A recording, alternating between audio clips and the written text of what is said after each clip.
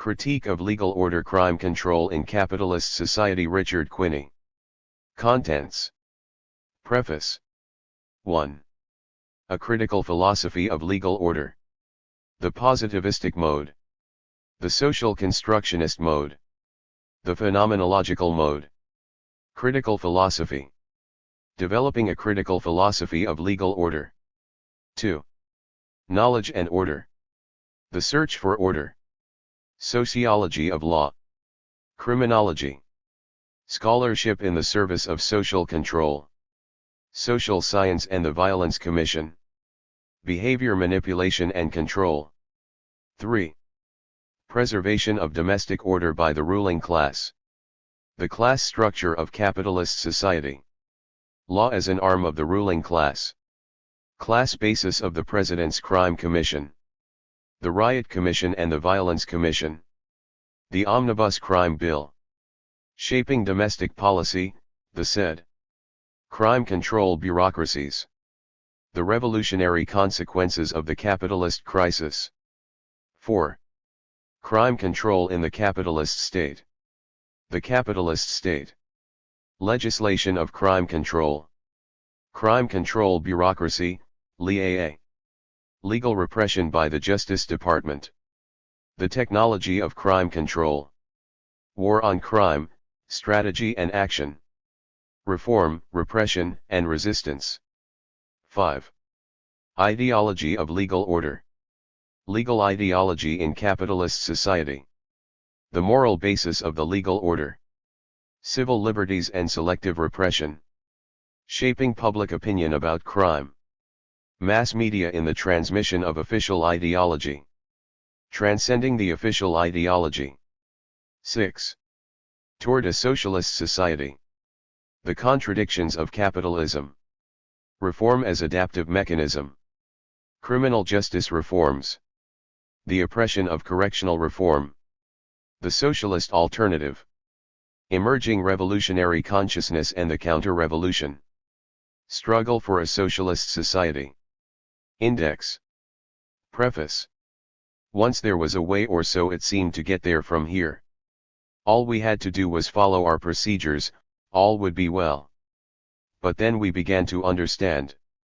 It was no longer possible to gain a better collective life under the established order or to comprehend the current reality according to conventional wisdom. Other sources became necessary. This book is an attempt to understand some of the important events that have been going on in the United States in the last decade. I am concerned with developments in the American legal order, with occurrences that get to the deeper meaning of the American experience. To accomplish an adequate understanding, I found it necessary to develop a critical form of thought. Rejecting the common assumptions of legal scholarship and criminological theory, I am suggesting a critical Marxian philosophy that allows us to demystify the existing social order. At the same time, my purpose is to create a form of life that will move us out of the oppression of the capitalist age. With a critical philosophy, we begin to recognize that the legal order is actually a construction of the capitalist ruling class and the state that serves it. Law, contrary to the dominant ideology, promotes the survival of the capitalist system. Moreover, as capitalism is further threatened by its own contradictions, the legal order is increasingly used to maintain domestic order. The legal system at home and the military apparatus abroad are two sides of the same phenomenon. Both perpetuate American capitalism, the American way of life. With a critical Marxian philosophy, we are able to understand how the capitalist ruling class establishes its control over those it must oppress. This is a philosophy that no longer serves the existing capitalist state. Instead, it promotes our liberation through socialist revolution. As I was completing this book, Watergate was just beginning to surface. All those things that I had been writing about the American state and the ruling class were given further support. But more to the point, the kinds of things I had uncovered in the crime control measures of the last decade were now obviously correct, rather than being merely the product of a writer's paranoid imagination. Yet many persons in the United States will likely feel that the system has been purged once the functionaries associated with Watergate have been brought to justice. Too easily it can be assumed that a critical understanding of American legal order is only a description of an abnormal period in American history. But it is my contention that Watergate is only the surface of the deeper reality of American social and political life, that law and the state in America exist for the promotion of the capitalist system. Capitalism, in not being able to solve its own contradictions, will increasingly rely on repressive, authoritarian measures to secure its own survival. That the legal system including the various agencies of crime control will be an integral part of this effort is the meaning of my analysis of legal order in America.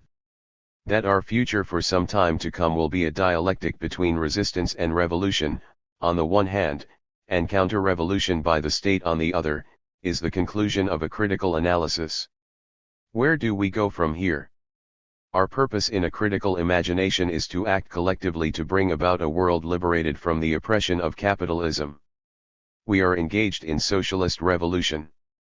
The thoughts and actions appropriate to an emerging socialist society can be developed only in the struggle of creating a socialist society. Given a socialist vision, the actual nature of our future, including the nature of the state, will be realized only in the course of the creation. It is in the struggle today that we realize ourselves and our future. 1. A critical philosophy of legal order. We do not adequately understand our contemporary existence. Our comprehension of the present, as well as of the past, is obscured by our current consciousness, a consciousness developed within the existing order and serving only to maintain that order. If we are ever to remove the oppression of the age, we must critically understand the world about us. Only with the development of a new consciousness, a critical philosophy, can we begin to realize the world of which we are capable. My position is thus a critical one, critical not only in an assessment of our current condition, but critical in working toward a new existence, toward a negation of what is through thinking about and practicing what could be. Any possibility for a different life will come about only through new ideas formed in the course of altering the way we think and the way we live. What is required is no less than a whole new way of life. What is necessary is a new beginning intellectually, spiritually, and politically. Nowhere is the inadequacy of our understanding more apparent than in our thoughts and actions in relation to legal order. Our thinking about law and crime only confirms an official ideology that supports the existing social and economic order. As long as we fail to understand the nature of law in contemporary society, we will be bound by an oppressive reality. What is urgently needed is a critical philosophy of legal order. The development of a critical philosophy of legal order should allow us to contemplate and act toward the fulfillment of a new reality. To accomplish this, it is necessary to understand where we have been in regard to our thinking about the legal order, and also to understand the relation of our thoughts and actions to the official reality. In order to determine where we have been and where we are going, several modes of thought must be distinguished. Each mode embodies its own epistemology and ontology, its own way of thinking and its own assumptions about reality. Each takes a particular stance toward the philosophical issues of objectivity, reflexivity, and transcendence. Furthermore, each mode carries with it a specific relation to the dominant order. Each has its own potential for either oppressing us or liberating us. The four modes of thought are the positivistic, the social constructionist, the phenomenological, and the critical. My objective in analyzing them is to develop a critical philosophy of legal order. The result will be a Marxian theory of crime control in capitalist society. This theory will be expanded in subsequent chapters into a critique of legal order. The positivistic mode. The positivistic mode of thought begins with the realist assumptions about existence. These assumptions are shared by anyone who has not reflected about the problems of perception and experience. At best, the positivist has only a naive acquaintance with epistemological and ontological concerns. Rather, methodology is the positivist's chief concern: how to develop a method to grasp or discover the laws of the physical world. Positivism follows the simple epistemology that absolutely separates the knower from the known. Objectivity is assumed to be possible because order is believed to exist independent of the observer. The observer's cognitive apparatus supposedly does not affect the nature of what is known. Given enough knowledge, accumulated Systematically, the scientist presumably could predict future events and control their occurrence.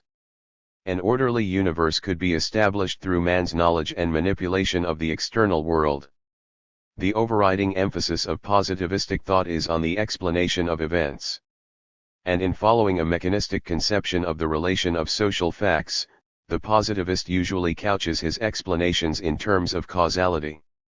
What is ignored in this approach to explanation is an examination of the philosophical assumptions by which the observer operates. Point 1. There is neither a recognition that the nature of explanation depends upon the kinds of things investigated, nor that explanation requires a description of the unique context in which events occur.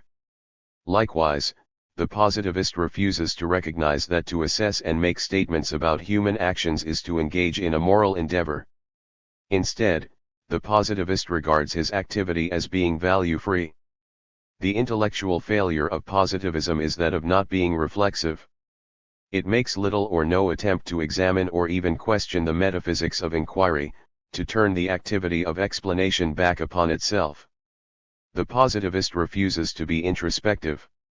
His concern is to get on with the task of explaining, without considering what he is doing. Positivistic thought is of a particular kind. It is calculative thinking as described by Heidegger. Its peculiarity consists in the fact that whenever we plan, research, or organize, we always reckon with conditions that are given.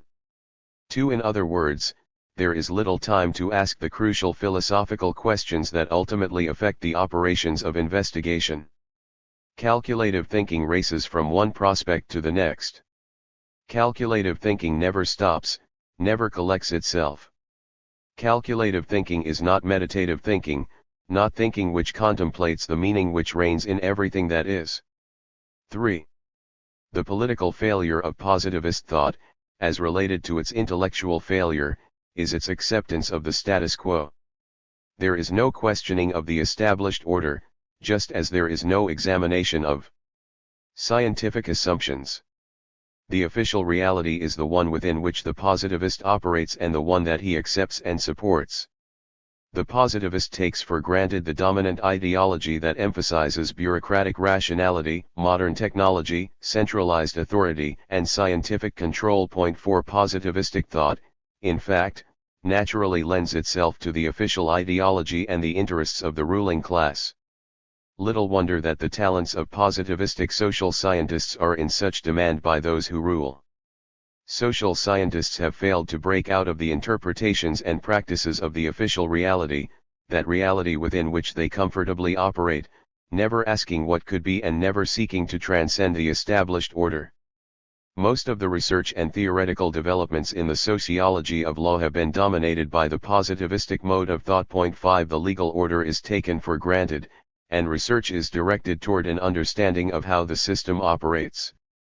Little attention is devoted to questions about why law exists, whether law is indeed necessary, or what a just system would look like. If the value of justice is considered at all, the concern is with the equitability of the system rather than with whether the system should exist in the first place. Suggestions may be made for changing particular laws, but the outlines of the legal system are to remain intact. Point 6. Inadequacies in the administration of justice may be noted, but prescriptions for change merely call for more technical and efficient procedures. The efforts of criminologists have been devoted almost solely to the most conservative interests. Attention traditionally has been on the violator of criminal law rather than on the legal system itself. Point 7. Solutions to the crime problem have proposed changing the lawbreaker rather than the legal system. Only recently have some criminologists, realizing that law is problematic, turned their attention to a study of criminal law. But for the most part these studies have been based on the positivistic mode of thought. Point 8. The conservative nature of most research and theory on law and crime is logically related to the social scientists' emphasis on social order. In the search for the natural laws of society, social scientists have favored any existing arrangements that would assure an orderly society. Anything that would threaten the existing order has been regarded as a violation of natural law, a social pathology to be eradicated, ameliorated, or punished in some way. Social scientists have formed an easy alliance with the ruling class that profits from the preservation of the status quo. Research and theory in criminology and the sociology of law have done little more than provide a rationale for the established order. A social theory that would allow for human liberation has been excluded. It now seems evident that positivistic thought cannot provide a liberating conception of human existence. Instead, we must turn to alternative modes of thought. The social constructionist mode. Social constructionist thought begins with the recognition of philosophical idealism. Social constructionists work with an ontology that questions the existence of an objective reality apart from the individual's imagination. Whether there are universal essences is indeed problematic. What can be assumed is that objects cannot exist independently of our minds, or at least that any such existence is important only as long as it can be perceived. The epistemological assumption of social constructionist thought is that observations are based on our mental constructions, rather than on the raw apprehension of the physical world. The concern of the social constructionist is not primarily with the correspondence between objective reality and observation, but between observation and the utility of such observation in understanding our own subjective, multiple worlds. Therefore, the social scientist's constructs have to be founded upon the world created by social actors. As Schutz conceptualized the problem, the constructs of the social sciences are, so to speak, constructs of the second degree, that is, constructs of the constructs made by the actors on the social scene, whose behavior the social scientist has to observe and to explain in accordance with the procedural rules of his science. 9. The world that is important to the social constructionist, then, is the one created by the social actions of human beings through interaction and intercommunication with others. This social reality involves the social meanings and the products of the subjective world of actors. 10. People construct activities and patterns of action as they attach meanings to their everyday life.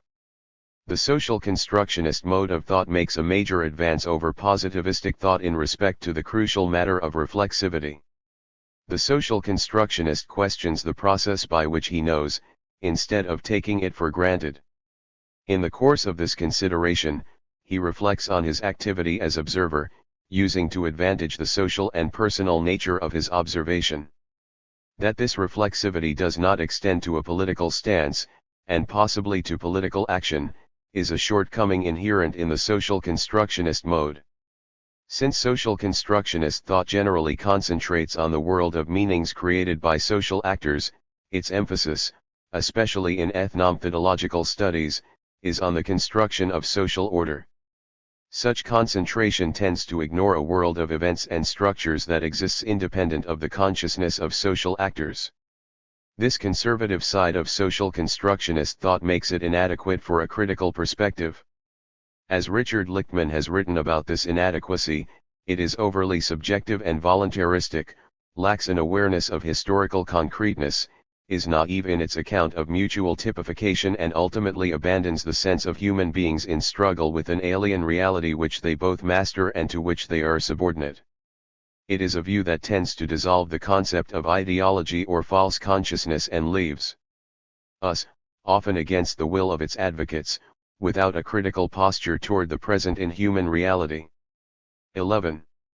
Therefore, it is often necessary to revise or reject the world as some social actors conceive it. To accept the world that social actors portray is often to accept the view of reality that the ruling class perpetuates to assure its own dominance. Social constructionist thought fails to provide a stance that would allow us to transcend the official reality and, ultimately, our current existence. Although social constructionists furnish us with the beginnings for an examination of multiple realities, they fail to provide a yardstick for judging the goodness of one reality over another. Social relativism prevails at the expense of a critical understanding of the social world. The social constructionist perspective, however, has given new vitality to the study of crime and the law. Departing significantly from positivistic studies, social constructionists have turned attention to the problematic nature of the legal order. They view crime and other forms of stigmatized behavior first as categories created and imposed upon some persons by others. 12 Crime exists because of the social construction and the application of the label. Similarly, criminal law is not autonomous within society, but is itself a construction, created by those in positions of power. The administration of justice is a human social activity that is constructed as various legal agents interpret behavior and impose their order on those they select for processing. Point 13. The social reality of crime is thus a process whereby conceptions of crime are constructed, criminal laws are established and administered, and behaviors are developed in relation to these criminal definitions. Point 14. The legal order, accordingly, is a human activity. It is an order created for political purposes, to assure the hegemony of the ruling class. However, social constructionist thought stops at this point. To be sure, there are critical implications. There is the libertarian ideal that individuals should not be controlled by others, that people must be free to pursue their human potential. But there is, nevertheless, a failure to provide an image of what a new world should look like. Without such an image of what could be, an understanding of the current reality lacks a critical perspective. The ideal of liberation may be present, but unless that ideal is accompanied by a critique of the present and an image of an authentic existence, transcendence of the existing order is unlikely. Critical thought and action must be informed by a critical philosophy. The phenomenological mode. Phenomenological thought departs markedly from positivistic and social constructionist thought in its basic intention. Whereas the other modes of thought are concerned with the explanation of social life, phenomenological thought begins by examining the process by which we understand the world. Explanation as a form of thought is itself examined. Hence, the philosophical problems of epistemology and ontology are a major concern of the phenomenologist. Phenomenologists, though differing considerably among themselves, generally agree that our knowledge of the physical world comes from our experiences. But, they continue, when we talk about the physical world we are not limited by our experiences. That is, we are not limited by our actual experiences, we are able to talk about possible experiences, thus altering our perception of things in the world. As long as a physical object exists in the world, it is possible to experience it. What is important is that an object is perceivable. The phenomenologists may proceed by bracketing, setting aside, the question of objective reality in order to turn attention to the reality in consciousness. The phenomenon in question, then, is that which manifests itself immediately in consciousness. Following Kant's distinctions, the phenomenologist is primarily concerned with the phenomenon, or the appearance of reality in itself. Point 15. Yet it is possible to think about what is not known, the thing in itself, or the noumenon, of which the phenomenon is the known aspect. Our knowledge of phenomena, therefore, is always subject to revision. Consciousness itself is the source of our understanding of the world. Any knowledge of an objective thing can come about only through our consciousness of the thing. Reality is not to be found existing independently of our consciousness. Point 16. Any objectivity is to be achieved by means of our own subjectivity, that is, through our consciousness. Essence, or the essential, is what the human mind understands through its consciousness, in the course of its experiences in the world. We are thus capable of perceiving the essence of things. Phenomenological thought is thought in its purest form. Following Kant's further distinction between thinking and knowing, phenomenologists are engaged in thinking beyond the limitations of knowledge. There is the urge to think and understand in contrast to the urge solely to construct verifiable knowledge. Point 17. Though knowledge is not denied, room is made for thinking about the possibilities. This allows the phenomenologist to think about such otherwise unthinkable topics as the meaning of our existence. The urge to think forces us to transcend our conventional knowledge about the world and our place in it. It allows us momentarily to remove ourselves from our concrete experiences. This is, as Heidegger has termed it, meditative thinking. Meditative thinking demands of us not to cling one-sidedly to a single idea, nor to run down a one-track course of ideas. Meditative thinking demands of us that we engage ourselves with what at first sight does not go together at all. 18. A comportment that enables us to keep open the meaning hidden in the world, in the arrangements of modern society, is what Heidegger further describes as the openness to the mystery. Related to this is a releasement toward things. Through the two, in the course of meditative thinking, we seek our true nature. And, as Heidegger writes, they grant us the possibility of dwelling in the world in a totally different way. They promise us a new ground and foundation upon which we can stand and endure in the world of technology without being imperiled by it. 19. The idea of some form of transcendence has been basic to most phenomenological thought. For Kant, the phenomenological method was transcendental in that we attend to our experiencing of an object, rather than to the object directly. Therefore, to be transcendental is to be reflexive. Phenomenology, as Richard Zahner has recently written, is transcendental because it is foundational, seeking to uncover and explicatively analyze the necessary presuppositions of every actual and possible object and process of consciousness, leading ultimately to the grounds for philosophical reflection itself. 20. The essence of a thing can be attained only through a transcendental philosophy by being reflexive. It is in the transcendental thinking of some of the phenomenologists that we find the inspiration for moving beyond the conventional wisdom of the age, including our contemporary knowledge of the legal order. Instead of refying the social order in the manner of the positivists, or giving an account of ordered existence in the manner of the social constructionists, the phenomenologists move toward a transcendence of our experience. This is a necessary step as we begin to act in a way that will truly reveal the social world. Our primary interest is not in the development of a new social science but in the creation of a new existence, an existence free of all reifications.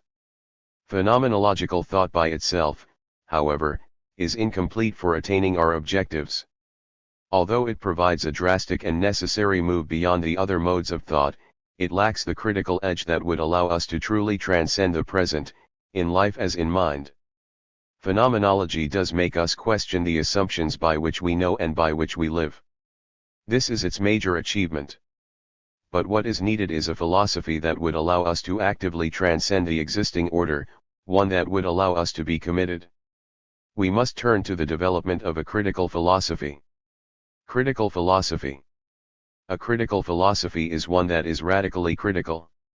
It is a philosophy that goes to the roots of our lives, to the foundations and the fundamentals, to the essentials of consciousness. 21 In the rooting out of presuppositions, we are able to assess every actual and possible experience.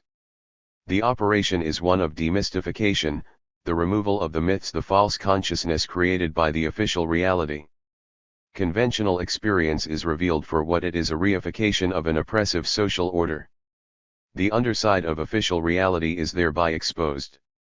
The liberating force of radical criticism is the movement from relevation to the development of a new consciousness and an active life in which we transcend the established existence. A critical philosophy is a form of life. Thinking in itself is the beginning of a critical philosophy. For in the act of thought we engage in a particular kind of life, a reflective life that liberates us from preconceptions. Such theorizing, Alan Bloom contends, expresses self, is a display of mind. Furthermore, this calling to mind, following an interpretation of Wittgenstein, is a way of recovering what one has all along. It is a way of seeing, and as such it is inextricably tied to a way of living. More than this, it is to reconstitute or recreate out of one's life and history of a society another possibility for seeing.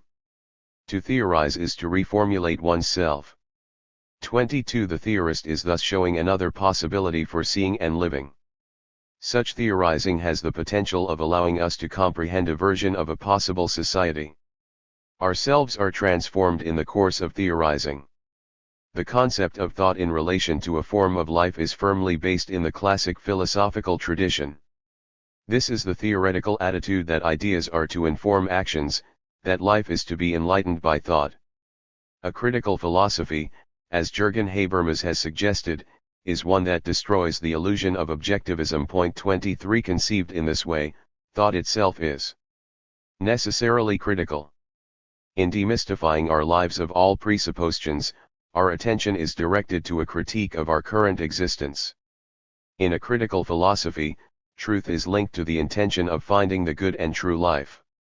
The chief characteristic of thinking, as Hannah Arendt notes in an essay on thinking and moral considerations, is that it interrupts all doing, all ordinary activity. 24 We are momentarily removed from our worldly associations, it is as though we entered into a different existence.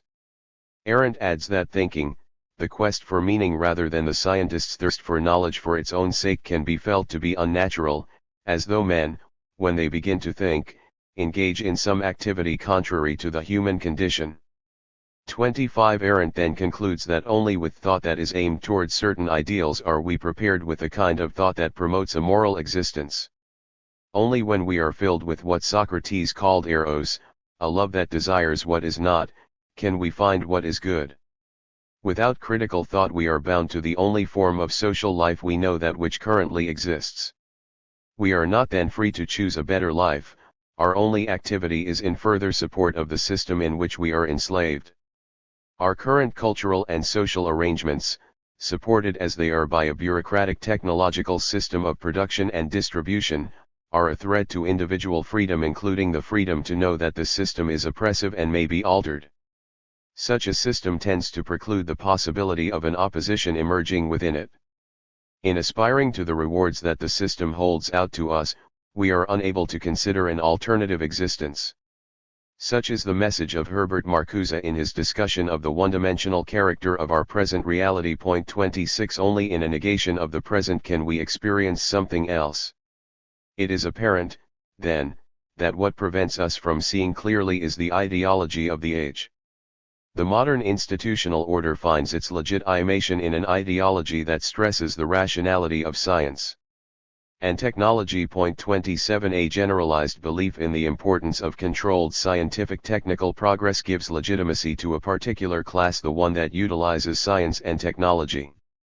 The extent to which this ideology pervades the whole culture limits the possibility of emancipation, limits even the perception of the need for liberation.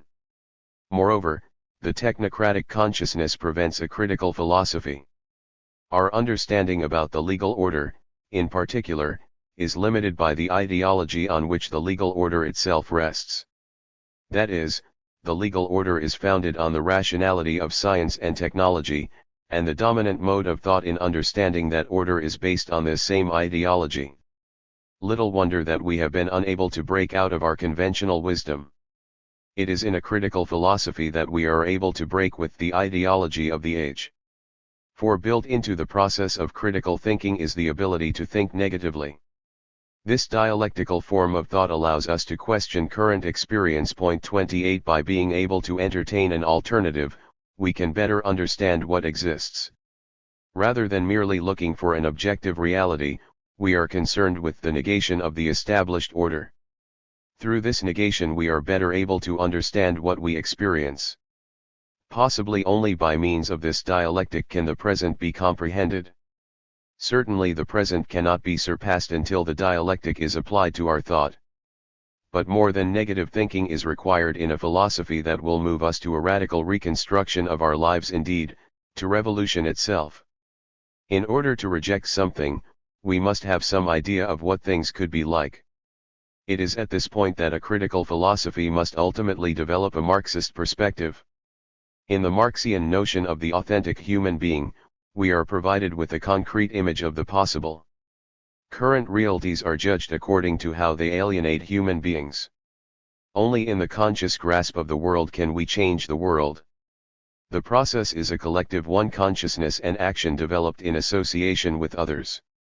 The imagery is transcendental to attain what is natural to us by removing that which obstructs our lives. It is in the contradiction of an oppressive existence, between what exists and what is authentically human, that we understand our reality and act to bring about a liberating existence. To think in a Marxian fashion is to be genuinely critical, to the fullest extent of our critical resources. For most of us, however, Marxian thought has been presented in two forms, either in the liberal reactionary version, as a response to the Cold War mentality of the last 20 years, or in the orthodox realpolitik version. That we accepted these versions and resorted to positivistic thought, is the stark measure of our lack of critical faculties. In contrast, What we are experiencing today is the creation of an underground Marxism. Point 29. In the course of developing our critical capacities, we are rediscovering and recreating a form and body of thought that finds its grounding in Marxian analysis. Marxism is the one philosophy of our time that takes as its focus the oppression produced by a capitalist society. It is the one form of analysis that is historically specific and locates the problems of the age in the economic class relations. Point 30. A Marxian critique provides, most importantly, a form of thought that allows us to transcend in thought and action that kind of existence. Contrary to both liberal and orthodox interpretations, Marxism is highly creative thought, open to the interpretations of each generation. And with the changes in capitalism itself, from industrial capitalism to advanced monopoly capitalism, new and critical readings of Marx are necessary. 31. Critical thought makes possible a new understanding of Marx in each age. Which is also to say, a new understanding of Marx makes critical thought possible. All thinking, all life, is subject to critical philosophy. A critical philosophy of legal order, in particular, allows us to understand what has been otherwise unexamined. In an understanding of the true meaning of the legal order, in a Marxian critique, we are able to transcend the present and create an alternative existence. Liberation is the ultimate objective of a critical philosophy of legal order. Developing a critical philosophy of legal order. To summarize thus far, I have argued that current modes of thought have prevented us from understanding the legal order. The dominant modes of thought, including the positivistic, social constructionist, and much of the phenomenological, have been tied to an age that can do little more than oppress, manipulate, and control human beings as objects. The legal order has been viewed in the social sciences as a necessary force to assure order in capitalist society. Positivists have regarded law as a natural mechanism, social constructionists have regarded it relativistically, as one of man's conveniences, and even the phenomenologists, though examining underlying assumptions, have done little to provide or promote an alternative existence. We must conclude that our thoughts and our ways of thinking are wanting, are inappropriate, and inadequate. With a sense of the more authentic life that may be possible for us, I am suggesting that a critical philosophy for understanding the legal order should be based on a development of Marxist thought for our age. Marx had little to say about criminal law and crime control. Our purpose, then, will be to develop a critical Marxian analysis of crime control in capitalist society. Although the legal order consists of more than criminal law is the foundation of that order. It is the coercive instrument of the state, used by the state and its ruling class to maintain the existing social and economic order. A critical theory of crime control in American society can be outlined systematically as follows. American society is based on an advanced capitalist economy. The state is organized to serve the interests of the dominant economic class, the capitalist ruling class. Criminal law is an instrument of the state and ruling class to maintain and perpetuate the existing social and economic order. Crime control in capitalist society is accomplished through a variety of institutions and agencies established and administered by a governmental elite, representing ruling class interests, for the purpose of establishing domestic order. The contradictions of advanced capitalism, the disjunction between existence and essence, require that the subordinate classes remain oppressed by whatever means necessary, especially through the coercion and violence of the legal system. Only with the collapse of capitalist society and the creation of a new society, based on socialist principles, will there be a solution to the crime problem. Criminal law is used by the state and the ruling class to secure the survival of the capitalist system, and, as capitalist society is further threatened by its own contradictions, criminal law will be increasingly used in the attempt to maintain domestic order. The underclass, the class that must remain oppressed for the triumph of the dominant economic class, will continue to be the object of crime control as long as the dominant class seeks to perpetuate itself, that is, as long as capitalism exists. Only with the building of a socialist society will there be a world without the need for crime control. Never before has our understanding of legal order been so crucial. Never before has our understanding been so related to the way we must live our lives. To think critically and radically today is to be revolutionary. To do otherwise is to side with the oppression of the capitalist state. Our understanding of the legal order and our actions in relation to it must work to remove that oppression, must be a force in liberation. 2. Knowledge and order. The intellectual sources of law and order are to be found in the minds of reasonable men. Though it is customary for the liberal intelligence to locate repression in the ideology of the masses and the programs of pragmatic politicians, the actual ideas and justifications have been developed by the liberal intelligence itself. Men of knowledge have advocated theories based on a very restricted image of human existence. The research of social scientists has only confirmed the narrowness of this vision. Little wonder that social scientists have so readily served the government. The official reality of the state and the interests of social scientists are the same. But why, if knowledge is supposed to be liberating, have we been oppressed by it? Knowledge has failed us because it has been pursued without a critical intelligence, it has been devoid of the crucial element of thought, lacking a sense of the possible. With a new conception of knowledge as an emerging consciousness, our efforts would be much different. Knowledge would be a searching for that which will liberate us all, rather than being merely a static judgment of our fate. It would cease to support existing authority. But let us turn to our current state of knowledge. Conventional knowledge supports the established legal order. This is evident in several areas of scholarship, particularly in the social sciences. Academic scholarship is immersed in a conventional wisdom that prevents a solution to the problems of our age. Current knowledge lacks the intellectual resources for transcending legal order. Only in a critical understanding of legal order can we begin to break out of the boundaries of existing intelligence. The search for order. The search for order has been the principal concern of the social theorist. Indeed, the very emergence of the social sciences was a reaction to social and political change. 1. The early social theorists were disturbed by the many conflicts and upheavals occurring in Europe at the end of the 18th century and during the first half of the 19th. They hoped that knowledge of the natural world could be discovered and would provide a program for social stability. The social sciences never broke from their reactionary background. To this day, social scientists, in their attempt to discover the laws of social order, tend to favor existing social arrangements. 2. Whatever threatens social order is regarded as a violation of the natural laws of society.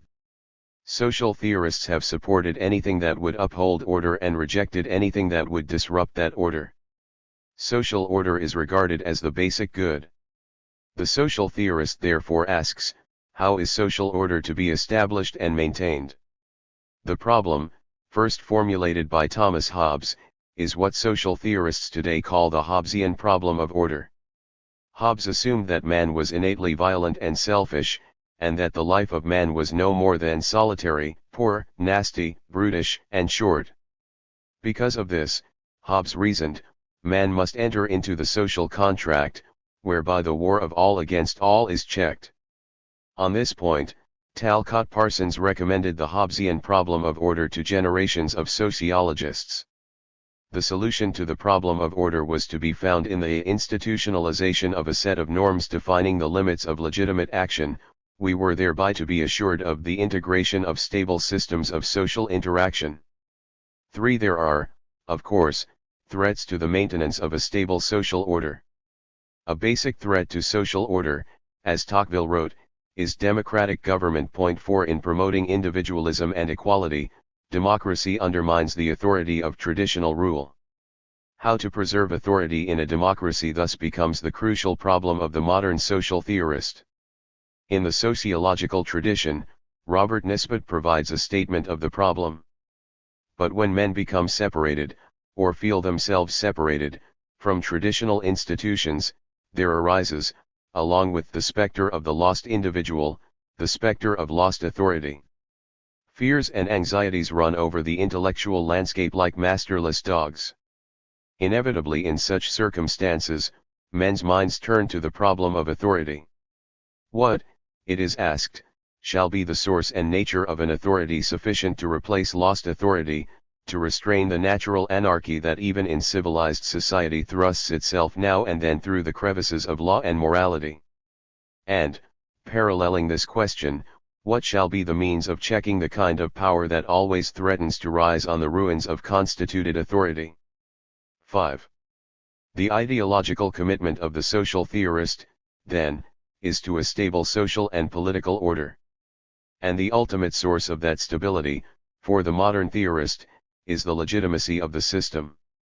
According to Max Weber's ideas on legitimate authority, rulers have the right to command and be obeyed when those who are ruled regard the power of the rulers as legitimate. 6. In other words, it is legitimate authority that gives a government by an elite the right to rule over the rest of the population.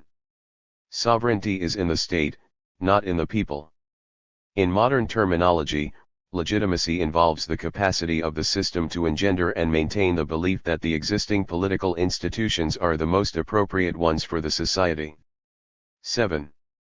Legitimacy in modern society is, for the social theorist, represented by the legal system itself. Law is the most rational form of authority.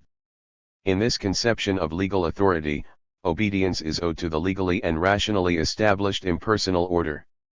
There is little room in this image of law for questioning the rightness of the legal order. It exists, therefore it is legitimate. The legal system is not to be questioned but to be obeyed.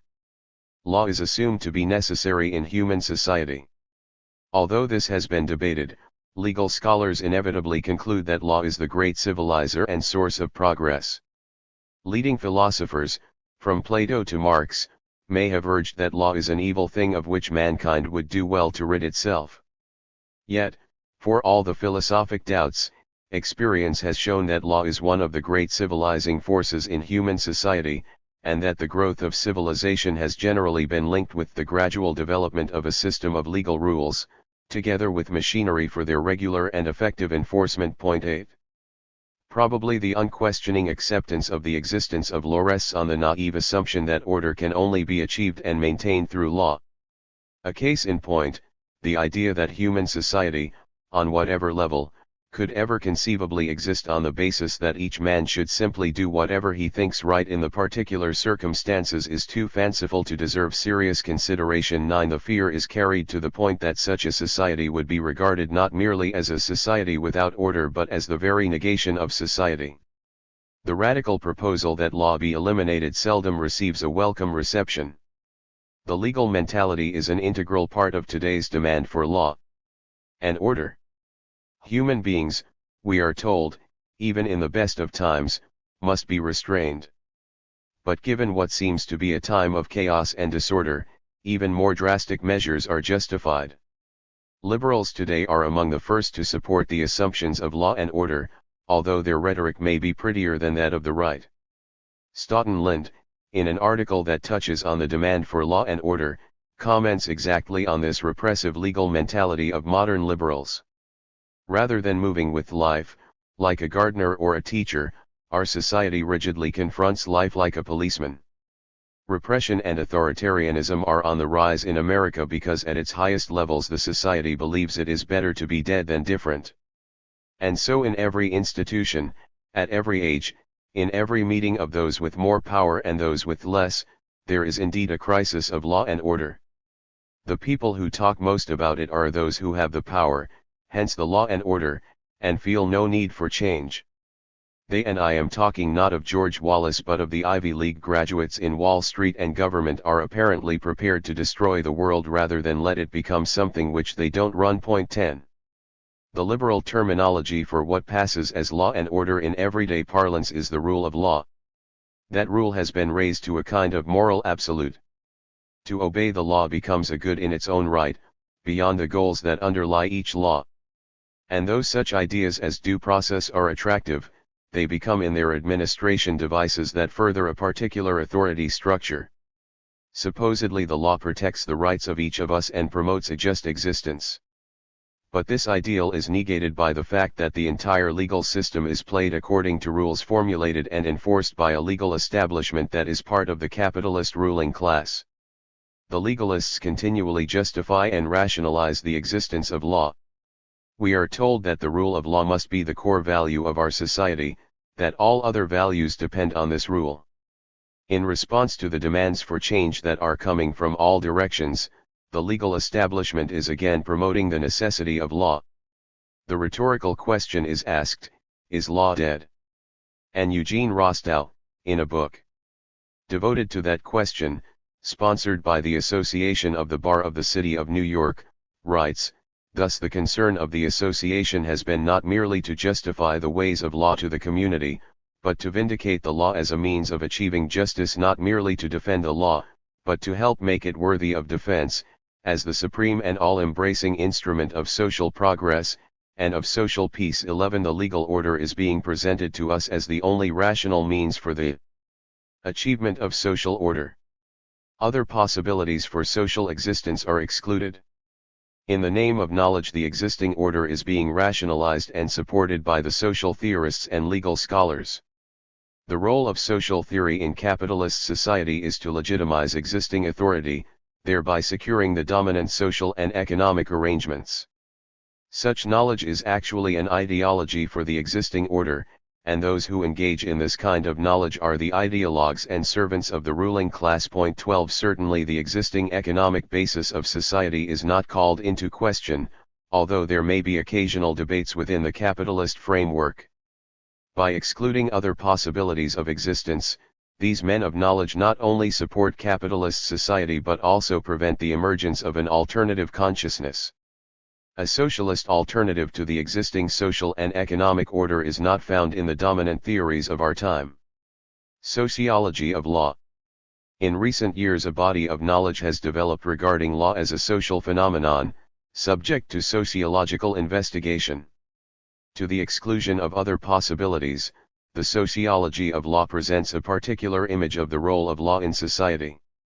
That image was expressed earlier in sociological jurisprudence, a school of legal philosophy that drew its inspiration from early sociology.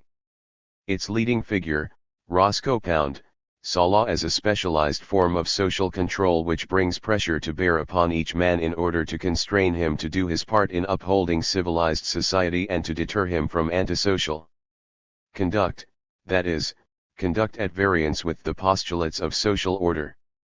13. Moreover, Pound, in formulating his theory of interests, looked upon law as reflecting the needs of the well-ordered society. In fact, the law was a form of social engineering in a civilized society. For the purpose of understanding the law of today, I am content to think of law as a social institution to satisfy social wants, the claims and demands involved in the existence of civilized society, by giving effect to as much as we may with the least sacrifice, so far as such wants may be satisfied or such claims given effect by an ordering of human conduct through politically organized society. For present purposes, I am content to see in legal history the record of a continually wider recognizing and satisfying of human wants or claims or desires through social control, a more embracing and more effective securing of social interests, a continually more complete and effective elimination of waste and precluding of friction in human enjoyment of the goods of existence. In short, a continually more efficacious social engineering. 14. According to Pound's theory, law serves those interests that are for the good of the whole society. Only the right law could emerge in a civilized society. Furthermore, a pluralistic model dominates the sociological conception of law. Law, supposedly, orders human relations by restraining individual actions and by settling disputes between competing groups. Again, Pound looked at functionally, the law is an attempt to satisfy, to reconcile, to harmonize, to adjust these overlapping and often conflicting claims and demands, either through securing them directly and immediately, or through securing certain individual interests, or through delimitations or compromises of individual interests, so as to give effect to the greatest total of interests or to the interests that weigh most in our civilization, with the least sacrifice of the scheme of interests as a whole. 15. In sociological jurisprudence, then, law is regarded as an instrument that controls diverse interests according to the requirements of social order. The image of law as presented in sociological jurisprudence dominates the sociology of law today. law is viewed as a form of social control that regulates and integrates the competing interests in a well-ordered pluralistic society. Through such a conception of law, not only is support given to the legal order but pluralism itself is advocated. The unity of pluralism and law is noted by Parsons when he concludes, finally, it may perhaps be suggested that law has a special importance in a pluralistic liberal type of society. It has its strongest place in a society where there are many different kinds of interests that must be balanced against each other and that must in some way respect each other. 16. Sociologists of law take the existence of a pluralistic society and the necessity of law for granted. Rather than questioning these assumptions, they attempt to explain the law in action. They fail to realize that in American society, because of gross inequality of power, only a few groups are ever able to be represented in the formulation of law. Contrary to the pluralist assumptions, law is determined by those few representing a power elite with similar interests who dominate the political process. Although law is supposed to protect all citizens, it starts as a tool of the dominant class and ends by maintaining the dominance of that class. Law serves the powerful over the weak. It promotes the war of the powerful against the powerless. Moreover, law is used by the state to promote and protect itself. Yet we are all bound by that law, and we are indoctrinated with the myth that it is our law. A sociology of law only confirms this myth. In a book devoted to the problem of social change through law, Joel Grossman says, insofar as we are able to evaluate our own premises, the book proceeds from a view that law is a desirable and necessary, if not a highly efficient means of inducing change, and that, wherever possible, its institutions and procedures are preferable to others of which we are aware. 17. Such a belief in the adequacy of law as an instrument for bringing about necessary change is firmly based in a conventional wisdom that regards established institutions as the most appropriate. Critical examination of the assumption of the necessity of law will produce a conception of law quite different from that found in present-day sociology of law. It is difficult for sociologists of law to consider alternatives to legal order. An orderly existence in a developed society, they assume, is achieved only through law. They may even hold that as societies advance there is a natural development of legality. 18. Eventually, they suggest, ever wider realms of social life, churches, universities, corporations will develop legal systems. Law, accordingly, is the realization of rationality. Knowledge in the sociology of law is based on the assumption that legal order is the most rational form of human organization. The scientific study of law is bound to the belief in legal rationality, as well as to the belief that all problems of human existence can be solved by applying scientific methods. Philip Selznick writes, in an essay on the sociology of law, that legal reasoning cannot but accept the authority of scientifically validated conclusions regarding the nature of man and his institutions.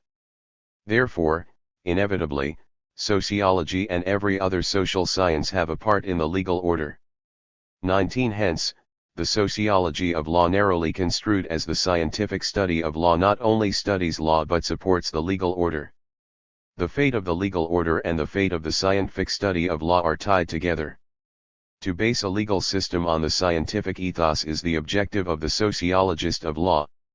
With the accumulation of empirical research, and communication with legal agencies, the reasoning goes, human affairs will become rational.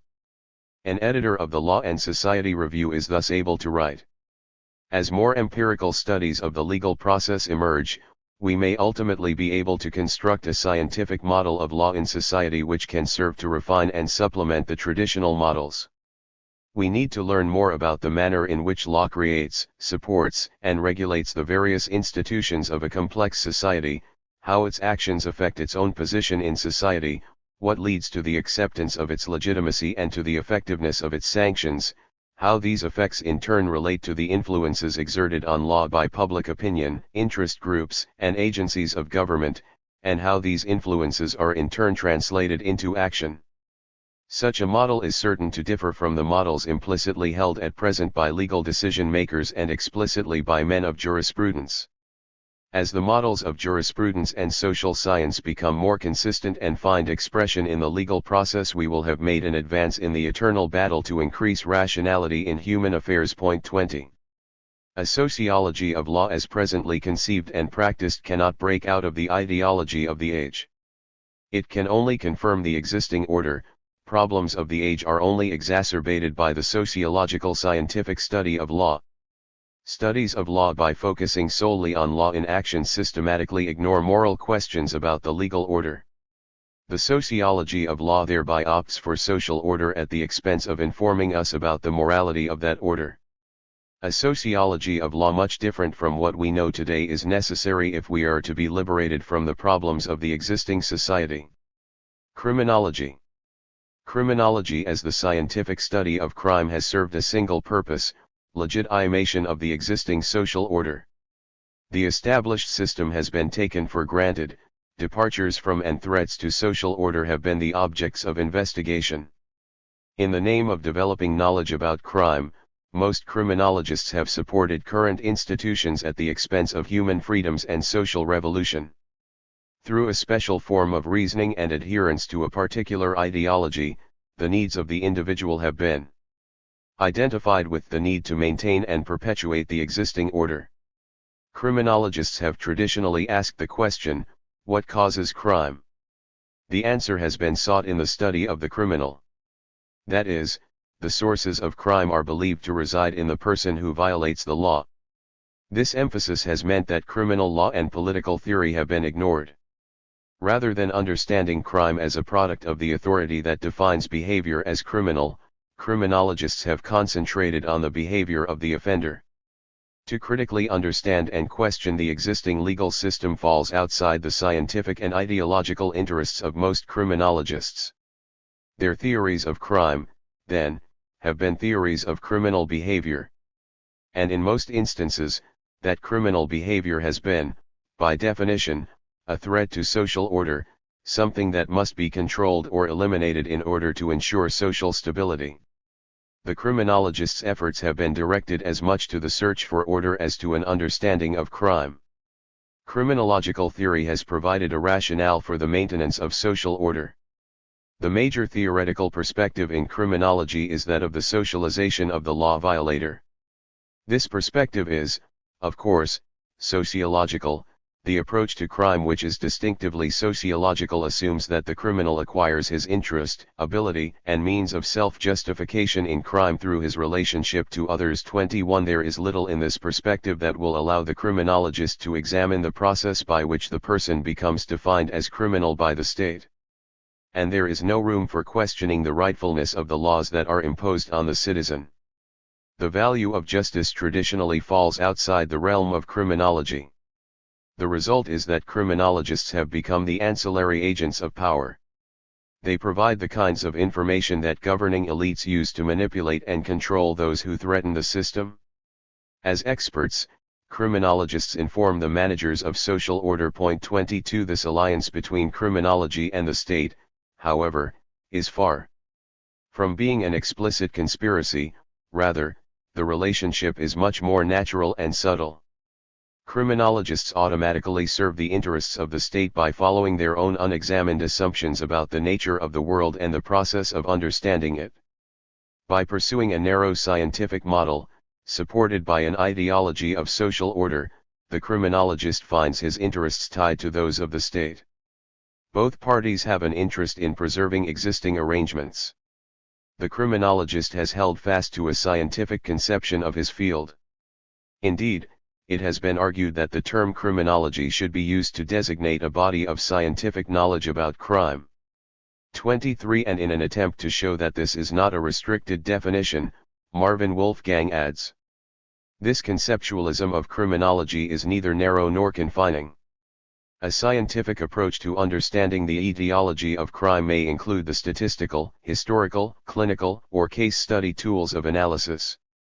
Moreover, there is nothing inherently quantitative in scientific methodology, albeit the most convincing evidence, data, and presentation in general sociological replications of propositions appear to be quantitative.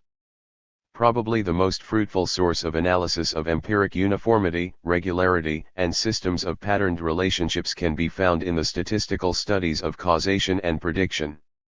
However, interpretive analyses that may occasionally go beyond the limits of empirically correlated and organized data can be useful and enlightening. If description of the phenomena of crime is performed within a meaningful theoretical system, the methods and the goals of science are not necessarily discarded in the process but may be retained with all the vigor commonly attributed to sophisticated statistical manipulation. Point 24. A difficulty for the criminologist, in his scientific pursuit of crime, is in the area of corrections. Whether to admit those who apply criminology is the question. Should, for example, probation officers, social workers employed in prisons, and agency members of various kinds be regarded as criminologists, especially when they write about crime? Wolfgang maintains that none of these persons, by reason only of his professional role, is a criminologist.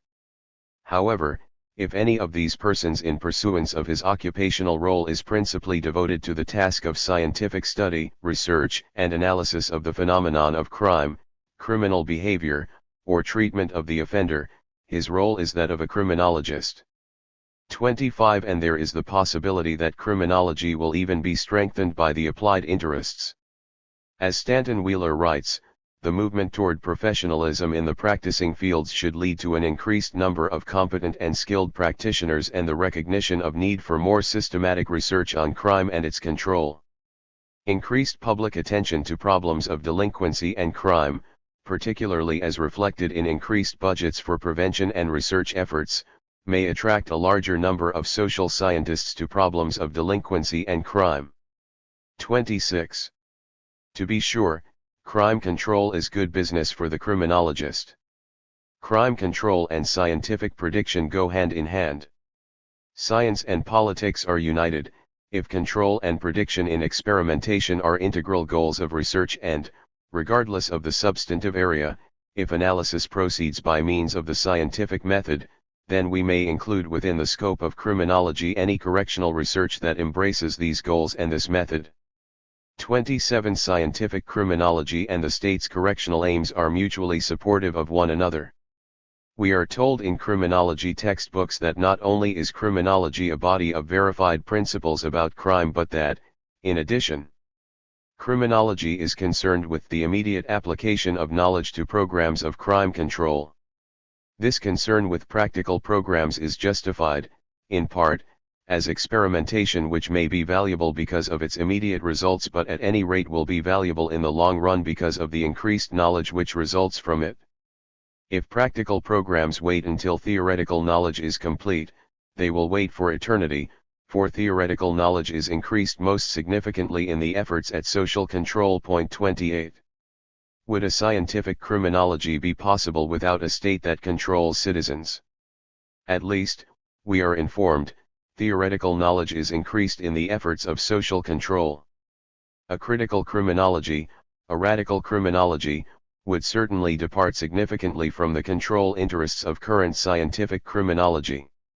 The citizen, as long as the state defines him as criminal, is thus subject not only to the repressive measures of political authority but to the experimentations of criminologists as well. The criminologist has become more interested in developing knowledge that will in turn be useful to the state for further repression than he is in the human needs of the individual. In fact, prisons as they currently exist present a unique opportunity. The prison system, in short, provides an opportunity for controlled sociological observation and comparative analysis which is very much needed from a practical and theoretical standpoint in criminology. It provides a unique opportunity for sociologists to test sociological theories, propositions, and insights, and to refine and develop them in the context of the correctional setting. Point 29. To eliminate the prison would be to remove one of the crucial sites of criminological research. It is in the important area of values that criminology ultimately reveals itself.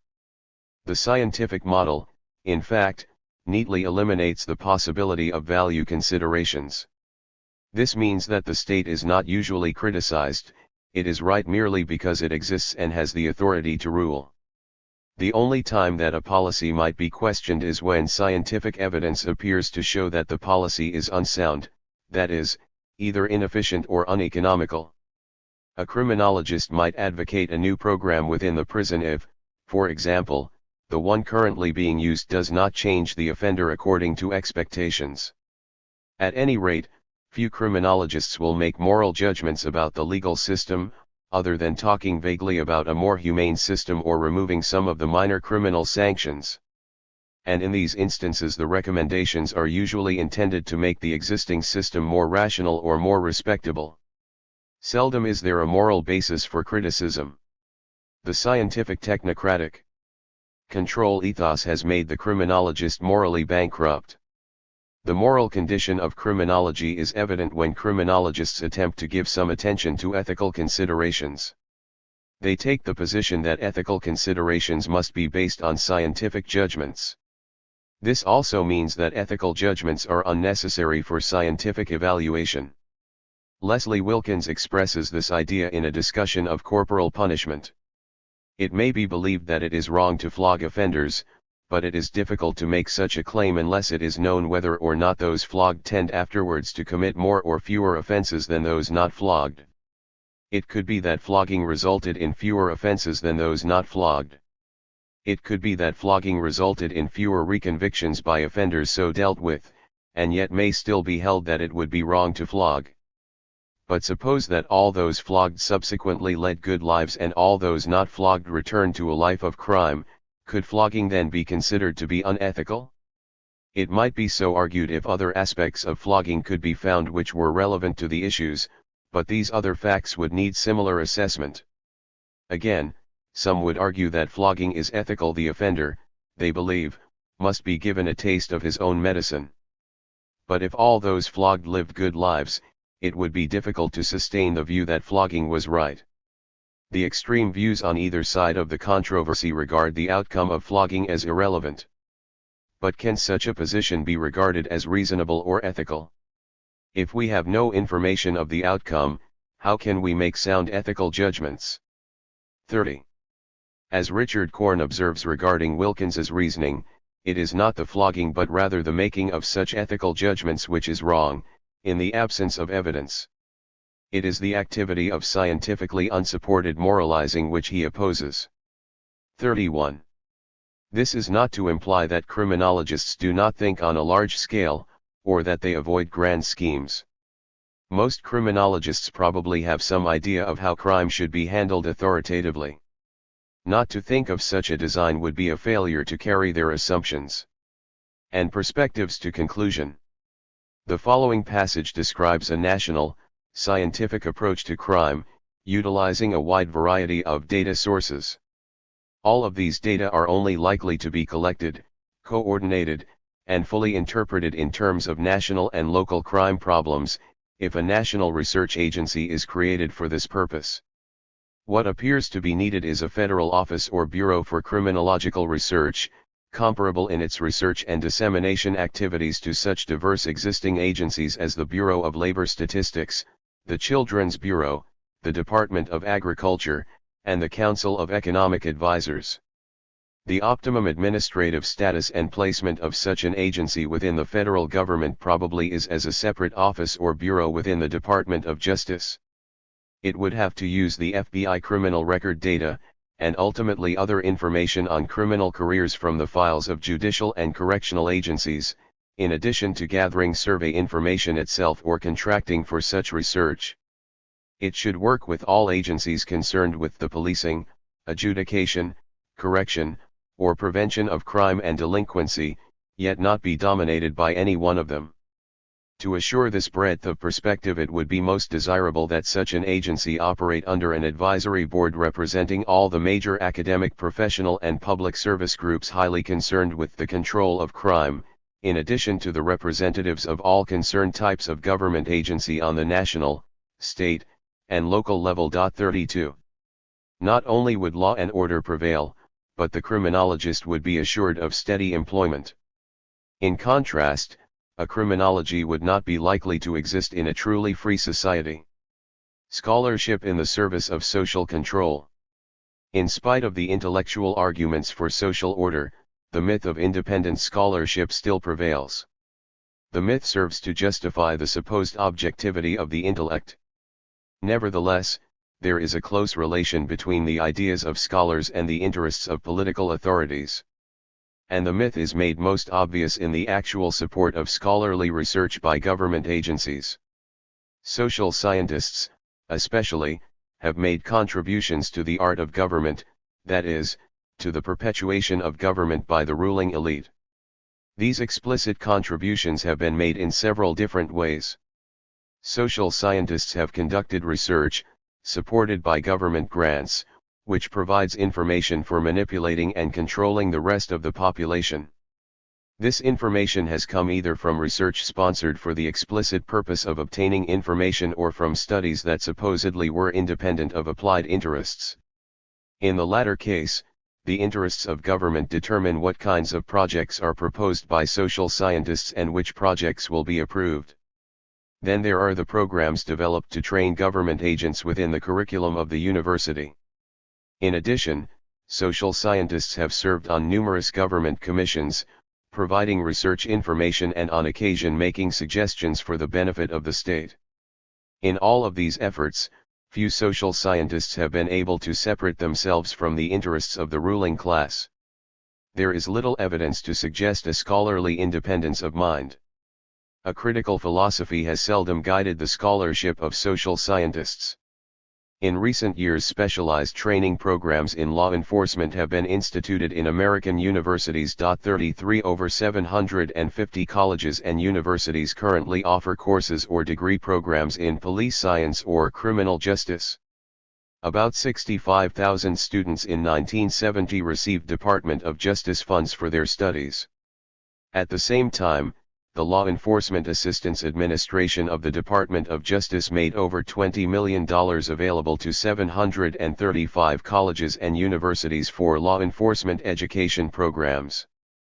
34 The program awards ranged from $4,308 at Alabama A&M College to $24,599 at the University of Wyoming. The funds were widely distributed, including $299,699 awarded to New Haven College, $180,806 to Michigan State University, $60,304 to Southern Illinois University, $14,600 to Sacramento City College, and $600 to Point Park College.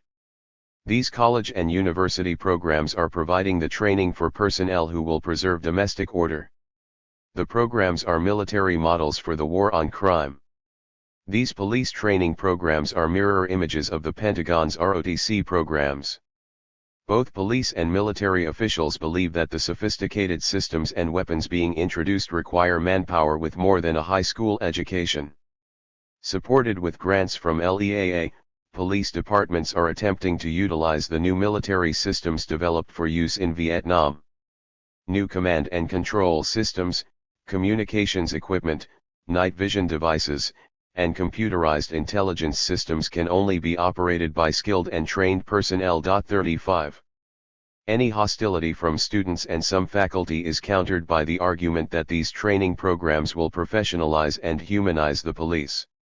But professionalization of the police means exactly what it does in the army, a fascination with technique and modern equipment, a depolitization of the department, and a readiness to carry out any orders from above.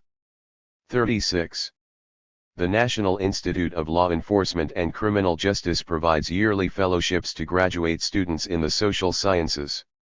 Stipends of about $8,000 are awarded to students with a specific criminal justice focus. Some of the student awards for the year 1970-71 are as follows. 37. Economics, Virginia Polytechnic Institute. Topic: A cost-benefit analysis for the Commonwealth of Virginia. Political Science, University of Minnesota. Topic: Study of information transmission between police and prosecutors. Criminal Justice, State University of New York at Albany. Topic: Study of the application of operational research to the dynamics of the criminal justice system. Management, Texas Technological University. Topic: Aspects of the correctional program of the U.S. Army Correction Facility having transfer potential to selected civilian institutions. Economics, University of California at Los Angeles. Topic: Investigation of the applicability of planning, programming, budgeting systems to municipal criminal justice systems. Law and Social Science, Yale Law School. Topic: Use of legal and physical design criteria for models of criminal rehabilitation and administration of justice. Criminology, University of California at Berkeley. Topic: Exploration of the administrative aspects of public agencies within the criminal justice system. Criminology and Criminal Justice, Michigan State University. Topic: Development of sensitivity training materials for criminal justice personnel. One might well ask, by offering financial rewards for approved topics on criminal justice, is not the U.S. Department of Justice securing allegiance from developing scholars? Although the research of the graduate students may provide some useful intelligence information for the Department of Justice in controlling crime, the long-term investment is in securing the minds of social scientists. The study of crime, from an approved perspective, becomes a worthwhile subject for the young scientist. The Department of Justice is not the only government agency involved in supporting law and order studies. The National Institute of Mental Health, through its Center for Studies of Crime and Delinquency, provides substantial grants to graduate departments that design training programs in some aspect of crime and corrections. Of the 51 training programs being administered in 1971, which were being supported over a period of several years, a few are described as follows: 38. Social Work Juvenile Delinquency, Louisiana State University. This is a training program in social work to prepare students to work in the field of corrections with juvenile delinquents. Field instruction is given through casework experience with delinquent and neglected adolescents and their families.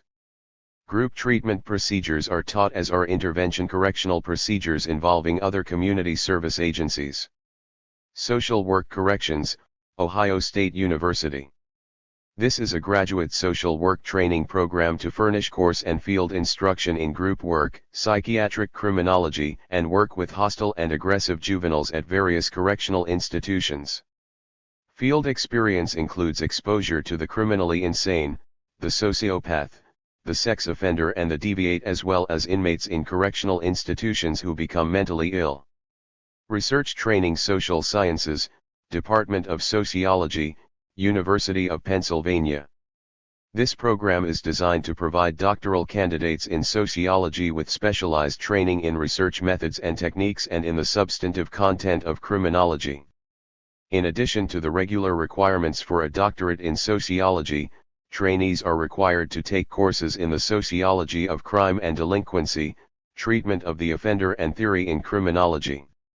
Training facilities include the university's Center of Criminological Research, the Philadelphia Police Department, local courts, and county and state prisons. Prevention and Control of Juvenile Delinquency, Law School, University of Minnesota. This is a program directed at strengthening the juvenile system through improving teamwork between police and courts, including juvenile probate personnel. Juvenile police officers, in-service training officers, juvenile probation and juvenile court judges are brought into a common training program. Training Program in Sociology of Criminal Law, Department of Sociology, New York University. This is a training and research program for doctoral students in sociology, focusing on criminal law and social deviance. Development of a consortium of sociologists, lawyers, and judges involved in criminal law is planned, to share knowledge and experience. Law and Social Deviance, American University Washington College of Law. These training seminars provide an inter-university and multidisciplinary forum on law and social deviance, offering participation to law students, psychiatric residents, and graduate students in psychology, sociology, social work, political science and related disciplines. The training program will consist of 2 parts, the first semester devoted to class discussions in general topics of law and social deviance, and the second semester requiring involvement of the students in special field projects. Training in the Sociology of Justice, University of Washington. This proposal establishes a training and research program for doctoral students in sociology, focusing on crime and delinquency. Included is a strong sequence of courses in theory and methodology, research experience in a variety of correctional agencies, and establishment of a data bank to follow offenders through stages in a justice system. The focus of research attention is on both deviant behavior, including juvenile, and society's reaction, especially on the machinery of justice. In these programs, students learn scientifically about law and crime. They also learn that it is worthwhile to be interested in the preservation of social order. Their future academic careers will likely reflect their training in these programs and the ideology associated with them. Alternative perspectives to law and order are being systematically excluded in these programs. The mature scholar, once obtaining his academic degree, continues to benefit from the good graces of government agencies. Which is to say, also, that it is difficult to break out of a perspective that grants legitimacy to the existing order. Social scientists receive funds from a number of government agencies to conduct research on the crime problem. NIMH, for example, supported 53 projects during 1971, of which a few are described below. 39. MATU Rational Reform and Rural Delinquency, University of Oregon. This is a study of the extent to which stresses and pressures in adolescence contribute toward or influence social deviance. The subjects are groups of delinquent and non-delinquent rural high school males who will be followed from adolescence into early adulthood. Effort will be made to analyze MATU rational reform by methods of repeated interviewing, with focus on the interplay of educational and occupational status, academic aspiration, community and family status. The uncertainties of military service and its impact on civilian maturation will have special attention.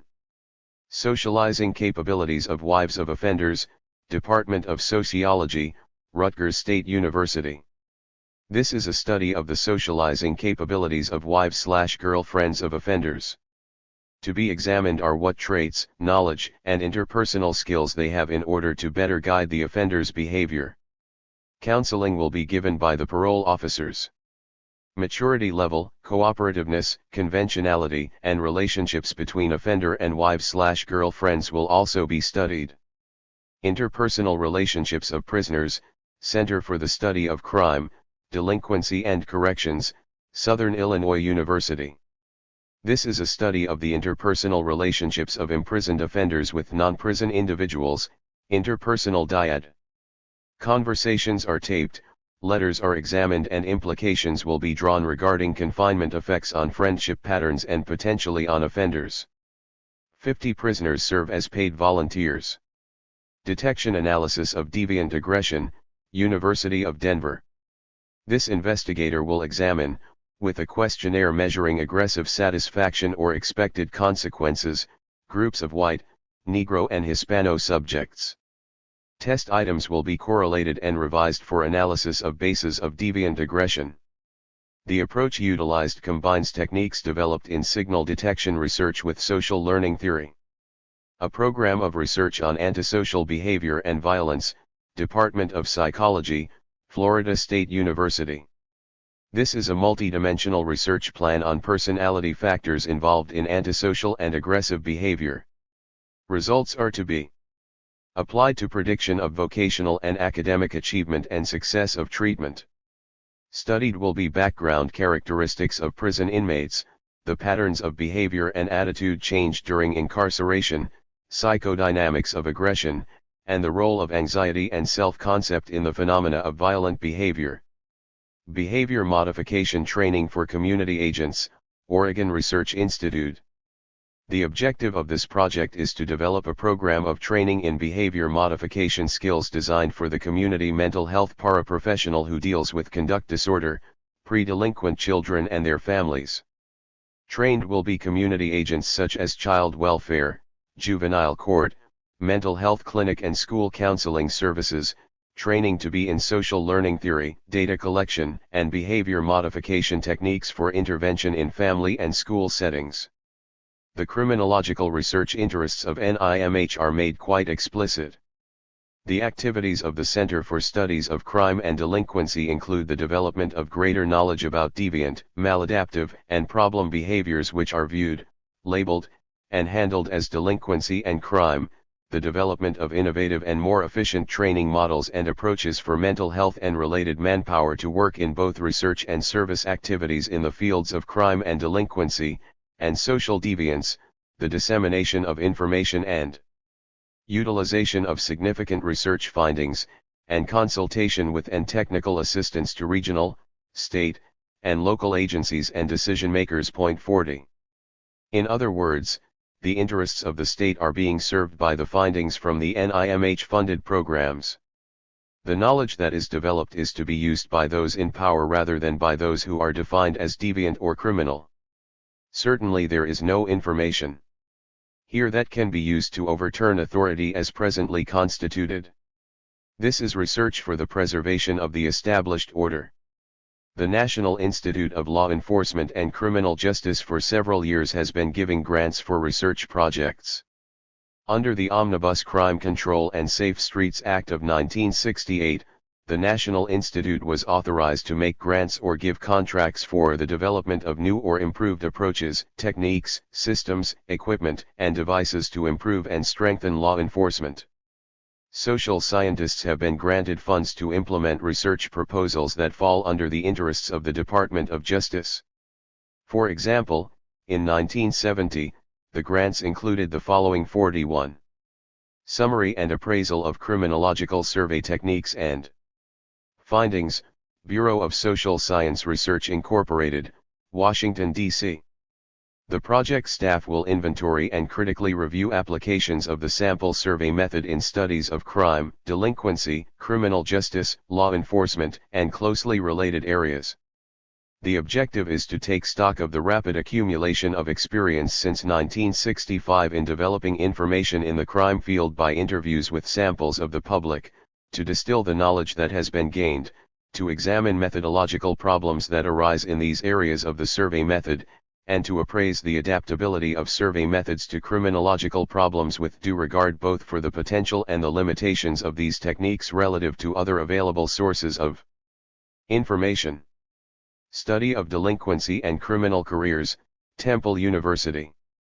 This project is a longitudinal investigation of 600 families to study the manner and social processes by which their sons enter into, maintain and abandon delinquency, adult crime, and use of alcohol, soft and hard drugs, legitimate and illegitimate work careers and gang life. Dropping out of school, courtship, and marital patterns and involvement in militant movements are also being examined.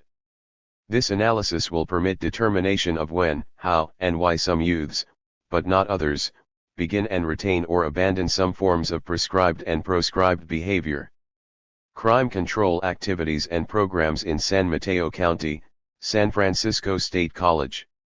The objective of this study is to describe the ways in which the agencies of crime control in an urban county are related to each other as they process suspects and engage in other crime control activities.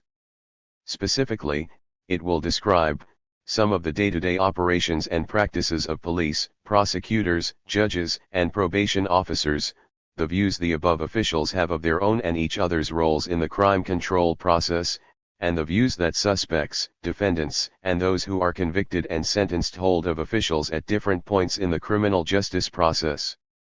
It will identify and document instances of official as well as unofficial cooperation between criminal justice agents. The Prevention and Control of Robbery, University of California at Davis. This project consists of a series of sub-studies on the robbery problem.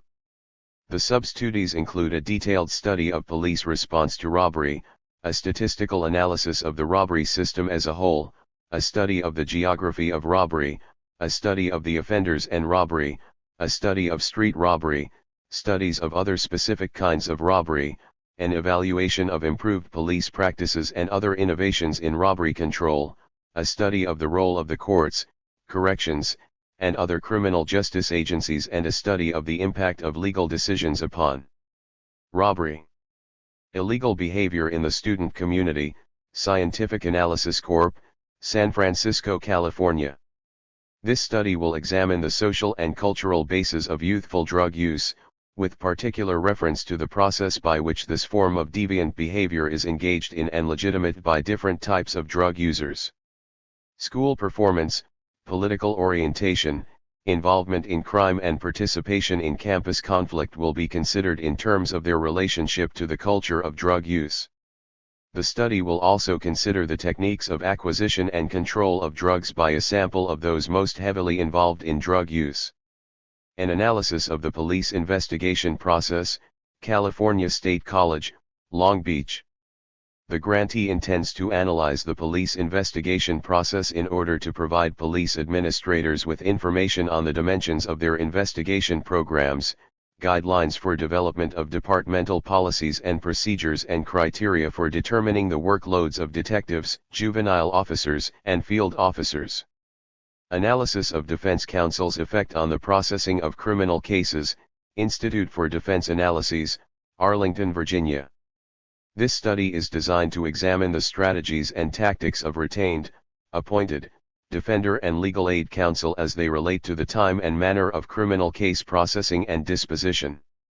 The specific objectives of the study are, to identify areas where delay in processing of cases can be attributed to the strategy and tactics of defense and how these vary with type of counsel and type of case, and to develop predictive techniques and cost/benefit measures that are applicable not only to the role of defense counsel but as useful inputs to a study of the total system of criminal justice.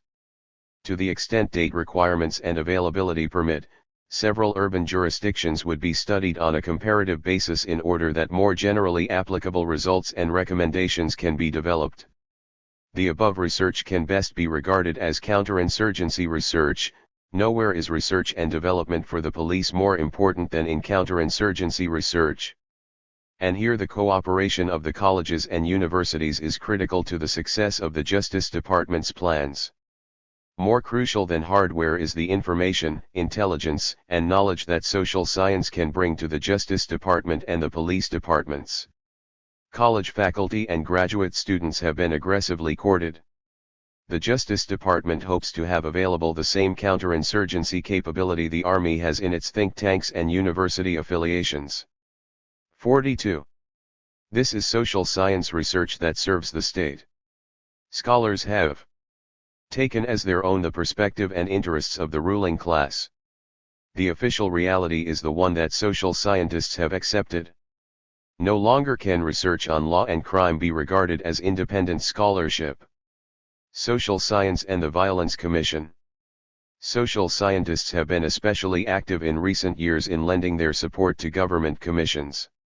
It was with considerable enthusiasm that a staff of nearly 100 social scientists contributed to the reports of the National Commission on the Causes and Prevention of Violence, the commission formed in 1968 and chaired by Milton Eisenhower.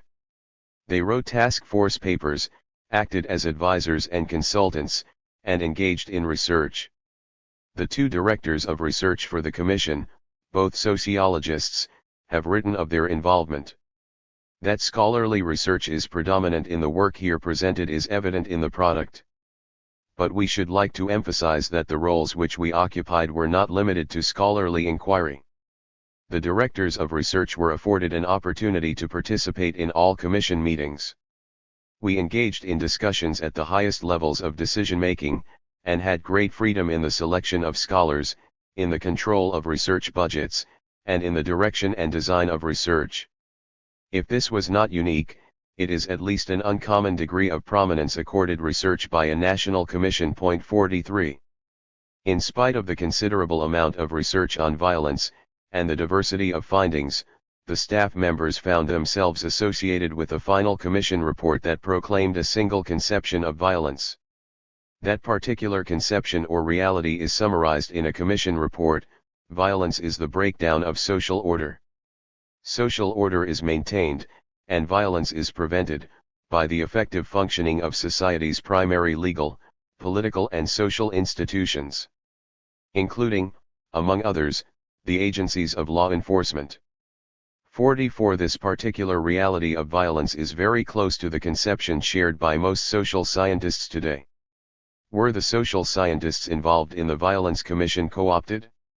One commission staff member, an author of one of the reports, indeed suggests that the whole staff was co-opted in that their efforts were associated with a final report which they did not write. 45. Social scientists thus granted legitimacy to the commission reports and to the commission's particular conception of violence.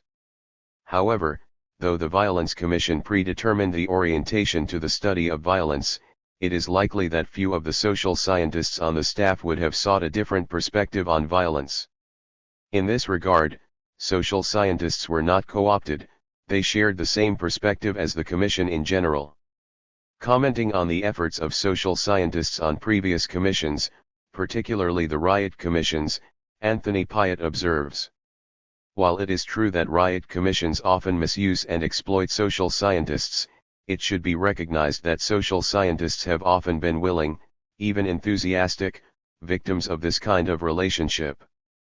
The image of social scientists as value-free technical experts ready for hire is one which social scientists have themselves helped to build.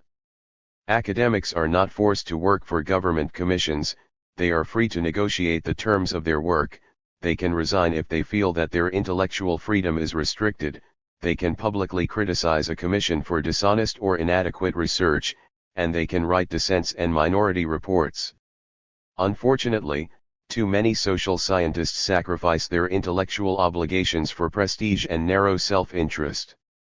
Moreover, there are a large number of academics who are not only willing to do agency-determined research but who also share the agency's perspective on the problem to be studied. 46. In accepting and sharing the Commission's conception of violence, few social scientists were able to entertain an alternative conception. But there is a distinct alternative reality. It can be summarized in this way: violence is a definition of human conduct that is subject to considerable manipulation. Conceptions of violence have been a monopoly of those who have the power to enforce their realities on others. Violence is the product of strong social institutions, it can be prevented only by eliminating these institutions. The government itself commits violence against the people. And further research is not necessary for policy making. This alternative reality of violence is, unfortunately, far removed from the ideology of the social sciences. Only a critical social theory will allow us to move beyond the assumptions and realities of the Violence Commission. 47. It was in the preparation of a 3-volume staff report that social scientists expressed their position to the Violence Commission. In the course of presenting much of their research in crimes of violence, the staff members offered the conventional sociological wisdom regarding discontent and violence. The sources of our discontent, the reports noted, are the traditional ones: poverty, relative deprivation, lack of economic opportunity, and a failure to have a stake in the established order.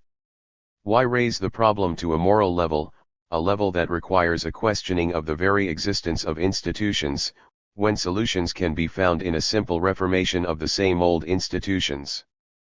The social science staff on the Violence Commission could only offer changes within the context of the existing capitalist society.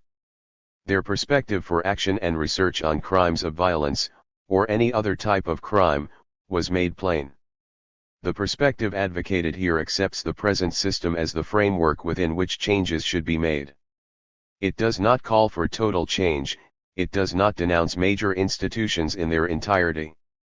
It argues rather, that there are significant defects in the operating social institutions, that these defects place a disproportionate burden on the backs of certain segments of society, especially the poor and the black, that the provisions for the incorporation of young people into adult society are generally inadequate, and that, in sum, these basic inequities and burdens must be redressed substantially and promptly, lest they continue to generate increasing disrespect for our society, its institutions, and its laws. Such changes are not likely to occur overnight, but immediate movement in their direction can and must be initiated. 48. Rather than move beyond the existing reality, most social scientists suggest ways of preventing and controlling threats to the established order. Combined with this perspective, of course, is the sociologist's call for law and order. Law and order we must have. We must also have social justice, fair play, and genuinely equal opportunity. Society must assume the responsibility for those who have found themselves at the bottom of the socio-economic ladder. We must engender a sense of social responsibility which will make it possible for each of us to coexist in decency and security, with some degree of confidence in the good opinion and mutual concern of others. To each of us there must be made more available a greater sense of stake in the society, in its institutions, and in its norms. In that stake we will find the key to law and order. Point 49. Whether public policy will be affected by the Violence Commission, through the efforts of social scientists, is not the issue. The reports of the Violence Commissions, and other commissions as well, already fit into the established pattern of policy and reform. The reports prepared by social scientists are themselves an integral part of today's problems. The liberal, reformist response to contemporary experiences is bankrupt. Following obsolete theories of government, law, and social order, we are unable to act in a way that would begin to solve our problems. The only reaction of those who govern and those who advise is one of manipulation, control, and repression. Only if we start anew, with the radical image of our reality, can a new world be created. Behavior manipulation and control. It is finally in the control and manipulation of human behavior that knowledge serves the established order. At the expense of human freedoms and an alternative existence, social order scholars foster ideas that attempt to justify and secure a stable society. Law is accepted as a necessary means of social control, and devices are suggested to assure conformity to the established legal system. A controlled social environment and a manipulated human being are the objects of such knowledge. As conceived by social scientists, society is a self-contained social system that includes the necessary elements for its own survival. The system and its interrelated elements have been described in a discussion of crime and violence. Goals and functions that specify the system's objectives or purposes. Achievement strategies that spell out the methods by which the objectives are to be attained and state the assumptions made in selecting these methods. Position networks that indicate the division of labor among individuals who belong to the system, the channels of communication and authority, the pattern of access to information and other resources, and the like. Roles that detail the behavioral requirements of the members assigned to any given position, including duties and responsibilities as well as rights and privileges. Sanctions that encourage the members' conformity to their role requirements by the appropriate allocation of rewards and penalties. Point 50. In other words, the system contains its own elements for the control and manipulation of human behavior. Ultimately there are sanctions that encourage the members' conformity to their role requirements. The requirements, of course, even in such abstract form, are based on the needs of those in positions of power. The system's approach is necessarily a ruling class conception of social order, which requires sanctions in order to keep the underclass in its position. Law enforcement, punishment, corrections, and environmental control are therefore taken for granted by the social order theorist. A conception of social order, or the social system, presupposes the control and manipulation of human beings. When social scientists enter into the realm of social policy, their recommendations are based on their notions of social order, including the manipulation and control of those who threaten the social system. The recommendations of social scientists, especially criminologists, therefore involve various forms of imprisonment, rehabilitation in an institution, and methods of reintegrating the offender into the dominant society. Point 51. More specifically, scientific experiments are conducted on the deterrent effects of incarceration. Correctional programs are designed to modify the offender's attitudes and behavior. Predictive instruments for probation and parole supervision are constructed, and community-based release centers are devised for the reintegration of the offender into the community. In addition to these solutions to the crime problem, offered by social scientists, there are the more immediate measures for controlling crime by increasing the difficulty and risk of committing crime. Included here are the recommendations for improving the techniques of detection and arrest, such as the use of new equipment and better methods of surveillance. Technological innovations are to be developed and applied in the war on crime. The recommendations of social scientists are not only consistent with those offered by law enforcement officials, but serve equally well the law and order interests of the dominant society. Similarly, the proposals for the future control of crime follow the assumptions of social order theory. A possible future is being created for us by the development of a behavior control technology. This future is inevitable, we are told. There is probably little point today, if there ever was one, in debating whether or not behavior control technology is feasible or desirable. No such choice is any longer possible. This technology, at this point in history, is scientifically inevitable, socially necessary, and psychologically prepared for. What remains is to determine the characteristics of this technology, the rules of implementing control, and the purposes which it should serve. 52. We are then informed about the wide range of control techniques that are being developed: therapy, conditioning, electronic surveillance, control of emotions through drugs, electrical and chemical stimulating devices, brain surgery. These techniques are recommended as part of the legal system and its controls. They are more subtle and insidious than the old-fashioned methods of imprisonment and rehabilitation. Some aspects of behavior control technology are sufficiently established to be usefully incorporated by existing criminal justice and correction systems. Psychotherapy, mood-changing drugs, and some conditioning methods are suitable alternative or adjunctive rehabilitation procedures for a variety of offenses. They are appropriate alternative penalties for offenses where imprisonment is not necessary for the protection of society, so that probationary, voluntary correctives are in order.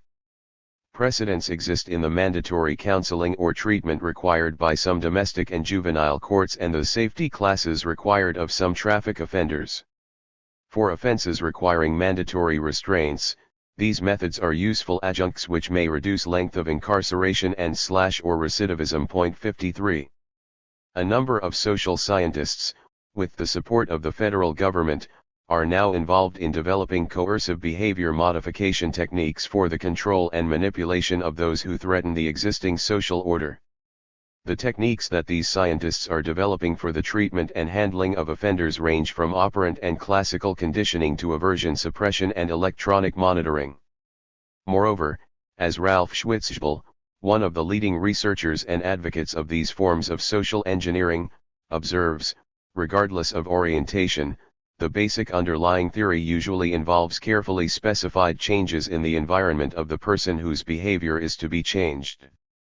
54. Scientific behavior modification, therefore, is systematic and total, not limited to the non-transferable techniques of individual therapist or change agent. So it is that scientific knowledge is being applied to the legal order. A science separated from morality can provide the way to a stable social order. A science of behavior must be developed on the model of an input-output system, with adaptation to the environment as a key component. 55. The behaviorist, through environmental design, will control the information and experiences for the rest of us. A successful crime control model must deal with behavior before the crime occurs, must deal directly with criminal behavior, and must deal with environmental design, rather than the individual offender. 56. Of course, such planning must be scientific, not humanistic. Finally, a new school of environmental criminology is being proposed. A new school of environmental criminology must emerge, based on scientific procedures, behaviorism, and environmentalism. The basic principles of the classical school, i.e., prevention of crime before it occurs and certainty of consequences for behavior, would be retained, but the emphasis would shift from punishment to reinforcement and from the individual offender to the environment. The major form of control would be reinforcement of lawful behavior and the removal of reinforcement for illegal behavior. The focus would be the environment in which crimes are committed, not the individual offender. 57. From rehabilitation to environmental design, the objectives are the same: the control and manipulation of human beings, accomplished by those who rule and those who benefit from this rule. These are oppressive ideas. A critical analysis of current knowledge is exposing the meaning and consequences of these ideas. An alternative to existing knowledge about the legal order is becoming evident. A radical critique of legal order provides the grounds for a new form of human existence. We cannot continue to be oppressed by current knowledge, knowledge that only serves the existing capitalist order. We must be released for the creation of a more authentic existence. 3. Preservation of domestic order by the ruling class. How is crime in America to be understood critically? Current interpretations of crime are bound by official reality. Our theories fail to go beyond the dominant ideology of the age. A radical theory of crime would, in contrast, expose the underside of the prevailing reality. It would go to the roots of law and crime in the United States. We would see clearly the meaning of all efforts that relate to the creation and control of crime. A critical theory will expose the official reality and allow us to move beyond our current existence. The class structure of capitalist society. According to liberal intelligence, the state exists to maintain order and stability in civil society. Law is regarded as a body of rules established through consensus by those who are governed, or rather by the representatives of the governed. Such a notion of the state and its law presents a false conception of reality, but one that benefits those who rule. An alternative position gets to the deeper meaning of the existence of the state and the legal order. Contrary to the dominant view, the state is created by the class that has the power to enforce its will on the rest of society. The state is thus a political organization created out of force and coercion. The state is established by those who desire to protect their material basis and who have the power to maintain the state. The law in capitalist society gives political recognition to powerful private interests. Moreover, the legal system is an apparatus created to secure the interests of the dominant class. Contrary to conventional belief, law is a tool of the ruling class. The legal system provides the mechanism for the forceful and violent control of the rest of the population. In the course of battle, the agents of the law serve as the military force for the protection of domestic order. Legal order benefits the ruling class in the course of dominating the classes that are ruled. And it may be added that the legal system prevents the dominated classes from becoming powerful. The rates of crime in any state are an indication of the extent to which the ruling class, through its machinery of criminal law, must coerce the rest of the population, thereby preventing any threats to its ability to rule and possess. The assumption that criminal law serves as a coercive means in establishing domestic order for the ruling class is basic to a radical critique of crime. The idea that American society can best be understood in terms of its class structure violates another piece of liberal wisdom. The fact that 1% of the population owns 40% of the nation's wealth still comes as a surprise to many citizens, an indication that the liberal perspective dominates.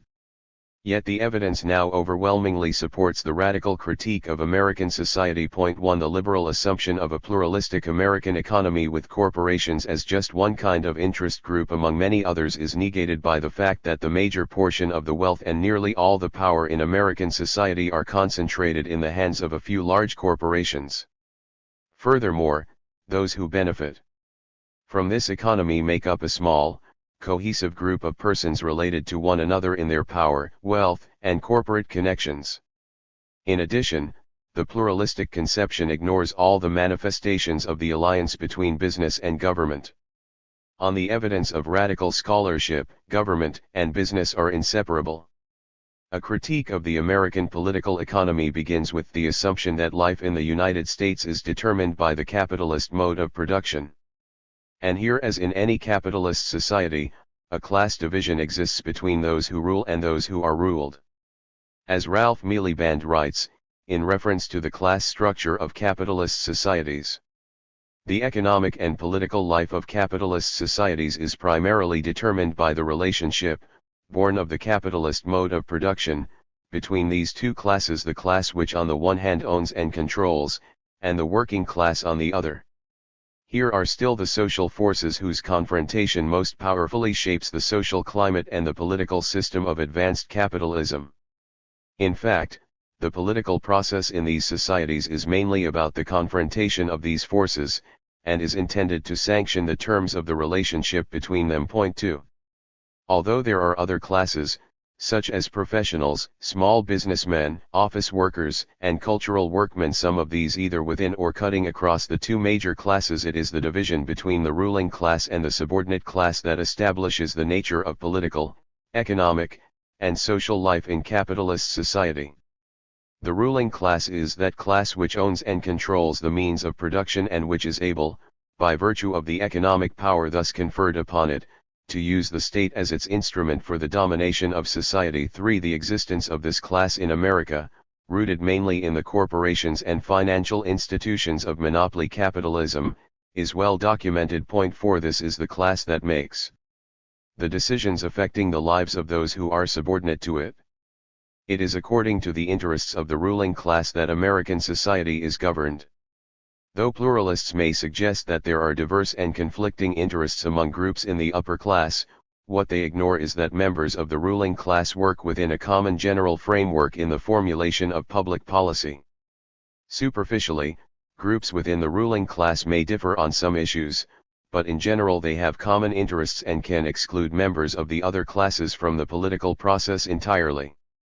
If powerful economic groups are geographically diffuse and often in competition for particular favors from the state, superficially appearing as interest groups rather than as a unified class, what is critical is not who wins or loses but what kind of socio-economic framework they all wish to compete within, and the relationship between themselves and the rest of the society in a manner that defines their vital function as a class. It is this class that controls the major policy options and the manner in which the state applies its power. That they disagree on the options is less consequential than that they circumscribe the political universe. Point 5. In contrast to pluralist theory, radical theory notes that basic interests, in spite of concrete differences, place the elite in a distinct ruling class. In a radical critique of American society we are able, in addition, to get at the objective interests that are external to the consciousness of individuals. We are able, furthermore, to suggest normative evaluations of these interests. Pluralists, on the other hand, are bound by the subjective interests of individuals. Point 6. The critical perspective allows us to understand the actual and potential interests of classes, of the ruling class as well as of those who are ruled. What this means for a critique of legal order is that we can break with the official, dominant ideology which proclaims the diversity of interests among numerous competing groups. We are able to determine the interests of those who make and use law for their own advantage. The primary interest of the ruling class is to preserve the existing order and, in so doing, to protect its existential and material base. This is accomplished ultimately by means of the legal system. Any threats to the established order can be dealt with by invoking the final weapon of the ruling class, its legal system. Threats to American economic security abroad are dealt with militarily. Our armed forces are ready to attack any foe that attempts to upset the foreign markets of American capitalism. Point 7. American imperialism fosters and perpetuates the colonial status of foreign countries, securing American hegemony throughout as much of the world as possible. This has been the history of American foreign relations, dominated by the corporate interests of the ruling class. Point 8. Similarly, the criminal law is used at home to maintain domestic order.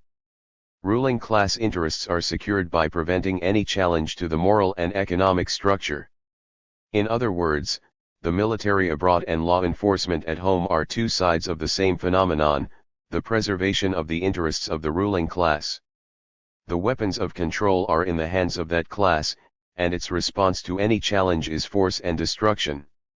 The weapons of crime control, as well as the idea and practice of law itself, are dominated by the ruling class. A stable capitalist order is in its interest. From this critical perspective, then, crime is worthy of the greatest consideration. To understand crime radically is to understand the makings and workings of the American empire. Law as an arm of the ruling class. What, then, is the nature of this ruling class as reflected in criminal matters? It is composed of members of the upper economic class and those who benefit in some way from the present capitalist economic system. It is engaged in legal concerns for the purpose of preserving the capitalist order, including the welfare state associated with that order. Even when laws regulating morality are made and enforced, the intention is to preserve the moral and ideological basis of capitalism. There is conclusive evidence on the role of the ruling class in the shaping of American foreign policy. It is another question, however, whether this class also controls domestic policies. In an essay on this subject, William Domhoff demonstrates that in 4 areas of social legislation: protective labor legislation, the regulation of business, social security, and the recognition of labor unions, the power elite has been instrumental in determining domestic policy. Point 9. He discusses the institutions through which the power elite shapes social legislation and shows that the various policy research associations and institutes are directed and financed by members of the upper class. He presents evidence to show how important these organizations are in providing the context and ideas for shaping the various pieces of social legislation. By determining such legislation, the power elite is able to preserve existing economic arrangements, allowing the upper class to retain control of the important economic and political decisions in the United States. Does a similar situation exist for policies regarding crime control in the United States? Already there is indication of a ruling class interest in crime control.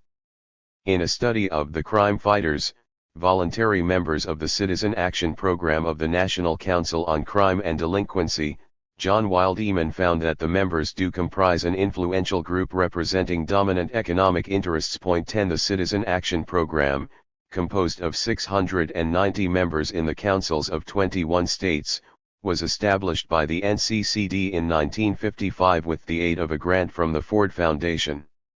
On the basis of his research on these members, Wildman found that they are influential people located in the dominant economic class.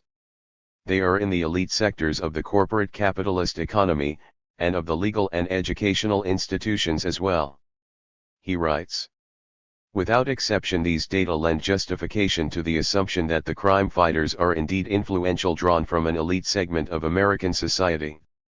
The majority enjoy an income that is without question considerably higher than the national average. 77% are in the middle to upper half of the $16,000 to $75,000 a year bracket, with 10% above the $75,000 range. The overall educational level of the group is also far above the national average. 55% have graduate study experience, and almost half of the members have graduate degrees. On this point it is also enlightening to examine the lower end of this distribution. Only 13% failed to complete college, and of these only 16 persons reached no higher than high school or less.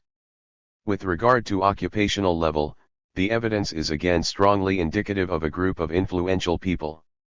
Not only are the crime fighters located in the critical areas of the occupational structure of industrial, capitalist society, but furthermore they are situated at the top of the hierarchies in these critical areas. The critical areas are industry, trade, and finance on the one hand and education and the professions on the other. Almost one half of all the council members are in the former areas and over a third are in the latter areas. Taken together, then, these two areas account for 81% of all the crime fighters. This accounts for and justifies their own perceptions of their levels of influence in law and policy formation. We have seen that not only are they located in the critical segments of our occupational structure, but also that they are at the top of the hierarchies in those areas. A phenomenal 95% are in the top 3 ranks. For example, those in industry are administrators and managers of productive property, if not also owners. Those in finance and trade also are in the power positions of the American economic structure, directors, managers, and presidents of insurance companies and banks. As such, their decisions affect the lives of countless numbers of people. Those in education are in top administrative positions in our educational system, particularly higher education, and are consequently key policy makers. They are part of that segment of the educational structure in our country that sets directions for educational policy. Those in the professions are from the elite strata of their professions.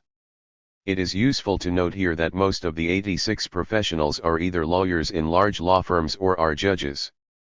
In fact, 1/5 of all the crime fighters are directly connected with the criminal justice system in their roles as lawyers, judges, or correctional or law enforcement administrators. The assumption that the crime fighters are influentials is certainly reasonable in light of the data in these tables. They are members of a powerful minority in our society, one capable of exerting a considerable influence over public policy. Their interests certainly are the predominant interests that are being incorporated both into criminal law and public policy in the administration of criminal justice. These are, in short, important people. They are people located in the segments of society that have the resources necessary to protect their interests. Point 11. The goal of these elite citizen groups is to shape criminal policy. In creating the Citizens Action Program, NCCD initiated a nationwide program involving influential citizens, or laymen, in the fight against crime and delinquency. The official objective in launching the program, noted in the application to the Ford Foundation, was, through state committees, to rally and unify the efforts of responsible citizens who are aware that something must be done about the nation's burgeoning rate of crime. 12. Through these select citizen groups, policy suggestions are made in respect to criminal law, law enforcement, and crime prevention. The goal of the program is to influence state legislation and other policy-making bodies according to the interests of the dominant economic class. To understand criminal policy, then, we must know something about those who make that policy. Rather than assuming that criminal policies are formulated by neutral persons representing the public good, let us begin by examining the backgrounds, activities, and interests of the policy makers. In his study of the makers of American foreign policy, Gabriel Calco has observed, to understand policy one must know the policy makers, the men of power, and define their ideological view and their backgrounds. This means we must better perceive the nature of bureaucracy and state institutions in modern America, and determine whether such organizations carry with them distinctive economic and ideological attributes likely to emerge in the specific policies. It is, of course, the dominant fashion in the study of bureaucracy to ascribe to the structure of decision-making bureaucracy a neutral, independent rationale, and to drain away the class nature of formal institutions. Indeed, to deny that men of power are something more than disinterested, perhaps misguided, public servants. The fact, of course, is that men of power do come from specific class and business backgrounds and ultimately have a very tangible material interest in the larger contours of policy. And although some are indeed seemingly perfect models of the neutral and disinterested public servant, both, in practice, implement the same policies. Point 13. Furthermore, the American policy-making apparatus, the bureaucratic structure of government itself, has been created by and operates for large business. Point 14. Little wonder, then, that the governmental bureaucracy continues to serve the large corporate and financial interests in the United States. The policy-making structure is especially equipped to meet the needs of organized economic interests. Thus we find that the makers of criminal policy are members of or representatives of big business and finance, including the legal establishment which is tied to corporate and financial wealth. The personnel of these realms move readily and easily from one elite sector to another. In such tangible fashion, government and business come together, uniting into a single form of domination. What, then, is the economic and political nature of criminal policy making in America? My argument is that the ruling class formulates criminal policy for the preservation of domestic order, an order that assures the social and economic hegemony of the capitalist system. Therefore, let us look more closely at the class composition of those groups responsible for the formulation and enactment of criminal policies. We will examine in detail the composition of specially appointed commissions, legislative bodies, crime control bureaucracies, and advisory groups, especially the President's Crime Commission, the Violence Commission, the Riot Commission, the Senate Subcommittee on Criminal Laws and Procedures, the Law Enforcement Assistance Administration, and the Committee for Economic Development. All of these organizations operate to preserve domestic order for the ruling class. Class basis of the President's Crime Commission. During the early 1960s, the nation's problems began to be focused simply and conveniently on that domestic enemy, crime. In a presidential message to the 89th Congress, in 1965, Lyndon Johnson launched the War on Crime. Turning the public's attention from a war that was going badly abroad, Johnson declared that we must arrest and reverse the trend toward lawlessness. 15 Suggesting that crime has become a malignant enemy in America's midst, the President charted a course of action based on legal control and law enforcement. This active combat against crime calls for a fair and efficient system of law enforcement to deal with those who break the law. It means giving new priority to the methods and institutions of law enforcement. The problem was conceived to be a national one, with crime prevention and crime fighting to be intensified at all levels of government. The federal effort, Johnson continued, would consist of increased federal law enforcement efforts, assistance to local enforcement efforts, and a comprehensive, penetrating analysis of the origins and nature of crime in modern America. Eventually, a national crime control bill, the Omnibus Crime Control and Safe Streets Act, was enacted, and an organization was established to promote its aims. Yet, the effort had to be made specific and given legitimacy by a presidential commission. As a first step, Johnson advised Congress, "I am establishing the President's Commission on Law Enforcement and Administration of Justice. The commission will be composed of men and women of distinction who share my belief that we need to know far more about the prevention and control of crime." The composition of that commission suggested to the public a cross-section of the population. True to liberal etiquette, varying factions were to be represented. And true to the liberal myth, the whole population would seem to be represented by these distinguished and dedicated public servants. What becomes clear in an analysis of the President's Crime Commission is that its members consisted of a select group of persons who represented the dominant class interests. Such a crime commission could do nothing more than accept the official definition of the crime problem, a definition that construed crime to be a threat to the existing system, a phenomenon that must be controlled in order to assure domestic order. To conceive of the problem in other terms would have violated the class interest of the commission members. Yet we all were expected to believe that the public interest was being served by this commission. The public interest was actually the interest of the dominant economic class. The President's Crime Commission provided the official rationale and recommendations for a war on crime that continues to affect the nature of American criminal justice to this day.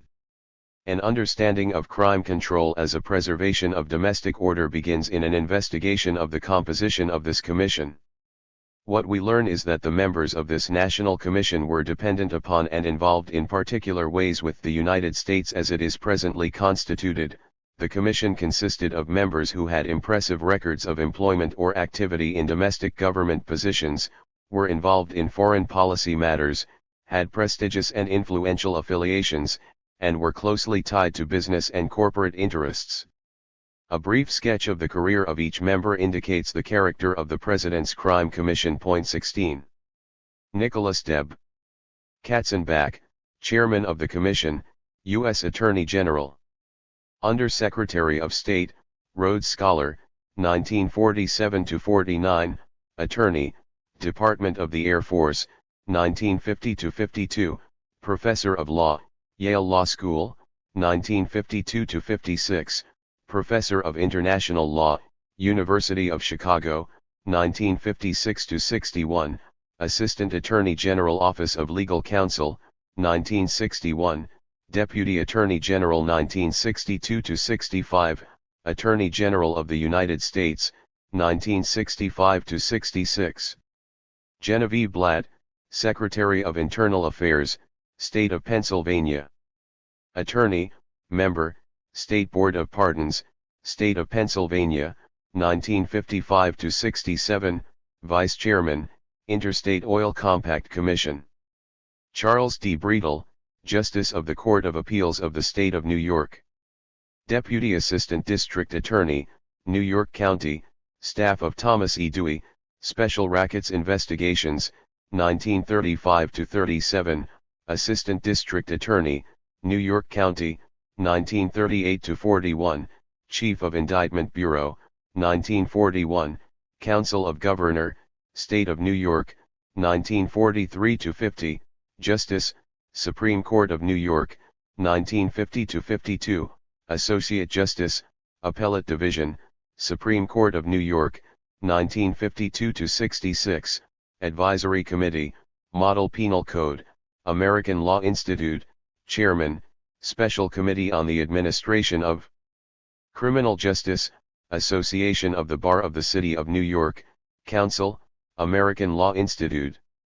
Kingman Brewster, Jr., President, Yale University.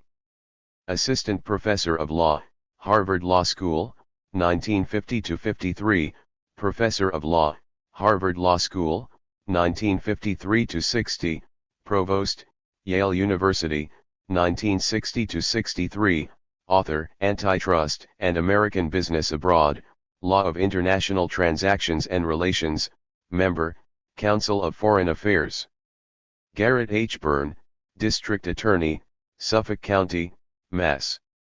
Member, Massachusetts House of Representatives, 1924-28, President, National District Attorneys Association, 1963-64, President, Massachusetts District Attorney Association, 1963-64, President, National District Attorneys Foundation.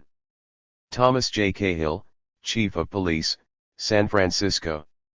Entered San Francisco Police Department as patrolman, 1942, Big Brother of the Year Award, 1964, Liberty Bell Award, San Francisco Bar Association, 1965, Vice President, International Association of Chiefs of Police, 1963, Chairman, Advisory Committee to the Governor on the Law Enforcement Section of the Disaster Office of the State of California, Chairman, Advisory Committee to the School of Criminology, City College, San Francisco, Member, National Advisory Committee, National Center on Police Community Relations, Michigan State University. Otis Chandler, Publisher, Los Angeles Times. Senior Vice President, The Times-Mirror Co., Member, Board of Directors, Associated Press, Western Airlines, Union Bank, Pan American World Airlines, Union America. Leon Jaworski, Attorney, Senior Partner, Fulbright, Crooker, Freeman, Bates and Jaworski, Houston. U.S. Army, Colonel, Chief, War Crimes Trial Section, European Theater, Legion of Merit, 1942-46, President, Houston Bar Association.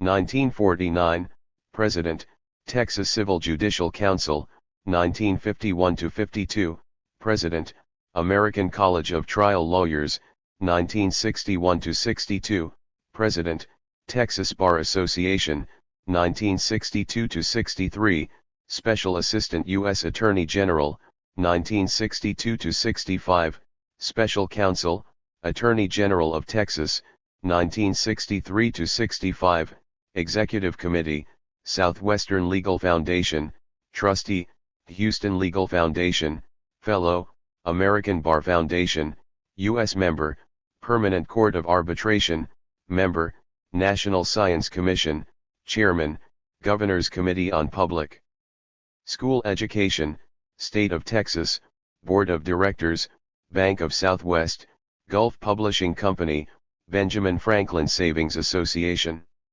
Thomas C. Lynch, Attorney General, State of California. Assistant U.S. Attorney, 1933-42, Chief Assistant U.S. Attorney, 1943-51, District Attorney, San Francisco, California, 1951-64, Fellow, American College of Trial Lawyers, Advisory Committee on Pre-Arraignment Code, American Law Institute. Ross L. Malone, Attorney, Partner, Awad and Malone, Roswell, New Mexico. Deputy Attorney General of the United States, 1952-53, President, American Bar Association, 1958-59, President, American Bar Foundation, Trustee, Southwestern Legal Foundation, Counsel, American Law Institute, Board of Regents, American College of Trial Lawyers, Board of Trustees, Southern Methodist University, Vice President, General Counsel, General Motors Corporation, 1967. James Benton Parsons, Judge, U.S. District Court, Northern District of Illinois. Teacher, Lincoln University of Missouri, 1934-40, City Schools of Greensboro, NC, 1940-42, John Marshall Law School, 1949-52, Assistant Corporation Counsel, City of Chicago, 1949-51, Assistant U.S. Attorney, 1951-60, Judge, Superior Court of Cook County, 111, 1960-61, Member, Committee on Administration of Probation System, Judicial Council of the United States, Chicago Commission on Police Community Relations, Illinois Academy of Criminology.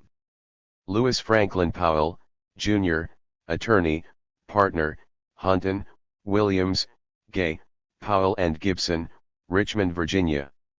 Member, Virginia State Board of Education, 1961-, President, American Bar Association, 1964-65, Trustee, Washington and Lee University and Hollins College, Board of Regents, American College of Trial Lawyers, Vice President, American Bar Foundation. Trustee and General Counsel, Colonial Williamsburg Incorporated, Director, Ethel Corporation, Philip Morris, Inc., Chesapeake and Potomac Telephone Company. William Pierce Rogers, Attorney, Partner, Royal, Coegal, Rogers and Wells. Assistant U.S. Attorney, New York County, 1938-42, 1946-47, Chief Counsel, U.S. Senate War Investigating Committee, 1948, Chief Counsel, Senate Investigations Subcommittee of Executive Expenditures Committee, 1948-50, Deputy Attorney General, 1953-57, Attorney General of the United States, 1957-61, Member, U.S. Delegation, 20th General Assembly, United Nations, 1965, U.S. Representative, United Nations Ad Hoc Committee on Southwest Africa, 1967, Member, President's Commission on Crime in the District of Columbia, 1965-67, Fellow, American Bar Foundation, Director, Washington Post Company, Newsweek, 20th Century Fox Film Corporation. Robert Gerald Story, Attorney, Partner, Story, Armstrong and Stager, Dallas, Texas. Order of Coif, Assistant Attorney General, State of Texas, 1921-23, Executive Trial Counsel for the United States, Trial of Major Axis War Criminals, Nuremberg, Legion of Honor, 1945-46, Dean, Southern Methodist University Law School, 1947-59, President, Texas Bar Association, 1948-49, President, American Bar Association, 1952-53, Member, Hoover Commission, 1953-55, President Inter-American Bar Association, 1954-56, American Bar Association Gold Medal, 1956, Vice Chairman, U.S. Civil Rights Commission, 1957-63, President Southwestern Legal Foundation, Director, Royalty Corporation, Lakewood Bank and Trust Company, United Fidelity Life Insurance Company. Julia Davis Stewart, President, League of Women Voters of the United States.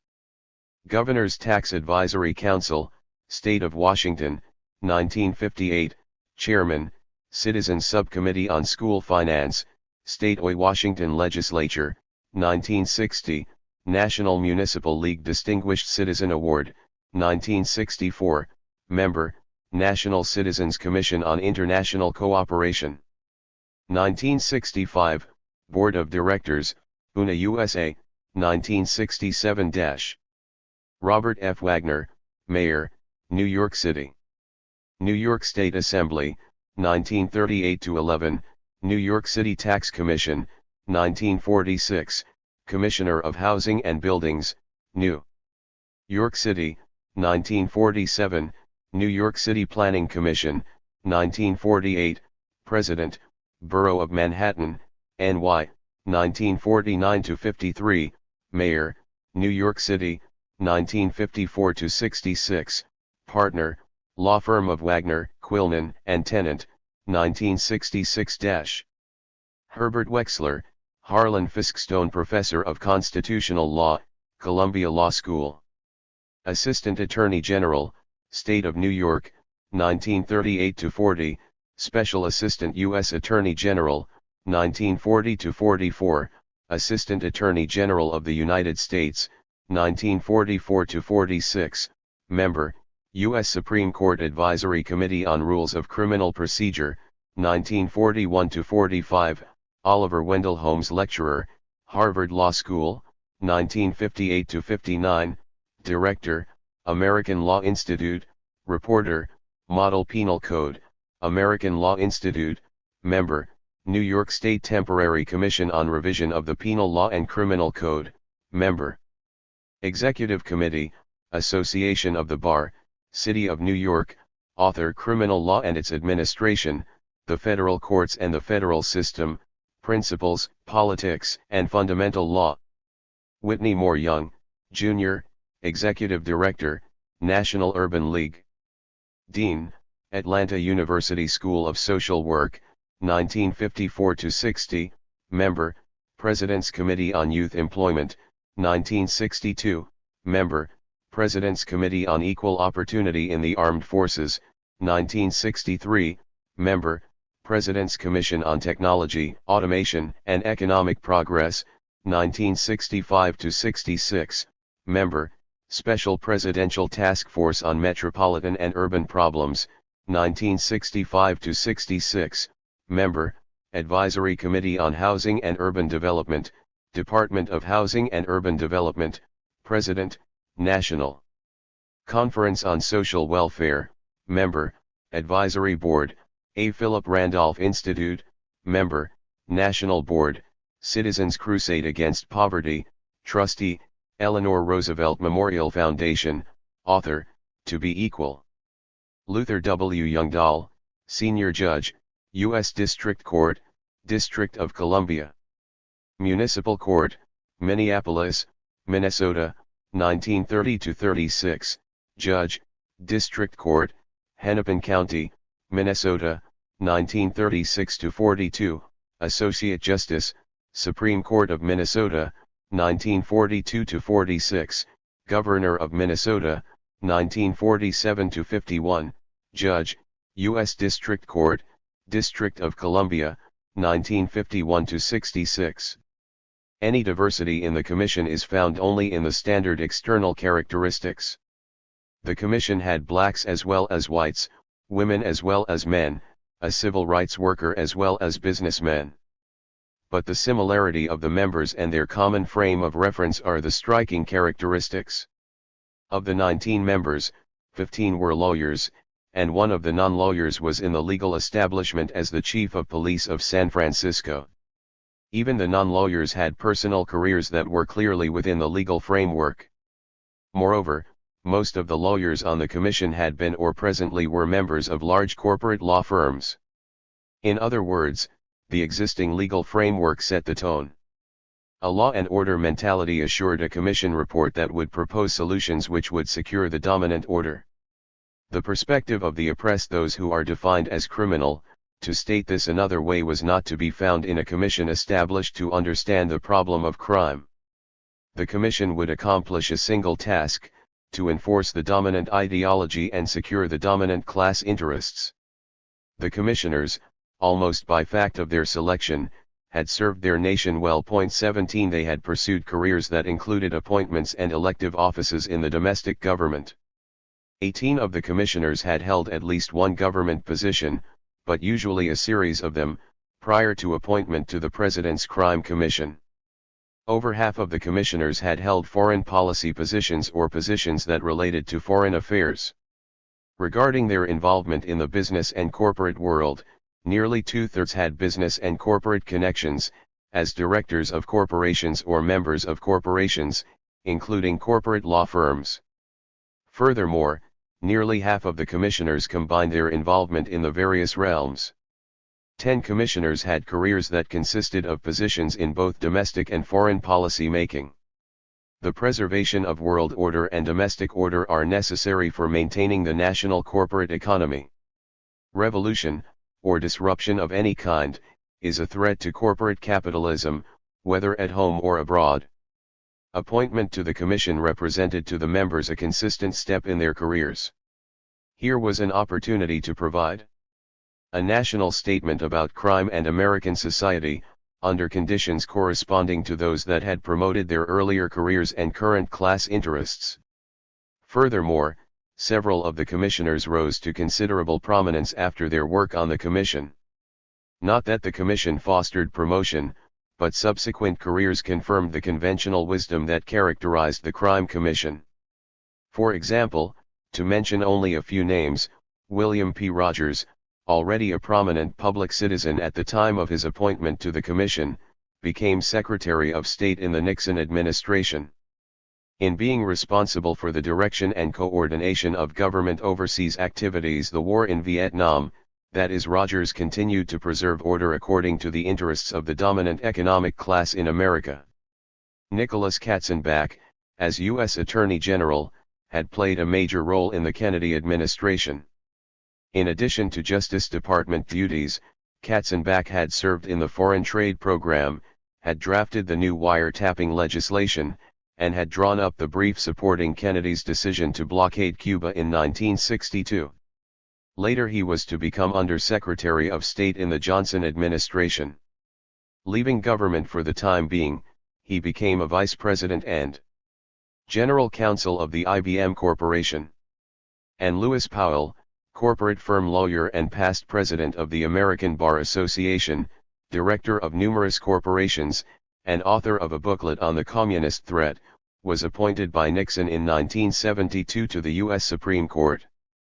Powell, Nixon's strict constructionist appointee to the Supreme Court, had earlier as a member of the President's Crime Commission led a dissenting group declaring that recent Supreme Court decisions limiting police powers had tilted the balance of justice too far in favor of defendants.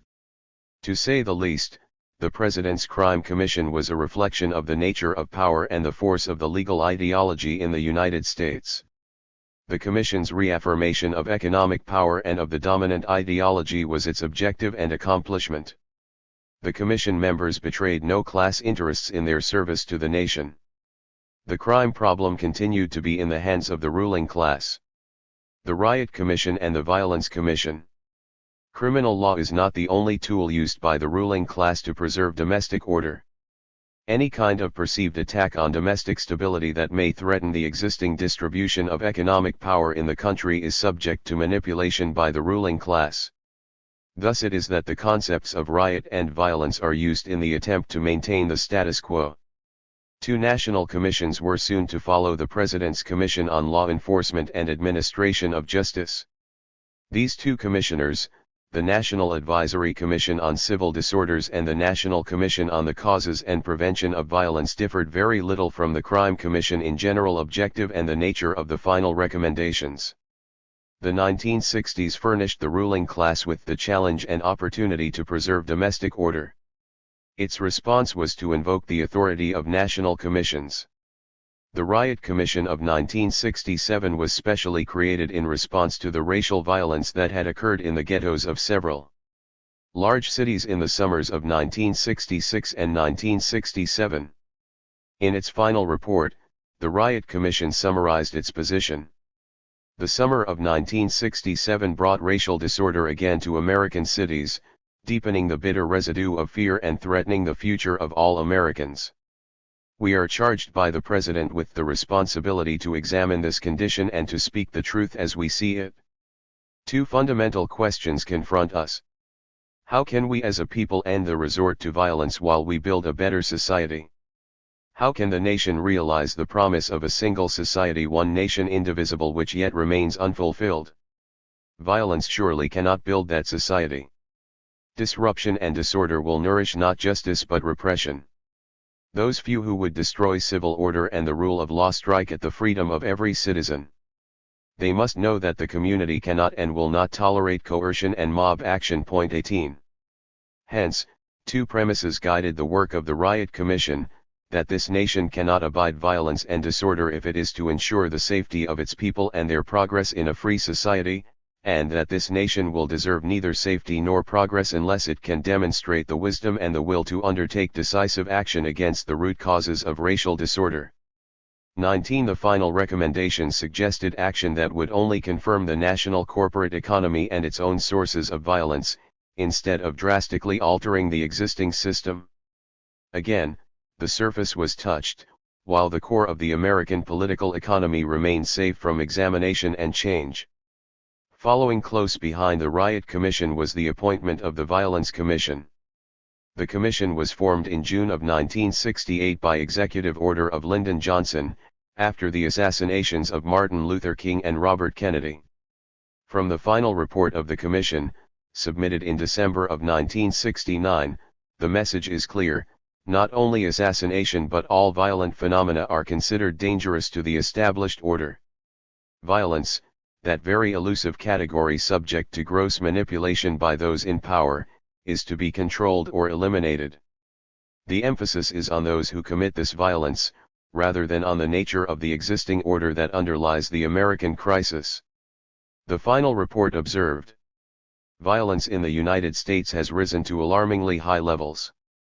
Whether one considers assassination, group violence, or individual acts of violence, the decade of the 1960s was considerably more violent than the several decades preceding it and ranks among the most violent in our history. The United States is the clear leader among modern, stable democratic nations in its rates of homicide, assault, rape, and robbery, and it is at least among the highest in incidence of group violence and assassination. This high level of violence is dangerous to our society. It is disfiguring our society, making fortresses of portions of our cities and dividing our people into armed camps. It is jeopardizing some of our most precious institutions, among them our schools and universities, poisoning the spirit of trust and cooperation that is essential to their proper functioning. It is corroding the central political processes of our democratic society, substituting force and fear for argument and accommodation. Point 20. Violence may be dangerous to domestic order, but the recommendations of the Violence Commission did nothing to suggest an alteration in the existing social, political, and economic order. The existing order was to prevail. We are still supposed to believe that the truth is told to us by these commissions. Johnson, in his charge to the Riot Commission, implied the impartiality and objectivity of the commission when he said, "Let your search be free. As best as you can find the truth and express it in your report," adding, "This matter is far too important for politics." 21. Indeed, there was no search for the real truth by these two commissions. The only truth was the truth of a particular class, the ruling class, that sought to protect the existing American order. Our willingness to accept a ruling class conception of truth results from a failure to critically examine the nature of national institutions, including the specially appointed commissions that serve these institutions. There were 11 members appointed to the Riot Commission and 13 appointed to the Violence Commission. The members were as follows, listing their positions at the time of their appointment and the characteristic aspects of their careers. Point 22. National Advisory Commission on Civil Disorders. Otto Kerner, Chairman, Governor of Illinois. U.S. District Attorney, Northern District of Illinois, County Judge, Cook County. John V. Lindsay, Vice Chairman, Mayor of New York City. Attorney, New York City, Executive Assistant to the U.S. Attorney General, U.S. House of Representatives, Member, Council on Foreign Relations. I.W. Abel, President, United Steel Workers of America.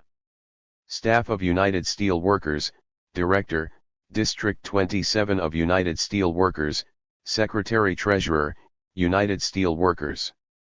Edward W. Brooke, U.S. Senator from Massachusetts, Attorney, Boston, Chairman of Finance Commission, Boston, Attorney General of Massachusetts.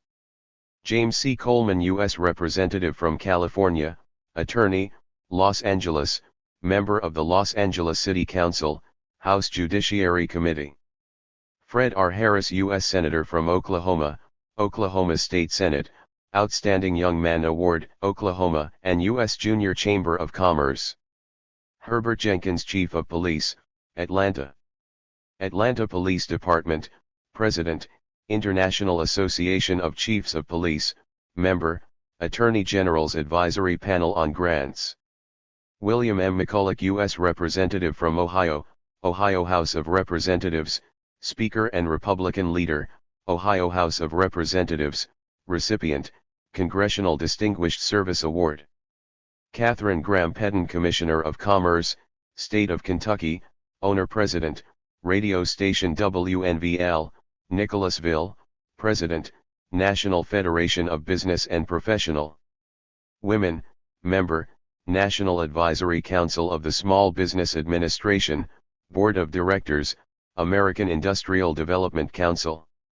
Charles B. Thornton, Chairman of the Board and Chief Executive Officer, Litton Industries Incorporated, Director of Planning, Ford Motor Company, Vice President, Hughes Aircraft Company, Vice President, Hughes Tool Company, Director, United California Bank, Times Mirror Company, Union Oil Company, Lehman Corporation, General Mills Incorporated, Member, the Business Council, Member, Defense Industry Advisory Council to the Department of Defense.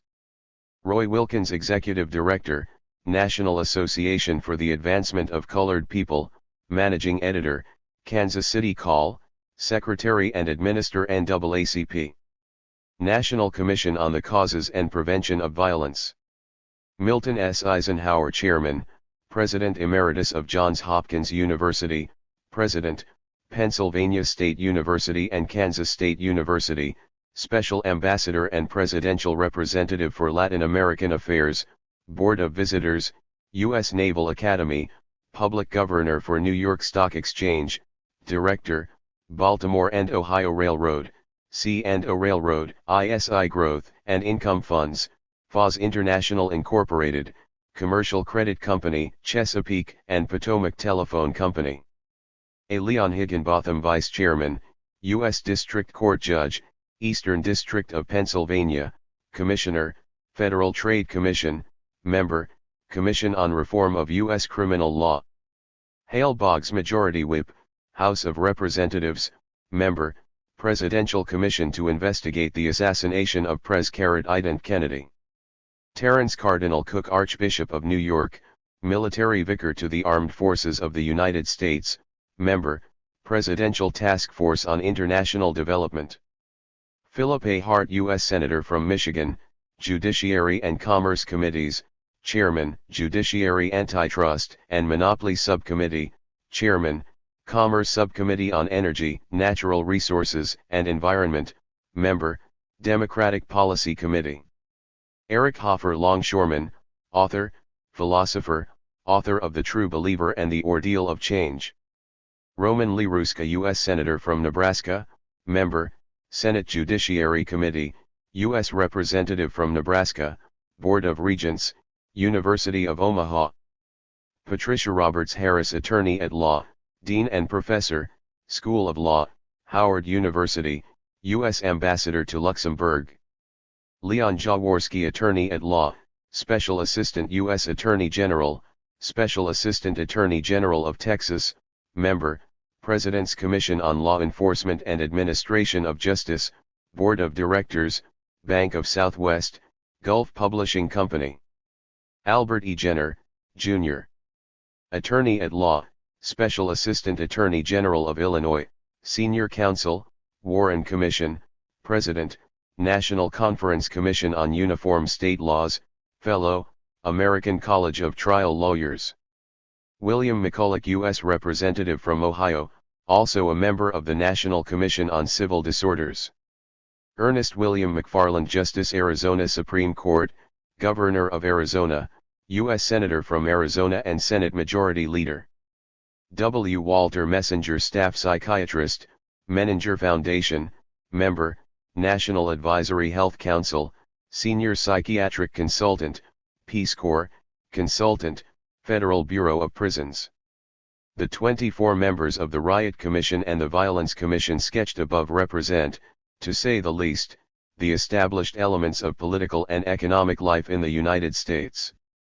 Few of them would question the basic assumptions by which the United States is organized and operates. The established institutions are to remain intact, with perhaps some reforms within these institutions. And those who are the subjects of the commissions, those who riot and commit violence, find no voice in these commissions. Here is another victory for the corporate economy and the capitalist state. Crime-related commissions have always protected the existing order. Indeed, this appears to be their primary objective. In a study of the 86 riot commissions that were appointed between 1917 and 1970, including the Kerner Riot Commission, Anthony Platt found that commissions fail to conform to the pluralist imagery of American politics. 23 Certainly the commissions have failed to be representative of the population, and even of the established groups in the country. For example, industry and business have provided 3 times as many commissioners as organized labor, and lawyers have far outnumbered representatives from other professional groups. The basic contradictions between pluralist rhetoric and the actual composition of riot commissions are summarized by Pyatt.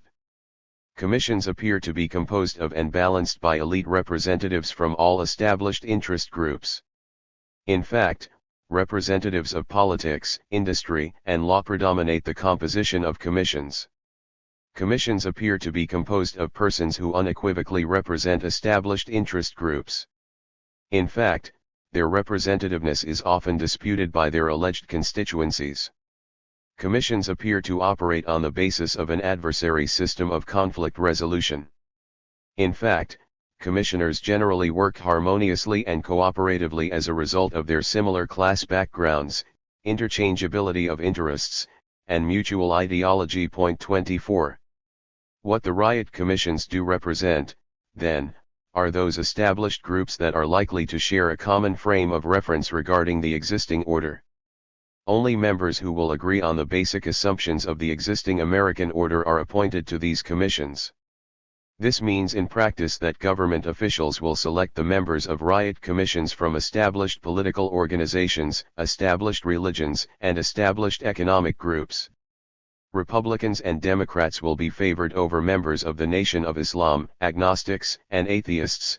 Representatives of big business and organized labor will be favored over small businessmen, non-unionized workers, and consumers.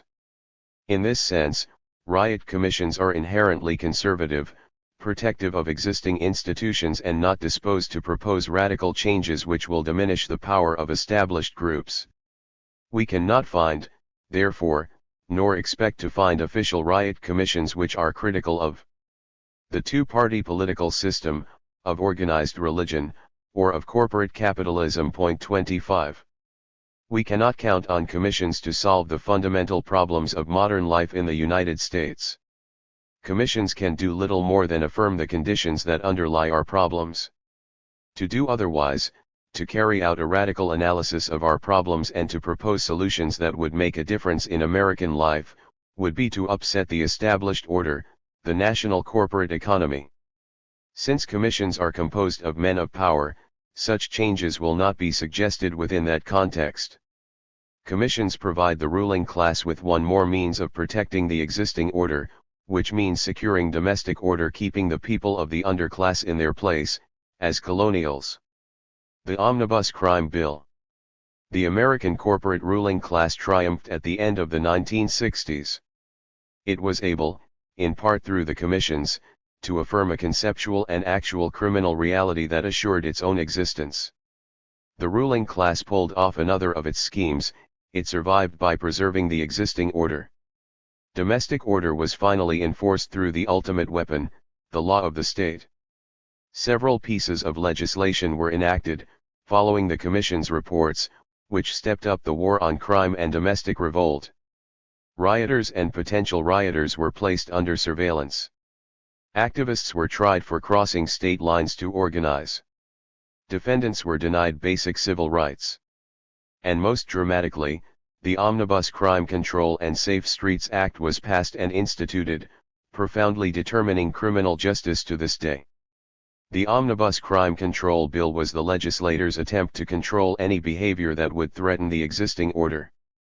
The bill that the legislators passed was ultimately shaped by the Senate Subcommittee on Criminal Laws and Procedures. It was through this committee that the ruling class was able to have its interests represented and incorporated into legislation. The Subcommittee on Criminal Laws and Procedures was made up of representatives of the ruling class. It was composed of 8 established senators, with John McClellan as chairman. Their biographical sketches are as follows, as listed by the senators in the Congressional Directory 26. John L. McClellan, chairman, Democrat, of Camden, Ark, born at Sheridan, Grant County, Ark, February 25, 1896, first lieutenant of ASSC during the First World War, lawyer, prosecuting attorney of the 7th Judicial District of Arkansas, 1926-30, member of 74th and 75th Congresses from the 6th Congressional District of Arkansas, elected United States Senator November 3, 1942, for the term beginning January 3, 1943, re-elected in 1948, 1954, 1960, and 1966 for the term ending January 3, 1973. James Oliver Eastland, Democrat, of Doddsville, Miss, born in Doddsville, Miss, November 28, 1904, Methodist, attended the University of Mississippi, Vanderbilt University, and the University of Alabama, moved to Forest, Miss, in 1905 and was reared in Scott County, Miss, studied law, was admitted to the bar in 1927, and commenced practice in Forest, Miss, also engaged in farming, member of the State House of Representatives from Scott County, Miss, 1928-32, appointed to the United States Senate to fill the vacancy caused by the death of Hon. Pat Harrison, and served from June 30, 1941, to September 28, 1941, when a duly elected successor qualified, elected to the United States Senate on November 3, 1942, for the term beginning January 3, 1943, unopposed for the term beginning January 3, 1949, re-elected for term beginning January 1955, re-elected for term beginning January 3, 1961, re-elected for term beginning January 10, 1967. Sam J. Irvin, Jr., Democrat, born at Morganton, NC, September 27, 1896, graduated from University of North Carolina with A.B. degree, 1917, and Harvard Law School with Bachelor of Laws degree, 1922, granted these honorary degrees, Doctor of Laws, University of North Carolina, 1951, Doctor of Laws, Western Carolina College, 1955, and DPA, Suffolk University, 1957, served in France with 1st Division in First World War, twice wounded in battle, twice cited for gallantry in action, and awarded French Foragery, Purple Heart with Oak Leaf Cluster, Silver Star, and Distinguished Service Cross, subsequently served in National Guard, admitted to North Carolina Bar, 1919, practiced law at Morganton from 1922 until present except during service on the bench, representative from Burke County in North Carolina Legislature, 1923, 1925, 1931, member North Carolina State Democratic Executive Committee, 1930-37, judge, Burke County Criminal Court, 1935-37, judge, North Carolina Superior Court, 1937-43.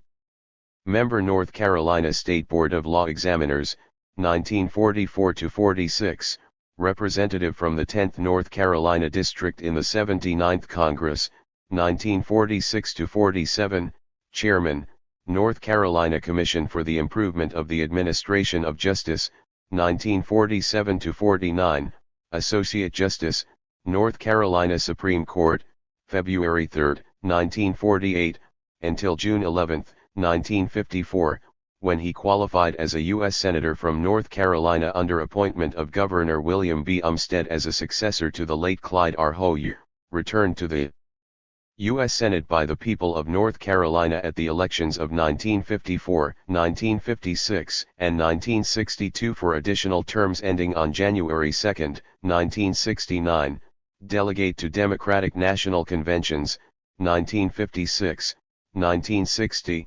1964, trustee, University of North Carolina and Davidson College, chosen Morganton's Man of the Year, 1954, Grand Orator, the Grand Lodge of Masons of North Carolina, 1963, Director, First National Bank of Morganton, Member, American Bar Association, American Judicature Society, North Carolina Bar Association, North Carolina State Bar.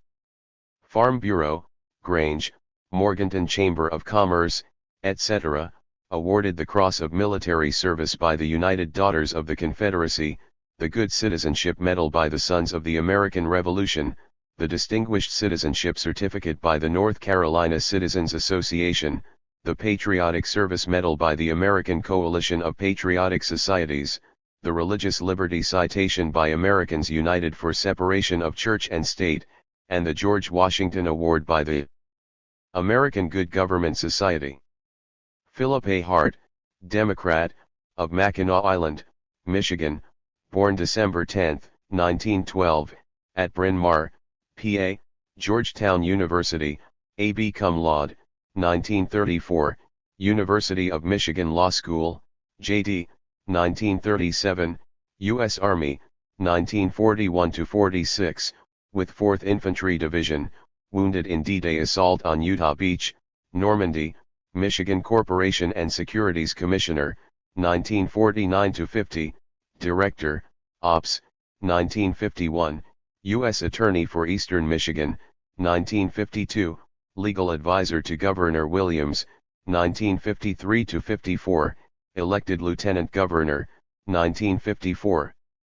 Re-elected 1956, Trustee and past President of Michigan Bar Foundation, elected to the U.S. Senate November 4, 1958, re-elected November 3, 1964. Roman Lee Ruska, Republican, of Omaha, Nebraska, born in David City, Nebraska, August 16, 1904, son of Joseph C. and Caroline L. Ruska, attended the public schools, University of Omaha, University of Chicago Law School, 1927 and 1928, Creighton University College of Law, Omaha, Bachelor of Laws 1929, Creighton University Doctor of Laws, Doane College Doctor of Laws, Coe College Doctor of Humanities, General Practice of Law in Omaha, member Nebraska State and American Bar Associations, Kiwanis, Shrine, Unitarian Church.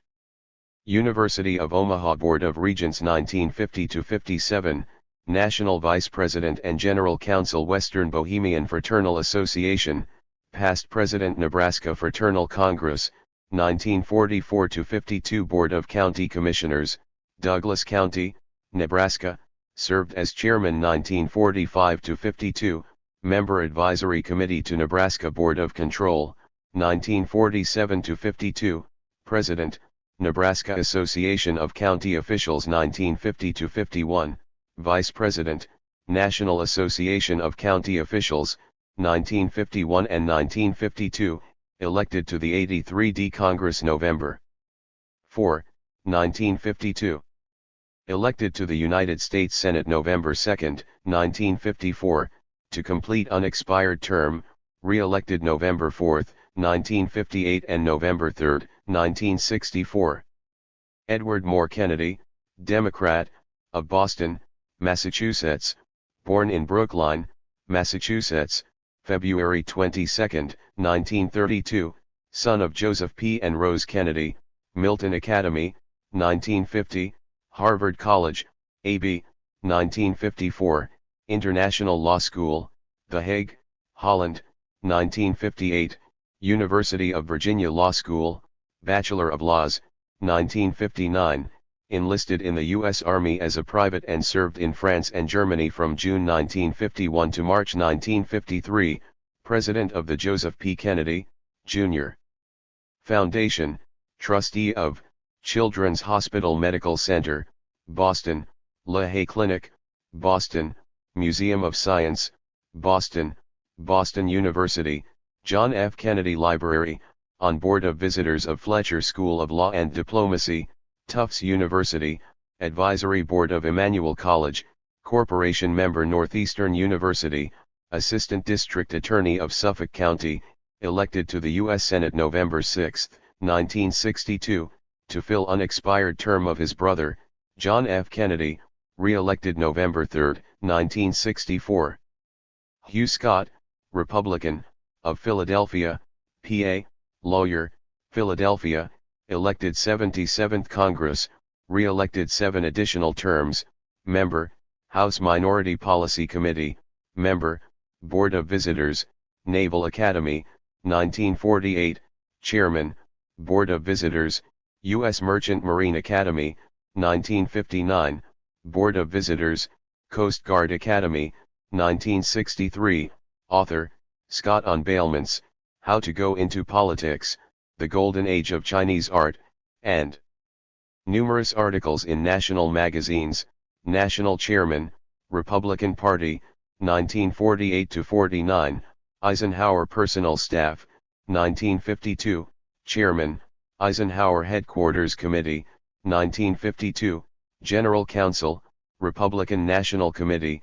1955-60, Vice Chairman, Senatorial Campaign Committee, 1964-, Member of Republican Coordinating Committee, Active Duty, United States Naval Reserve, in World War II as a lieutenant, last rank, captain, active service with North Atlantic Patrol, occupation of Iceland and Pacific area, including occupation of Japan, duty aboard carrier Valley Forge in Korean War.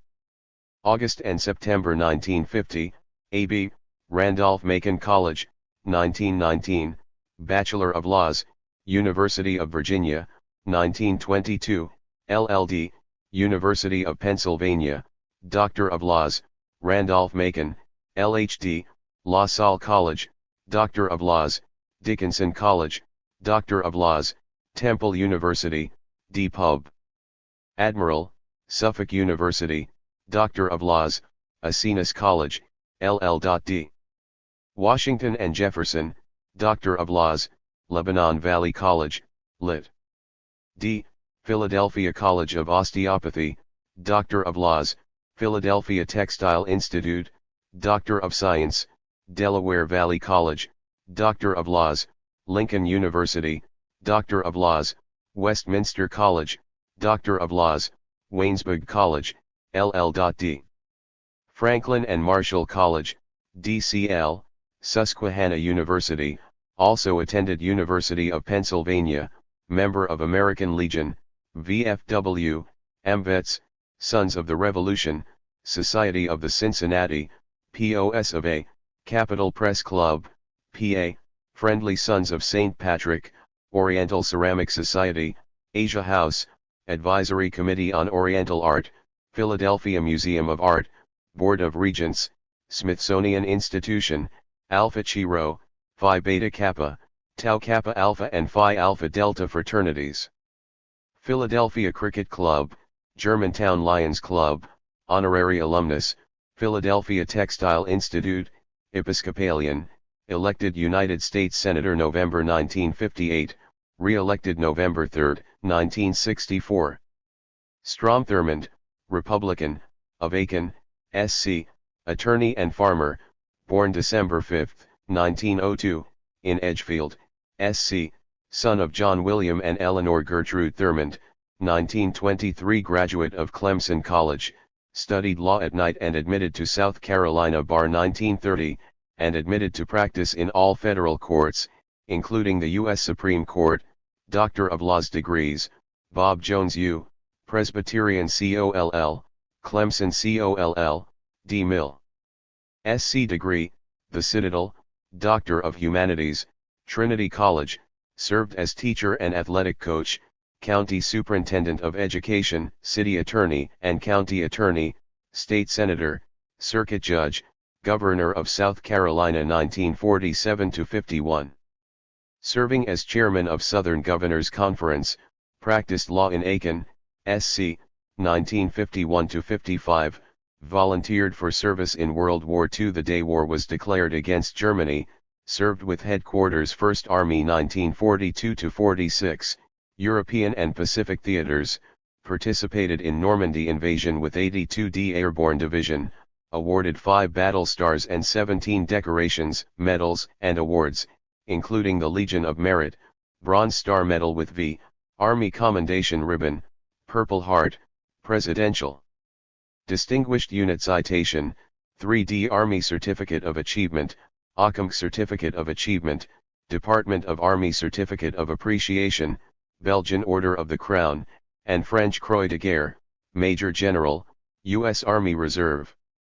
Past National President Reserve Officers Association and Military Government Association, Baptist, American Bar Association, and numerous defense, veterans, civic, fraternal, and farm organizations, Thurmond Hall at Winthrop Coll, streets in several SC cities, and New Edgefield County Consolidated High School named in his honor, delegate to 6 Democratic National Conventions, States' Rights Democratic candidate for President of United States 1948, carrying 4 states and receiving 39 electoral votes, elected to the United States Senate November 2, 1954, as a write-in candidate, for the term ending January 3, 1961, resigned as United States Senator April 4, 1956, to place the office in a primary, pursuant to a promise made to the people during the 1954 campaign, renominated and re-elected to the Senate without opposition in 1956, resuming duties on November 7, 1956, renominated and re-elected in 1960, September 16, 1964, switched from Democratic to Republican Party. Renominated and re-elected 1966 for term ending January 3, 1973. The hearings for the crime bill were held by the subcommittee beginning on March 7, 1967. Chairman McClellan opened the hearings by stating that it is quite probable that these hearings and the bills we will be considering will mark the turning point in the struggle against lawlessness in this nation. The survival of the state and the current economic order were at stake. In view of the gravity of the crime problem in this country, of which I think we are all becoming cognizant, we will have to give serious and constant study to the difficulties that confront us in trying to find ways, methods, and the means legislatively speaking, to bring about a reduction in crime or at least arrest the rate of increase in order to bring the amount of crime in this country down to tolerable proportions, to where society can be reasonably safe. 27. He then added that it was the burden of Congress to find a solution, to protect the existing order. This committee has a tremendous task. It is a great burden, I think, upon the Congress of the United States to diligently search for legislative remedies, and that burden, that challenge, is also to the administrative branch of the government, and in my judgment, to the judicial as well, because there must be a change. The rate of increase in crime cannot continue if our society is to remain safe and secure and our people protected against the ravages of crime. 28. The omnibus crime bill that came out of this committee was an outright device to control the underclass. The Senate Subcommittee on Criminal Laws and Procedures operated, and continues to operate, as a legislative arm of the capitalist ruling class. The legislation of crime control is an integral part of the survival of the national economy. And as the final vote on the crime bill indicated, the ruling class interest of the subcommittee was confirmed by the rest of Congress. Indeed, most legislators were on the side of the ruling class. When the roll for the final vote was called in the Senate, on May 23, 1967, the bill was overwhelmingly approved. With its various repressive provisions and dangerous precedents, it was passed by a margin of 71 to 4. The bill was similarly passed in the House by a vote of 368 to 17. After the Senate vote, Senate Leader Mansfield rose to say, "Mr. President, with a loud and clear voice the Senate has said, let us reverse the growing crime rate, let us give our law enforcement officers the help and assistance they need. The cry of crime in the streets is not, by any means, a false alarm, it exists and it is about time the Congress faced the issue squarely." With the passage of this measure, the Senate has responded. I think this entire body may be proud of such an immense achievement. 29 Congress had once again assisted the ruling class in preserving the existing order. Shaping domestic policy, the said. The ruling class is able to shape social policy to its own ends by participating in a variety of advisory organizations involved in the government policy-making process. These groups are composed, almost by definition, of the owners and managers of the large corporations. They engage in the formulation of policy positions, advising government officials both formally and informally, in reports and through personal contact. Often the proposals are submitted as reforms, to make the capitalist system more efficient and better able to adapt to other changes in the system. One of the most prominent and powerful of these organizations is the Committee for Economic Development. It is in many ways the counterpart on domestic policy of the Council on Foreign Relations. As such, it is the link between corporations and the federal government. In his examination of said, Domhoff makes the following observations about the organization. Organized in the early 1940s to prepare for post-war reconversion to a civilian economy, the leaders in its formation were financier Jesse Jones, then Secretary of Commerce, and millionaires Paul Hoffman and William Benton. These three men brought together corporation executives and bankers with outstanding economists for weekend study sessions which were intensified versions of the CFR study groups.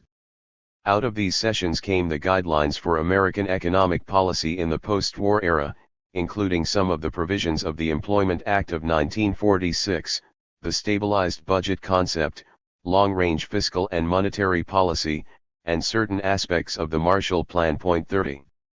The relationship of said to the ruling class really does not need to be established, as Domhoff further notes, since membership is limited to big businessmen, educators who consult to corporations, and a few university presidents. And like the members of CFR, the members of said readily move between corporate power, government affiliation, and domestic and foreign policy. Among its original and most active members have been Ralph Flanders, the Vermont toolmaker and Boston banker, Thomas B. McCabe, head of Scott Paper Company, Clarence Francis of General Foods, Marion B. Folsom of Eastman Kodak, William L. Clayton of Clayton, Anderson, William L. Batt of SKF Industries, Charles E. Wilson of General Electric, Eric A. Johnston of the Brown Johnston Company, Chester C. Davis of the Federal Reserve Bank of St. Louis, and S. Bayard Colgate of Colgate-Palmolive. As with the CFR, many said members become officials of the federal government. 38 of the trustees during the first 15 years of said held elective or appointive positions. Flanders and Benton became senators, McCabe became head of the Federal Reserve Bank under President Truman, and Folsom, Clayton, William C. Foster, and Wayne C. Taylor held important posts in major departments. As of the early 1960s, 48 of 190 said trustees were at the same time members of CFR. 31. And as said itself observes, its objective is to promote stable economic growth with rising living standards and increasing opportunities for all and to strengthen the concepts and institutions essential to progress in a free society. 32 In other words, the Committee for Economic Development is engaged in promoting the capitalist social and economic order. Therefore, in its own response to domestic disorder, said has recently prepared and released a policy report on reducing crime and assuring justice. 33 The report panel was headed by Wayne E. Thompson, Senior Vice President of Dayton-Hudson Corporation. The chairman of the Research and Policy Committee of said consisted of Emilio G. Collado, Philip M. Klutznick, Howard C. Peterson, John A. Perkins, John L. Burns, and William M. Roth. At the beginning of its report, said makes clear the nature of its interest in crime. The American capitalist economy and the crime problem are closely related. Crime running rampant is certainly not the mark of a healthy society.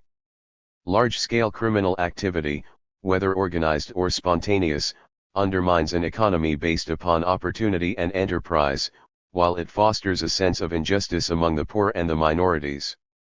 No citizen can justify indifference, least of all members of the business community with their special concern for public safety. Complacency will prove suicidal. 34. And the solution that said proposes is a business-like one: modernize and rationalize the criminal justice system. The committee believes that the ineffectiveness of the present structure is rooted in the organizational and administrative chaos that characterizes the nation's uncoordinated system of criminal justice, and in the management weaknesses prevailing in agencies at all levels. The committee therefore proposes a complete administrative overhaul of the criminal justice system and a redistribution of responsibilities, functions, and financial support among the various levels of government. Local governments would be relieved of all obligations other than maintenance of urban police forces, and each state would draw together all criminal justice activities under a strong, centralized Department of Justice. The federal role would be concentrated in a new, independent federal authority to ensure justice, which would coordinate the fight against crime on the national level and would provide strong financial incentives for the reorganization of state and local systems. 35. There is no attempt here, of course, to change the capitalist system itself. The solution to the crime problem is to be found in a more effective administration. The administrative overhaul of the criminal justice system that said recommends is no less than the nationalization of crime control. The proposed federal authority to ensure justice could bypass or supersede existing agencies, including the Department of Justice, the FBI, and LEAA, agencies which are inefficient. It could become a new centralized national body endowed with a sweeping range of statutory powers.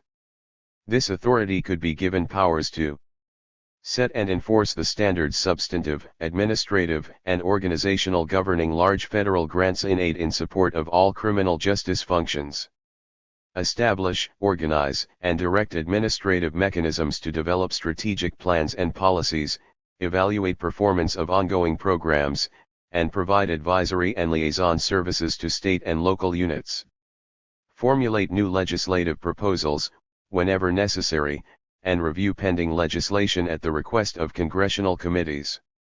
Advance and finance education programs on a broad front, including aids to academic institutions with appropriate programs in criminal justice and, if necessary, foundation of a federal staff college for the advancement of criminal justice to assure suitable training for all law enforcement officers with discretionary functions, as a requirement for holding such positions. Commission or manage research into every aspect of this field deemed worthy of serious investigation. Make an annual report to the President and Congress comparable to that of the Council of Economic Advisor describing the national condition with regard to crime and justice and outlining policy directions, and assure the collection and analysis of dependable, comprehensive, detailed data covering every aspect of criminal justice either under its own or other suitable auspices. 36. As the Committee for Economic Development admits, the national government has no constitutional responsibility or direct authority for general law enforcement. But, it continues, when customary patterns of federalism break down in the face of critical and widespread problems, the people of this country have on many occasions turned to the national government. 37. Since this breakdown is now evident, said suggests, this is the time for the federal government to fight crime on a national level, with the appropriate kind of centralized organization. This, then, could be the final solution to instability in the capitalist system, to any threats made against the existing order. By nationalizing crime control, corporate capitalism could determine domestic policy in the same way that it determines foreign policy. The law enforcement interests of local power elites, and any public interest, could be nullified by placing crime control decisions directly in the hands of the corporate ruling class. The appeal made by said is deceptively attractive. An orderly and just society is not an easy goal, nor is it impossible of attainment. It is a goal that must be achieved, and soon, to restore the faith of Americans in their most basic institutions. Means suited to these ends are at hand. Adoption depends only upon better public understanding, and upon determined support from the great majority of citizens and opinion leaders. 38 But in the end, the proposal for this type of crime control is a proposal for greater control by the corporate ruling class over the preservation of the capitalist system. This may well be the ultimate direction of crime control in capitalist society. Crime control bureaucracies. It is in the state bureaucracy that the interests of the ruling class are finally applied and enforced. Those who manage these bureaucracies in capitalist societies are, technically and ideologically, the servants of the ruling class. 39 Far from being politically neutral, these managers constitute a considerable force in preserving the capitalist order. The role of bureaucrats is, indeed, to conduct the interests of the state. Whether or not they intentionally promote the interests of the ruling class is less important than the fact that, by the very nature of their work, they are allies of the existing social and economic elite. Moreover, as Miliband observes, the education and social class of these bureaucrats make them part of a specific milieu whose ideas, prejudices and outlook they are most likely to share, and which is bound to influence, in fact to define, their view of the national interest. 40. To understand the role of these bureaucracies that manage the control of crime in America, we need to know about the top-level technocrats who make them work. The national crime control bureaucracies have their own managers who carry out the capitalist interests embodied in the crime control programs. We can sketch a few of the crime control bureaucracies and the domestic order managers who occupy key roles in these agencies. The number of crime control bureaucracies has increased greatly in recent years. With the attempt by the ruling class to combat the crisis in the capitalist system, new agencies of control have been established. A few of these, along with the old standbys, can be listed and characterized as follows. 41. Department of Justice, leading institution of the national criminal justice system, 40,000 employees, 2,500 of whom are attorneys, located in Washington and 93 regional U.S. attorneys' offices, includes the Bureau of Prisons, Bureau of Narcotics and Dangerous Drugs, Immigration and Naturalization Service, LEAA and the FBI. Federal Bureau of Investigation, National Police and Investigative Force of 9,000 special agents, 10,000 clerical personnel, located in Washington and 59 regional offices and 500 local resident offices, specializes in domestic intelligence gathering and internal security protection. Each agent carries an average caseload of 30 and controls a network of from 5 to 7 informers. The Bureau is rigid, efficient, uncreative, better at catching bank robbers than bank bombers. Law Enforcement Assistance Administration. Some of the biggest but subtlest steps toward 1984 have been taken through the Law Enforcement Assistance Administration, a Justice Department agency which obtained its original legislative mandate in the 1968 Safe Streets Act, a law passed hastily in the wake of widespread unrest triggered by the assassination of Martin Luther King. Under Mitchell and Kleindienst, LEAA has become the fastest growing agency of government, its budget increasing 25-fold from $63 million in fiscal year 1969 to the latest authorization of $1.75 billion for fiscal year 1973. The majority of LEAA's money goes to the purchase of weapons and electronic hardware for police departments around the country. Internal Securities Division, Justice Department agency, bolstered considerably in November 1970 by a doubling of its legal staff to 75, specializes in prosecution and investigation of white radicals, is the resting place for the military intelligence dossiers supposedly destroyed by the Pentagon.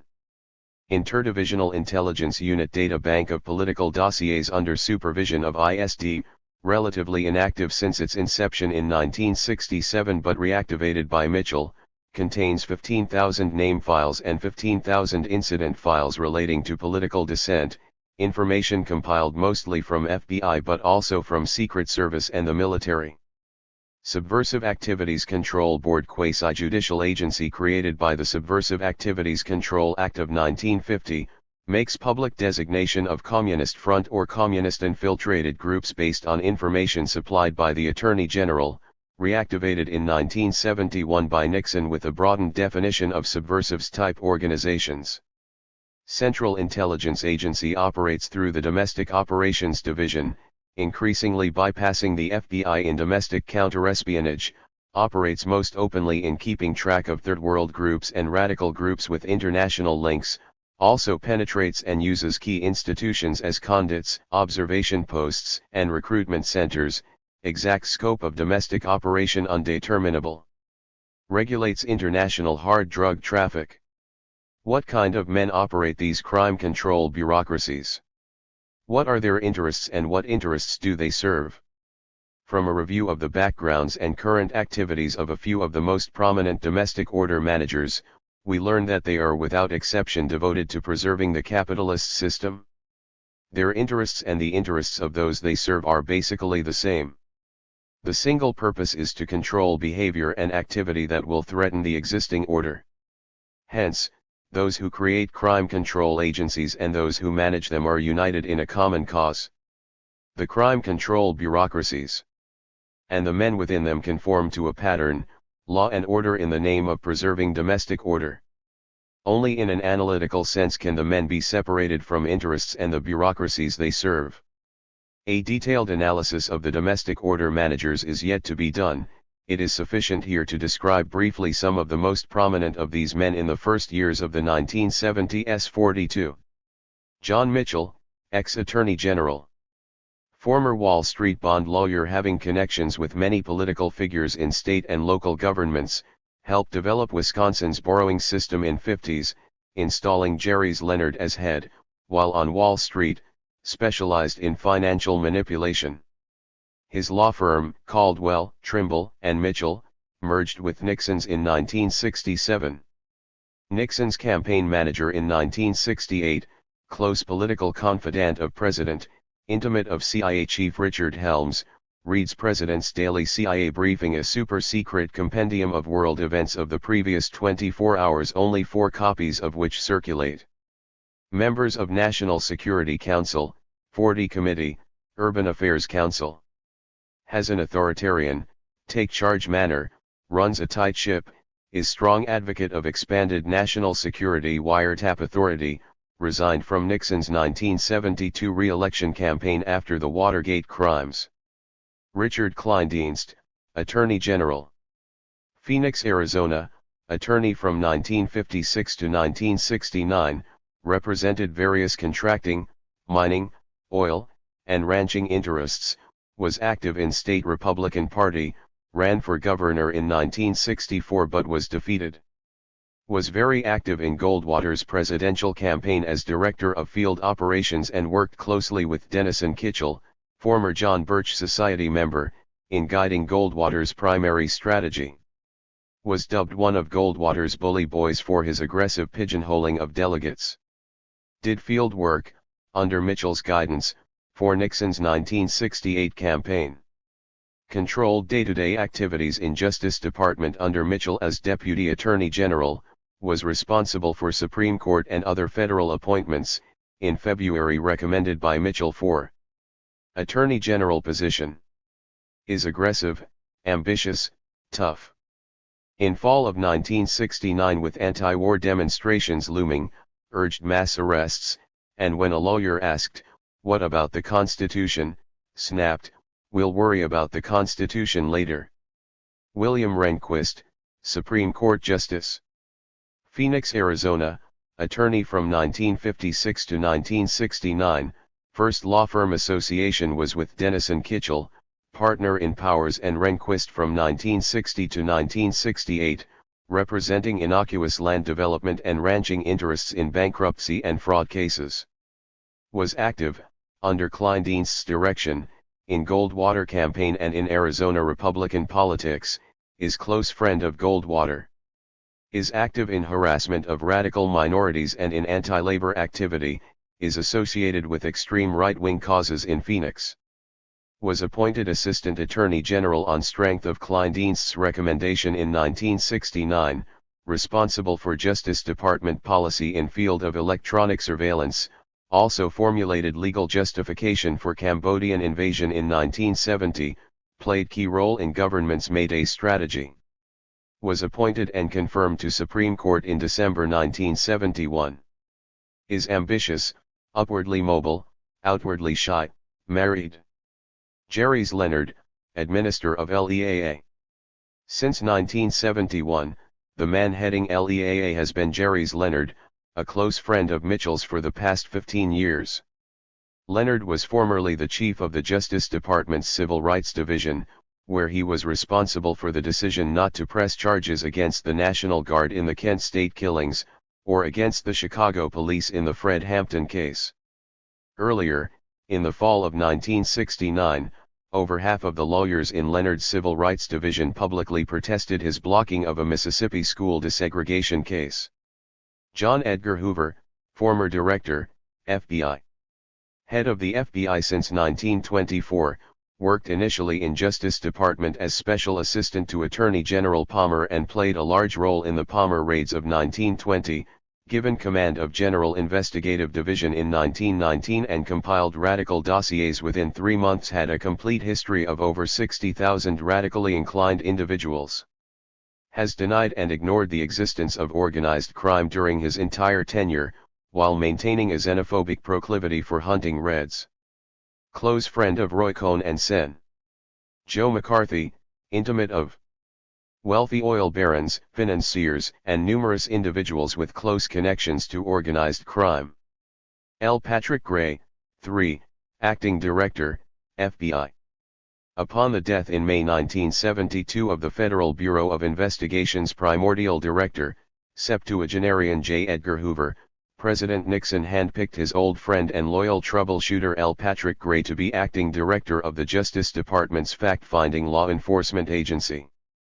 Gray, a retired Pentagon Navy official who practices law when not in the president's service, first served Nixon in the latter's initial, unsuccessful bid for the presidency, in 1960. When Nixon finally entered the White House, in 1969, Gray joined his administration as executive assistant to the Secretary of Health, Education, and Welfare. Later he served as head of the Civil Division of the Department of Justice, and while in that position he accepted the additional burden of enforcing the administration's freeze on wages and prices. At the time of his present appointment, his nomination for the post of Deputy Attorney General was pending. The fervor of Gray's patriotism is second to no man's, including J. Edgar Hoover's. Gray had earlier succeeded William Ruckelshaus as Assistant Attorney General in charge of the Justice Department's Civil Division. Gray developed the strategy, later constitutionally questioned, of mass arrests of anti-war demonstrators in Washington. Robert Mardian, Assistant Attorney General. Former Pasadena, California attorney from 1951 to 1968, representing various contracting and investment interests, among others, Vice President, General Counsel, and large stockholder of Mutual Savings and Loan Association, 1962 through 1968. Directed Western Region of Goldwater campaign in 1964 because of his business and personal connections in most areas of the region. Was appointed General Counsel for HEW by Nixon in 1969, developed administration's desegregation policies. Was appointed head of ISD in November 1970, responsible for flood of investigative grand juries, expanded intelligence and surveillance, and prosecution of Pentagon Papers and Anderson Papers leaks. Plays golf with Mitchell, rides to work each morning with his neighbor and close friend Richard Kleindienst. Is very aggressive, tough-minded, competitive. In addition to these leading figures in the nation's crime control bureaucracies, there are such persons as Guy L. Goodwin, Associate Deputy Attorney General Donald Santarelli, and LEAA Associate Administrators Richard W. Veld and Clarence M. Coster. With all of these men, there is the fact of close ties in the past and a common outlook regarding the problem of securing the domestic order. There is no need for an outright law and order conspiracy when the crime control managers share such a basic mental framework. The closed and total nature of the national crime control bureaucracy becomes evident in any investigation of these agencies and their leaders. Whenever there is a change in bureaucratic positions, usually involving merely a reshuffling of personalities or a set of promotions, a sense of the common framework and relationships becomes obvious. For example, when Jerry Leonard was sworn in as the new administrator of LEAA, the old hands from the presidency, to the Supreme Court, to the Department of Justice, to other control agencies were involved. The Attorney General, then John Mitchell, delivered the remarks. I welcome all of you here today for this noteworthy occasion. The ceremony at the White House when Jerry Leonard was sworn in at noon by Justice Blackmun, in the presence of the President, was very delightful. It was a great thing for law enforcement. I can highly commend Jerry Leonard to all of you.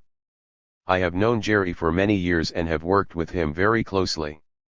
He has a great deal of experience in legislative and administrative matters, and, of course, he was head of the Civil Rights Division of the Justice Department for more than 2 years. I think his qualifications for the position he now holds are unique and outstanding. There are very few jobs in government he could not handle with great distinction. He certainly has my full confidence, and he also has the confidence of the President of the United States. His task and your task, as part of the LEAA program, will have a greater impact on our society than perhaps any other segment of government. I am sure most of you realize that the criminal justice system in this country, particularly at the state and local level, is archaic and relates more to the 18th and 19th centuries than to the present century. It is only through improvement of the entire system that we are going to be able to reduce crime. It is a monumental job because of the absence of resources in most areas. I believe that all of you, under Jerry Leonard's leadership, along with Clarence Koster and Richard Veld, will make a mark and will contribute to society the true potential of what LEAA can do. We in the Justice Department from my office on down, as well as the President in the White House, will be behind you 100% in all your efforts. Point 43. The question is whether the crime control bureaucracy will continue to increase in size and in scope. The current personalities, those who manage the control agencies, are performing their duty of assisting the ruling class in preserving domestic order. The capitalist system is being maintained, in time of crisis, by the crime control bureaucracy. And I would argue that as long as the capitalist system is threatened, this bureaucracy will exist and perform the function of maintaining order. Since the capitalist system will increasingly be plagued by its own contradictions, the crime control bureaucracy will become even stronger and more pervasive. Legal repression is a basic part of capitalism. It may be the final solution to the preservation of the capitalist order. That is, until we can change to a different kind of society. The revolutionary consequences of the capitalist crisis. Criminal law continues to secure the colonial status of the oppressed in the corporate economy of the United States. The events of the last few years relating to crime can be understood only in the light of the crisis of the American system, including the events of disruption and those of repression. Moreover, the oppression and repression within the United States cannot be separated from its imperialism abroad. The crisis of the American empire is complete. The war waged against the people of Indochina is part of the same war waged against the oppressed at home. The ruling class, through its control of the state, must resort to a worldwide counter-revolution. A counterinsurgency program is carried out through the CIA abroad and the FBI and local police forces at home. A military war has been fought in Asia, while a war on crime with its own weaponry is being fought within the United States. All of this to avoid changing the national corporate economy, indeed to protect it and to promote its continuation. Crime and the criminal law can only be understood within the context of this crisis. By posing on the national level the central issues of the international conflict, by linking the international struggle for self-determination with the internal quest for social equality and social control, the crisis of democracy increasingly presents itself as the revolutionary crisis of the epoch. The movement for the sovereignty of the people within the imperial nation coincides with the struggle for self-determination in the international sphere. Just as domestically the demand for democratic power is a demand to overthrow the corporate ruling class and to make the productive apparatus responsive to social needs, so internationally the precondition of democratic sovereignty and interstate coexistence is the dissolution of the government of the international corporations and financial institutions which have expropriated the sovereignty of nations in order to appropriate the wealth of the world. 44. The consequences of such an understanding are revolutionary. 4. Crime control in the capitalist state. The awareness that the legal system does not serve society as a whole, but serves the interests of the ruling class, is the beginning of a critical understanding of law in capitalist society. The ruling class through its use of the legal system is able to preserve a domestic order that allows the dominant economic interests to be maintained and promoted. This class, however, is not in direct control of the legal system, but must operate through the mechanisms of the state. Thus it is to the state that we must turn for further understanding of the nature and operation of the legal order. For the role of the state in capitalist society is to defend the interests of the ruling class, and crime control becomes a major device in that defense. The capitalist state. Criminologists and legal scholars generally neglect the state as a focus of inquiry. Failing to distinguish between civil society and the political organization of that society, they ignore the major fact that civil society is secured politically by the state and that a dominant economic class is able by means of the state to advance its own interests.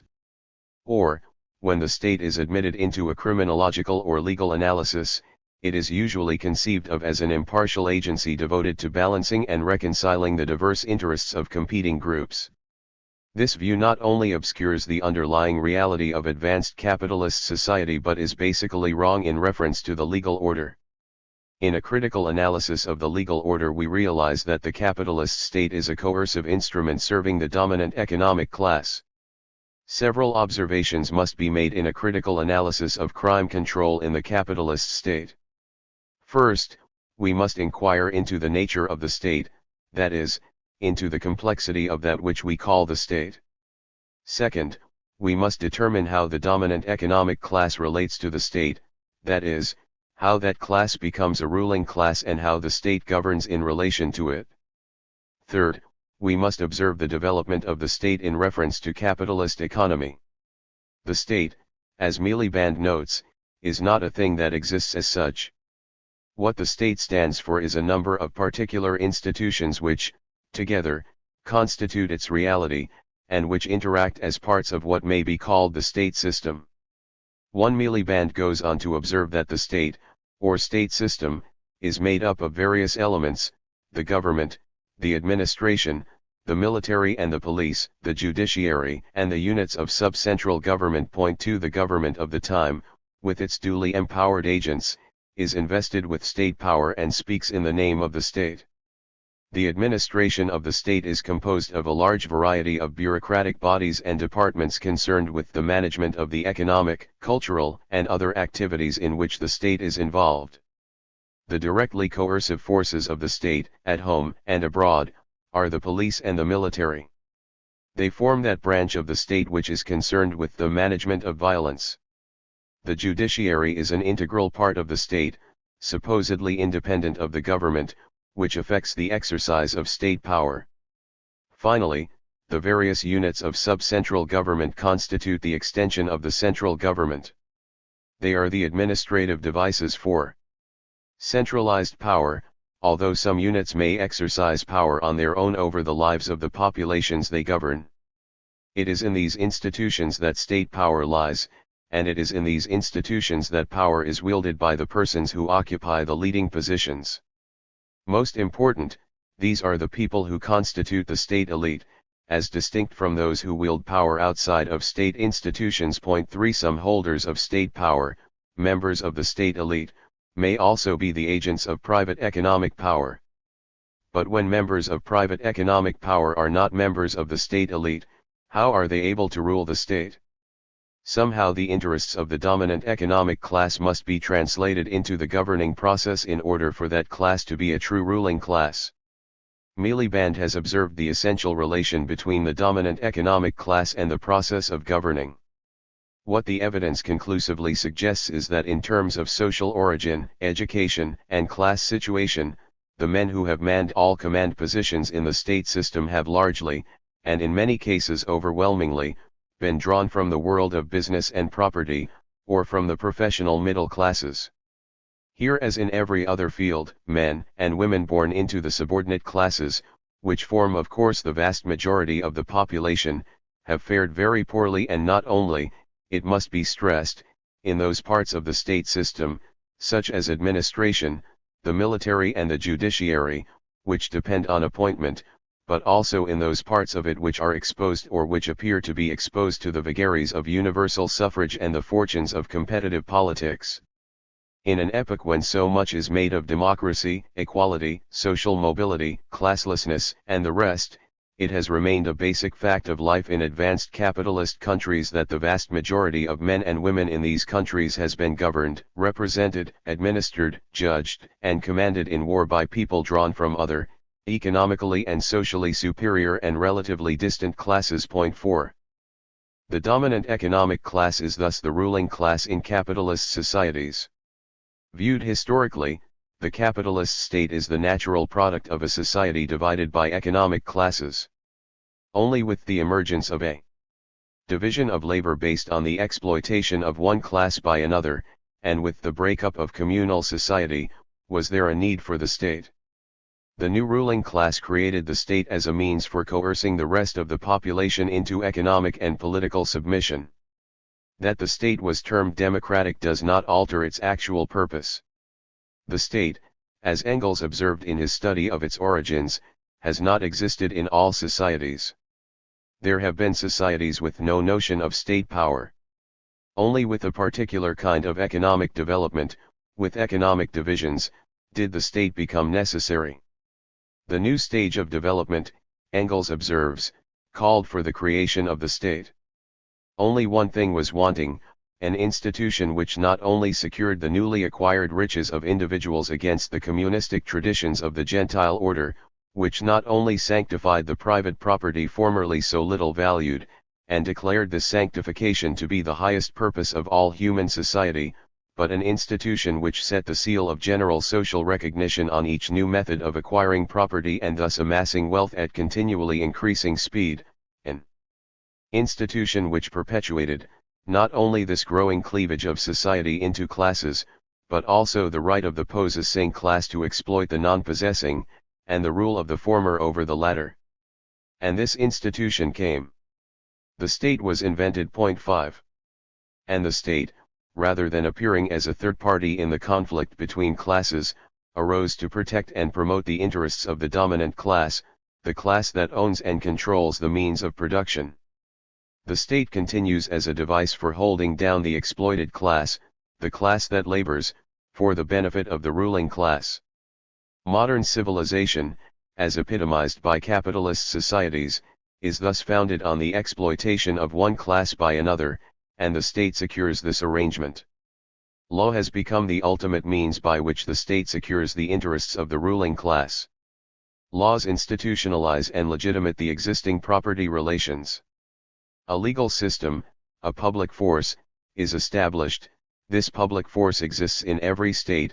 It consists not merely of armed men, but also of material appendages, prisons, and coercive institutions of all kinds, of which Gentile society knew nothing.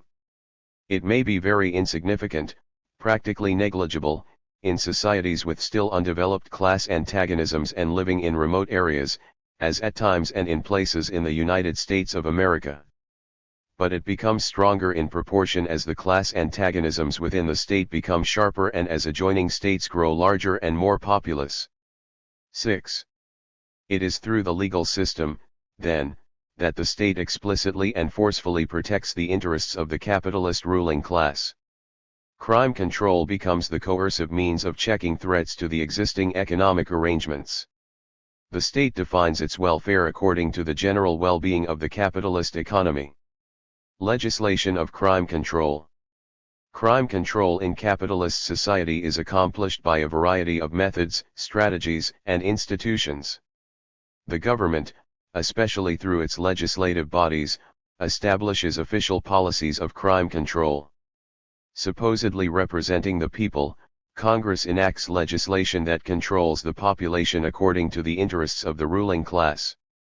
The administrative branch of the state, usually in conjunction with the government, establishes and enforces crime control policies. Specific agencies of law enforcement, such as the Federal Bureau of Investigation and the recent Law Enforcement Assistance Administration, have great latitude in determining the nature of crime control efforts. Local police departments enforce national policies of law enforcement, while at the same time creating their own systems of crime control. And on the national level, operating as an administrative unit of the government of the time, there is the Department of Justice. In the name of justice, the state is able through its Department of Justice to officially repress the dangerous and subversive elements of the population, that is, those who would threaten the state and its supporting economic structure. All of these state institutions attempt to rationalize the legal system by employing the advanced methods of science and technology. And whenever any changes are to be attempted toward the end of reducing the incidence of crime, rehabilitation of the individual or reform within the institutions is suggested rather than a revolution in the institutions themselves. To drastically alter the society and the crime control institutions would be to alter beyond recognition the existing economic system. The congressmen who draft and enact crime control policies are of a single mind regarding the need for crime control in the preservation of the capitalist system. Contrary to liberal political theory, political leaders are in agreement on the truly fundamental issues. The governments of capitalist countries, Miliband argues, have mostly been composed of men who beyond all their political, social, religious, cultural, and other differences and diversities, have at least had in common a basic and usually explicit belief in the validity and virtues of the capitalist system, though this was not what they would necessarily call it, and those among them who have not been particularly concerned with that system, or even aware that they were helping to run a specific economic system, much in the way that they were not aware of the air they breathed, have at least shared with their more ideologically aware colleagues or competitors a quite basic and unswerving hostility to any socialist alternative to that system. 7. The commitment to capitalism, therefore, determines the government's policies and, moreover, provides the rationale for social legislation, including crime control legislation. Though legislators may differ on some specific issues, they are in basic agreement on the control, through law, of behavior and activities that threaten the capitalist system euphemistically referred to as the American way of life. In recent years the government has been particularly active in the areas of crime control. This activity reflects in large part the reaction of the government to a crisis in the capitalist system. The solution has been simplistic, but nevertheless consequential, to protect the existing order by controlling crime. Congress has enacted a series of crime bills. The concern of Congress over the challenges to the existing order, a concern reflected in the crime legislation, is documented in the opening statement of the 1968 Crime Bill. Congress finds that the high incidence of crime in the United States threatens the peace, security, and general welfare of the nation and its citizens. To prevent crime and to ensure the greater safety of the people, law enforcement efforts must be better coordinated, intensified, and made more effective at all levels of government. Congress finds further that crime is essentially a local problem that must be dealt with by state and local governments if it is to be controlled effectively. It is therefore the declared policy of the Congress to assist state and local governments in strengthening and improving law enforcement at every level by national assistance. It is the purpose of this title to encourage states and units of general local government to prepare and adopt comprehensive plans based upon their evaluation of state and local problems of law enforcement, authorize grants to states and units of local government in order to improve and strengthen law enforcement, and encourage research and development directed toward the improvement of law enforcement and the development of new methods for the prevention and reduction of crime and the detection and apprehension of criminals. 8. Not only was the war on crime intensified by this legislation, but the federal government stimulated local governments to engage in the battle. With the creation of the Law Enforcement Assistance Administration, Requiring large amounts of financing and guidance, local governments were enlisted in the crusade to make capitalism survive. The government's reaction to the crisis of the 1960s to the riots, assassinations, and crime in the streets was to define the problem as one of insufficient laws and inadequate law enforcement. Rather than acknowledging that the crisis was a result of the contradiction in the capitalist system itself, which would have been against the interests of the government enacted further repressive legislation. President Johnson sounded the call in a message to Congress in 1967, warning the legislators that crime and the fear of crime has become a public malady, and reminded them of their duty to seek its cure. 9. Johnson's legislative proposals gave Congress the opportunity to further define the crime problem. Hearings were held by the Senate Subcommittee on Criminal Laws and Procedures and by the House Judiciary Committee. The hearings provided the framework for defining the crime problem in modern terms, and for urging stricter law enforcement, denial of basic rights for defendants, and the use of modern technology in the war on crime. The result of these efforts was the enactment of the Omnibus Crime Control and Safe Streets Act of 1968. The new crime legislation initially assisted state and local governments in trying more effectively to assure domestic order by increasing the effectiveness of law enforcement and criminal administration. By the time the bill was passed, several amendments were added which deliberately attempted to overturn previous Supreme Court decisions that supposedly coddled criminals and handcuffed the police. For example, one amendment provided that all voluntary confessions and eyewitness identifications, regardless of whether a defendant had been informed of his rights to counsel, could be admitted in federal trials. In another provision, state and local law enforcement agencies were given broad license to tap telephones and engage in other forms of eavesdropping, even without a court order. Another provision required that any persons convicted of inciting a riot or civil disorder, organizing, promoting, encouraging, or participating in a riot or civil disorder, or aiding and abetting any person in committing such offenses be disqualified from employment by the federal government for 5 years. The legislation was a clear attempt to control by means of the criminal law any behavior that would threaten the established order. The government has continued its course of enacting crime control legislation. The Congress and the Presidency have worked together to construct a comprehensive program of crime control. 10 Several congressional committees, including 4 Senate committees, 5 House committees, and 2 appropriations committees, are actively involved in formulating crime control policies.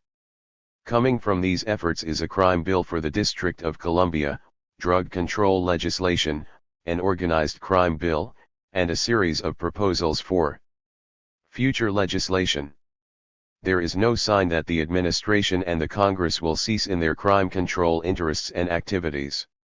In July of 1970, Nixon signed into law the District of Columbia Crime Bill. Crime in the District of Columbia had become a symbolic issue for Nixon and the Congress, deserving an exemplary crime control program. Among the features of the bill, in addition to new laws of regulation, are the following repressive measures. Authorization for no-knock searches, under which a policeman with a warrant could force his way into a building without announcing his presence or identifying himself if there was reason to believe evidence inside would otherwise be destroyed.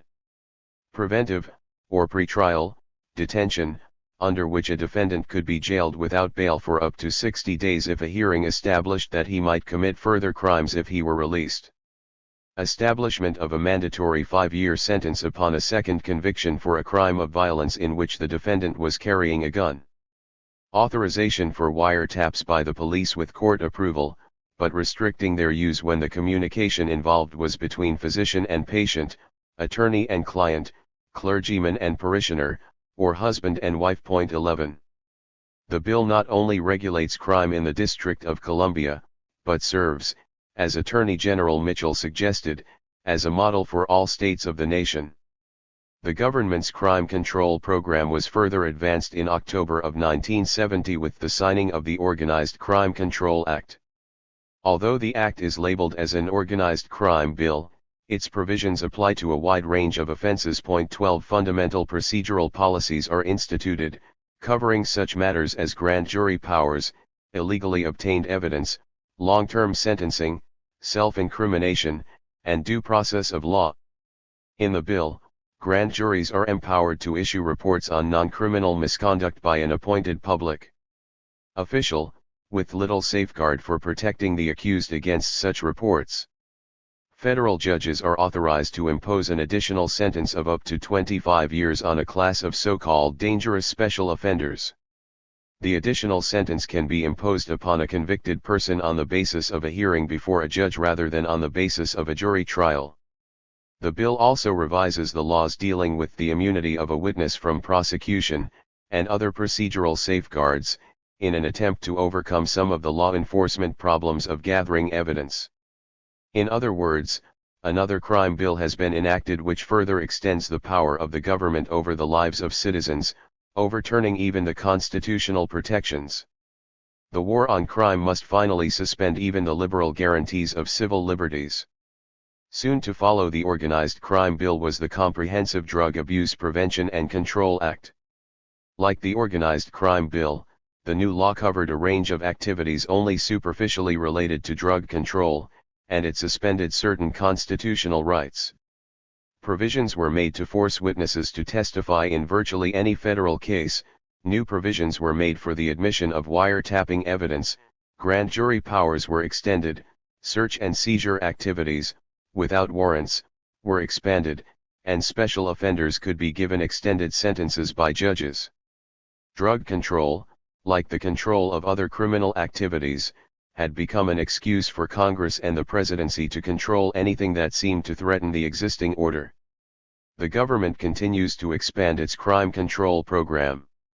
At the beginning of the 1970s, the Senate could praise itself on the passage of a good share of legislation for the program.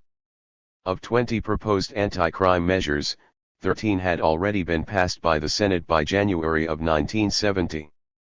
Senator Mansfield could state, "Only 5 areas remain for action and all of these will be considered in the Senate this session."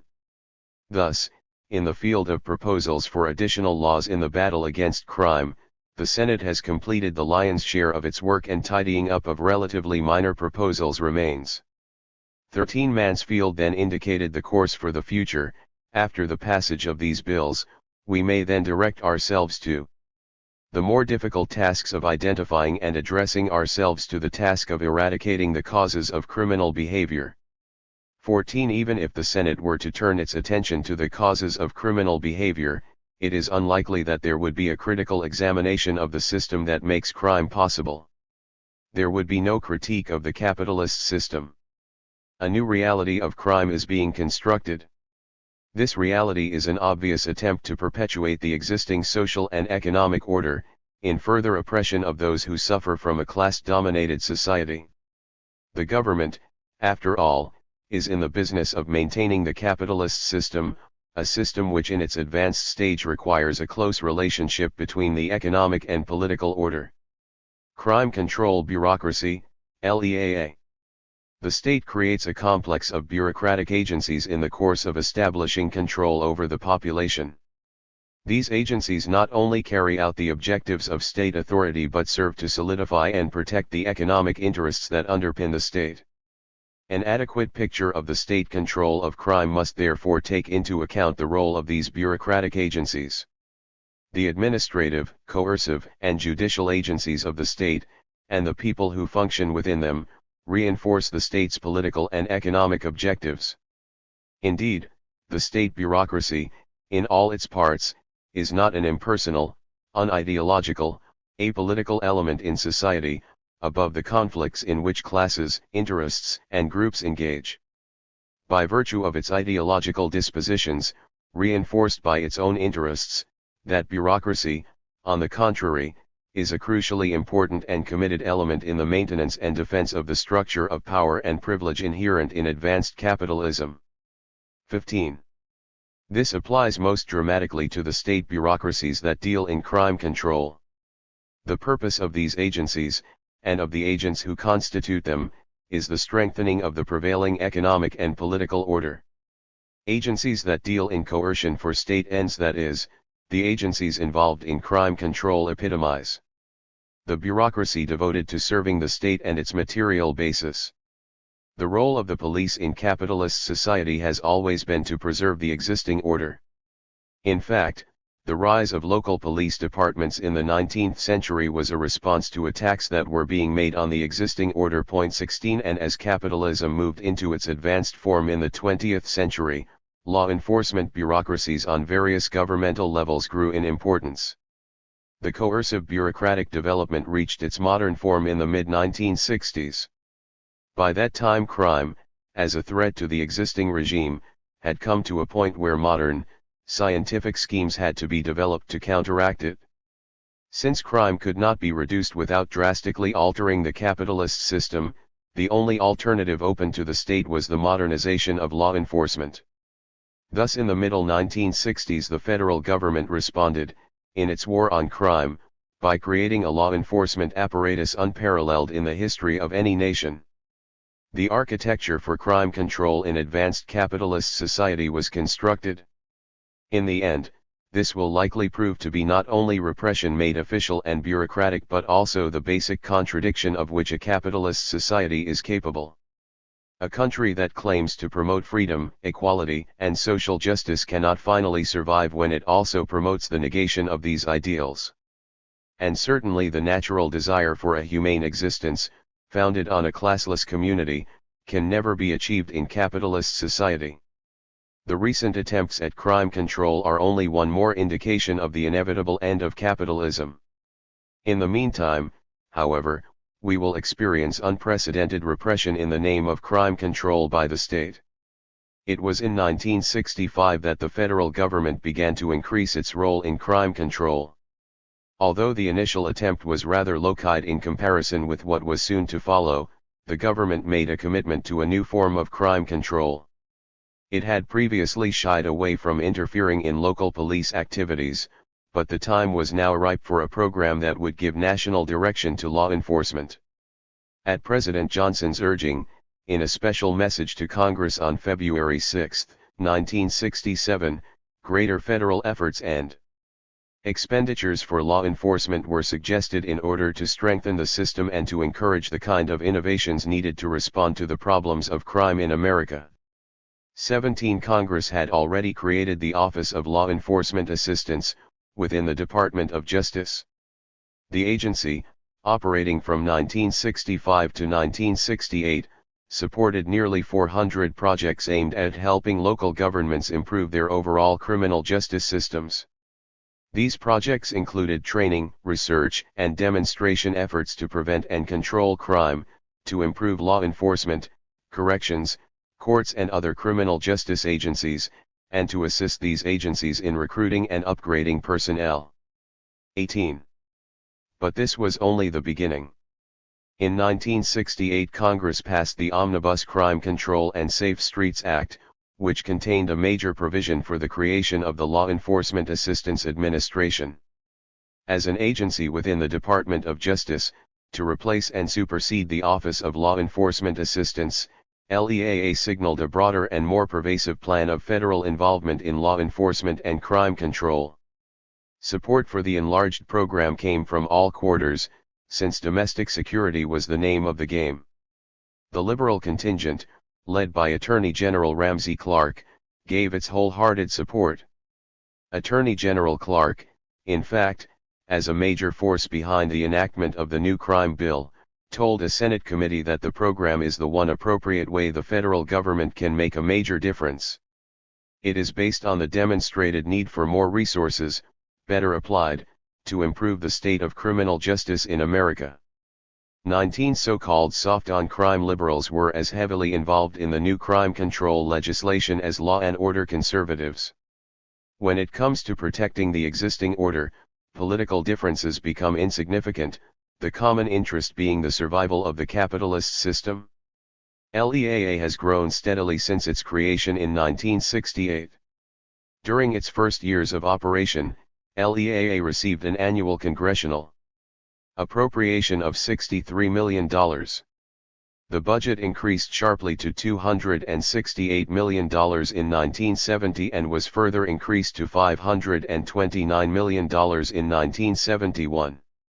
The Senate authorized $1.15 billion for 1972 and $1.75 billion for 1973. In his annual report, the administrator of LEAA, after citing the generous appropriations, advised the President and the Congress on the mission and impact of his agency.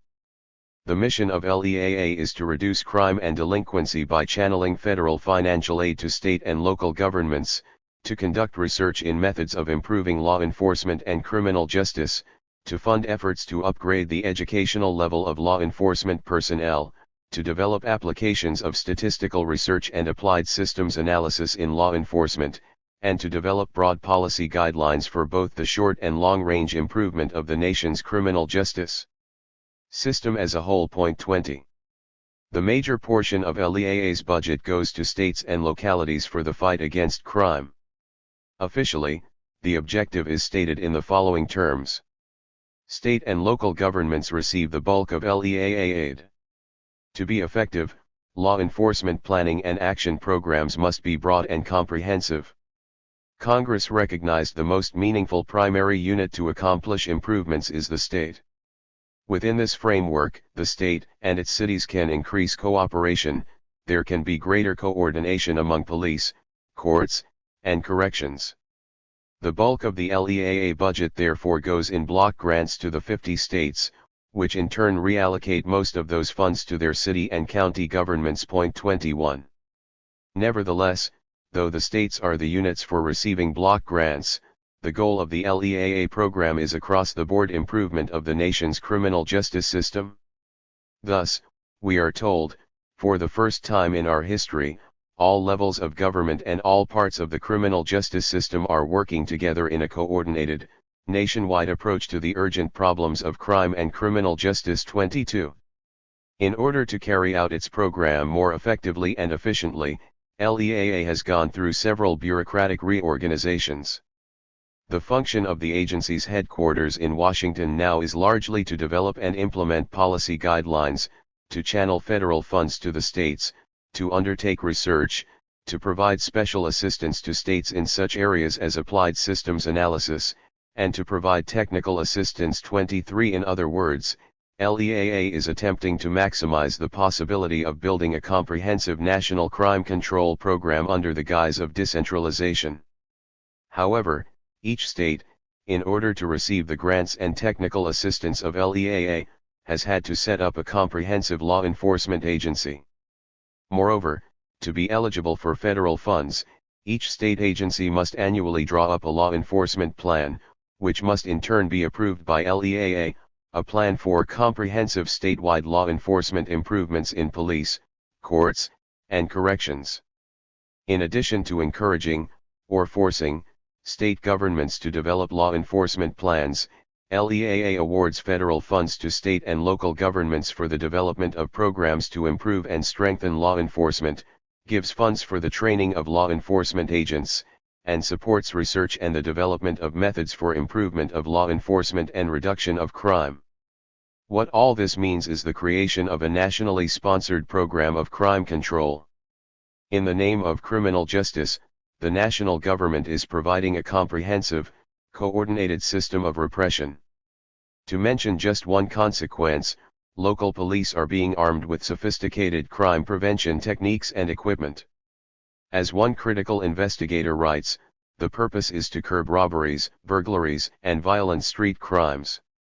The result, however, enables police to keep citizens, the innocent and the guilty alike, under electronic and photographic surveillance while they are shopping, walking public streets, driving automobiles, and visiting both private and public buildings. 24. Furthermore, massive computerized intelligence systems are being developed to predict disorder and to contain information on dangerous persons. Great amounts of money are being given for the development of techniques for the control of the popular ton, for the prevention of disorder, for the preservation of domestic order. In the course of this development, a huge bureaucracy devoted to crime control is being created not only in Washington but within each of the states. In addition, there are the 10 regional offices of LEAA, each with its own director, deputy director, administrative services, technical assistance staff, and Operations Division. A considerable portion of the federal support of LEAA must go to the routine operation of these state and regional agencies. It gives some encouragement to those who fear governmental repression that much of the funds and energies of LEAA are being used for the sheer operation of these bureaucracies. The potential impact of LEAA is necessarily limited by the weight of the bureaucracy. 25. But the aims of LEAA are specific and of long-term consequence. In his testimony before the Legal and Monetary Affairs Subcommittee of Congress, the administrator of LEAA, Jerry Leonard, made clear the government's objectives in the war on crime. For the future, reducing crime nationally will not be an easy job. It will not be cheap, in either labor or money. But it can be done, and the present LEAA program must be the major vehicle for doing it. For those without blinders, unmistakable signs of progress already are evident. Many more will become apparent if we can have unmatched dedication by local, state, and federal officials, responsible assistance from the public, and continued support from the Congress, whose judiciary committees gave LEAA a remarkably sound bill of health following extended hearings last year. In many ways, American citizens are safer now than they were 3 years ago. A year from now, they will be safer than they are today. The decade of the 1960s ended as the most lawless in our history. The decade of the 1970s can end with crime long since under control, if we are not diverted from our task by phantoms. 26. Legal repression by the Justice Department. The modern phase of the legal order in the United States is characterized by greater centralization of crime control and a much more organized and effective form of legal repression. Whereas crime control was formerly in the hands of local police, crime control in the 1960s and 1970s became a primary concern of the federal government. Although funds for crime control are allocated to states and local governments, the overall system is designed and dictated by the federal government. The control of crime has become of such importance in the maintenance of domestic order that the nation-state has had to manage the problem. The government headed by the President, the Attorney General, the Law Enforcement Assistance Administration, and the Federal Bureau of Investigation now controls crime, recognizing that what is at stake is the survival of the existing order. The government today is concentrating its crime control efforts in the United States Department of Justice. Contrary to the popular image, the Justice Department is not a bureaucratic agency separate from the current government, serving the interests of the public. The Justice Department, instead, is an agency of the government currently in power, serving the interests of that government.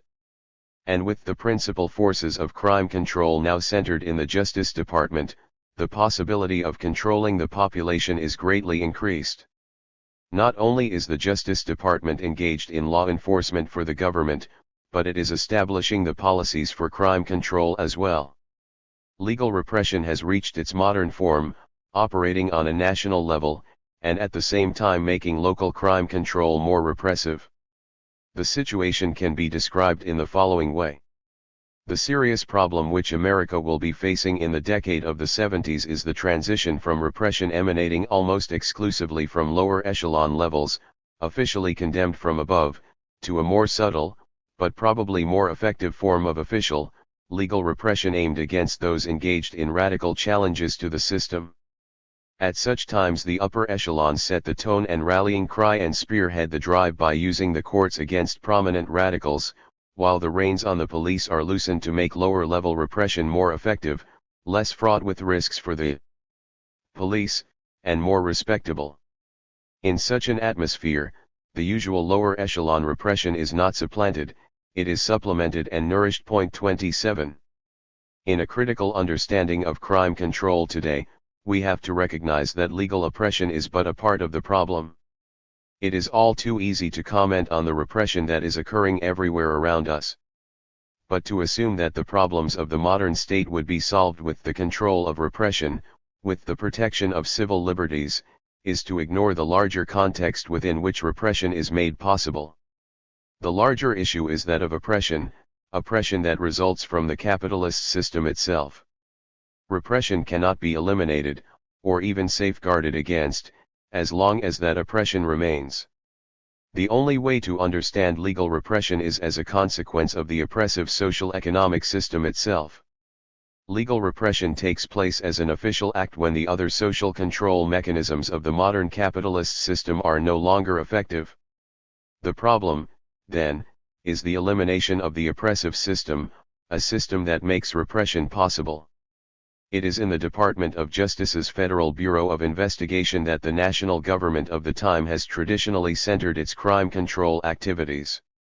Since its creation by a secret executive order during the administration of Theodore Roosevelt, the FBI has developed into a national police and investigative force that consists of 9,000 special agents, a clerical staff of 10,000, 59 regional offices, and hundreds of local resident offices. 28 But more important than these figures is the fact that the FBI is involved in more than simply investigating federal law violations. It specializes in domestic intelligence gathering and internal security protection.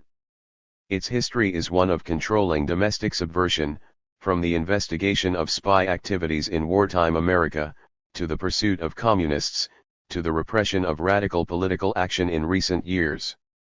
Under its longtime director, J. Edgar Hoover, the FBI has developed into a self-perpetuating bureaucracy that, though it is the subject of occasional criticism, operates beyond public control for the sole benefit of itself and the government. 29 The speculation that the FBI will change with the recent death of Hoover ignores the nature of the FBI's bureaucracy and the service the agency performs for the state in maintaining domestic security. The FBI has been able to extend its surveillance activities over the years through legislative enactment overturning previous Supreme Court decisions. Since the mid-1960s, the FBI has freely engaged in electronic eavesdropping, court-ordered and otherwise. 30 Each year the telephones of tens of thousands of citizens are wiretapped, at a cost of about $5 million for these operations alone. On the basis of national security, the FBI legally and illegally justifies this operation.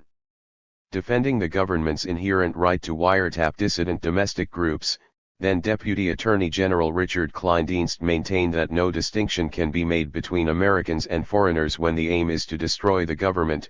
It would be silly to say that an American citizen, because he is an American, could subvert the government by actions of violence or revolution and be immune from, first, identification, and second, prosecution.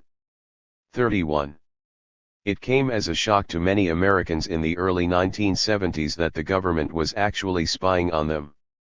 In the course of a Senate investigation, led by the Subcommittee on Constitutional Rights, it was disclosed that several government agencies, the FBI included, were heavily involved in obtaining intelligence information on hundreds of thousands of law-abiding yet suspect American citizens.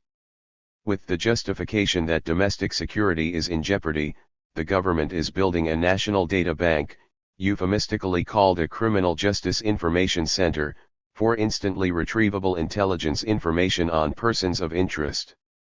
The government's purpose is to avert internal subversion, threats to the domestic order. Upon discovering the existence and extensiveness of such surveillance, the New York Times reported the following to its readers.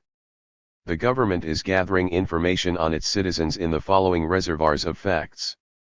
A Secret Service computer, one of the newest and most sophisticated in government. In its memory the names and dossiers of activists, malcontents, persistent seekers of redress, and those who would embarrass the president or other government leaders are filed with those of potential assassins and persons convicted of threats against the president. A data bank compiled by the Justice Department's Civil Disturbance Group. It produces a weekly printout of national tension points on racial, class and political issues and the individuals and groups involved in them. Intelligence on peace rallies, welfare protests, and the like provide the database against which the computer measures the mood of the nation and the militancy of its citizens. Judgments are made, subjects are listed as radical or moderate. A huge file of microfilmed intelligence reports, clippings, and other materials on civilian activity maintained by the Army's Counterintelligence Analysis Division in Alexandria, VA. Its purpose is to help prepare deployment estimates for troop commands on alert to respond to civil disturbances in 25 American cities. Army intelligence was ordered earlier this year to destroy a larger data bank and to stop assigning agents to penetrate peace groups and civil rights organizations. But complaints persist that both are being continued. Civilian officials of the Army say they assume they are not. Computer files intended to catch criminal suspects, the oldest and most advanced type with the longest success record, maintained by the Federal Bureau of Investigation's National Crime Information Center and recently installed by the Customs Bureau. The Crime Center's computer provides 40,000 instant, automatic teletype printouts each day on wanted persons and stolen property to 49 states and Canada, and it also talks to 24 other computers operated by state and local police departments for themselves and a total of 2,500 police jurisdictions. The center says its information is all from the public record, based on local and federal warrants and complaints, but the sum product is available only to the police. A growing number of data banks on other kinds of human behavior, including, for example, a cumulative computer file on 300,000 children of migrant farm workers kept by the Department of Health, Education, and Welfare. The object is to speed the distribution of their scholastic records, including such teacher judgments as negative attitude, to school districts with larger itinerant student enrollments. There is no statutory control over distribution of the data by its local recipients to prospective employers, for example. 32. The war is at home, domestic security is at stake. The government is responding to the challenge, as a government must, by maintaining its control by whatever means necessary. What began as a governmental war on crime in the streets turned into the suppression of any action that threatens the status quo. The presidential elections, and congressional elections as well, of 1964 and 1968 capitalized on the theme of a rising crime rate in America. Each candidate blamed the crime problem on the other candidates. Nixon, in the election of 1968, committed himself to a full-scale attack on the problem. Blaming the rising crime rate on the incumbent administration, Nixon had to deal with lawlessness as soon as he entered the White House. The greatest threat to law and order seemed to be the protests against the war in Vietnam, the draft system, and racial injustice. Nixon and his newly appointed Attorney General, John Mitchell, with the ready assistance of Hoover and the FBI, turned public attention to these politically dissident actions as being the really serious crimes facing the nation. Shortly after Nixon took office, Attorney General Mitchell announced that he intended to prosecute hardline militants, such as those who cross state lines to incite riots on college campuses. Mitchell told the nation, citing evidence collected by the FBI, that a great deal of evidence has been collected on this aspect of campus disorders, and that I would say this is a very serious component. 33. A few days later, Assistant Attorney General Jerry Leonard announced to the public that he was prepared to prosecute such militants under the newly enacted anti-riot law.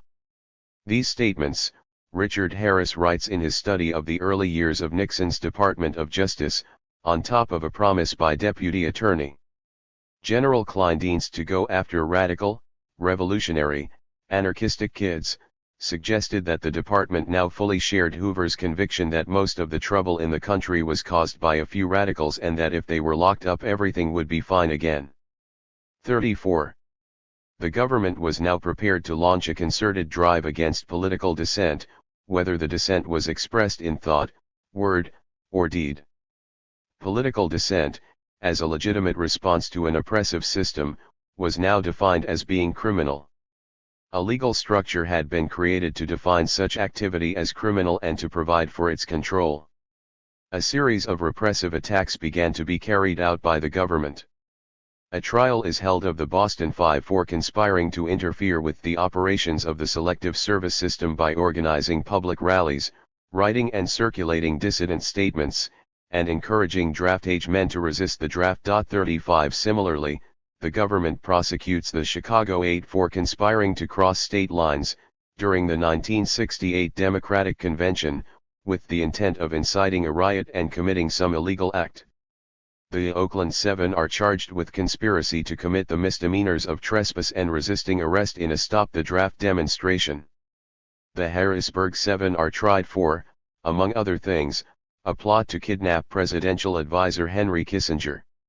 Then there is the trial of Daniel Ellsberg for passing Pentagon documents to the press. And Black Panther groups are harassed in various ways, including being raided and murdered by local and federal agents. The list goes on. Political action against the government, or against policies of the government, has become defined as being such a threat to the existing regime that the most dubious of criminal charges must be made and the most insidious of repressive actions taken.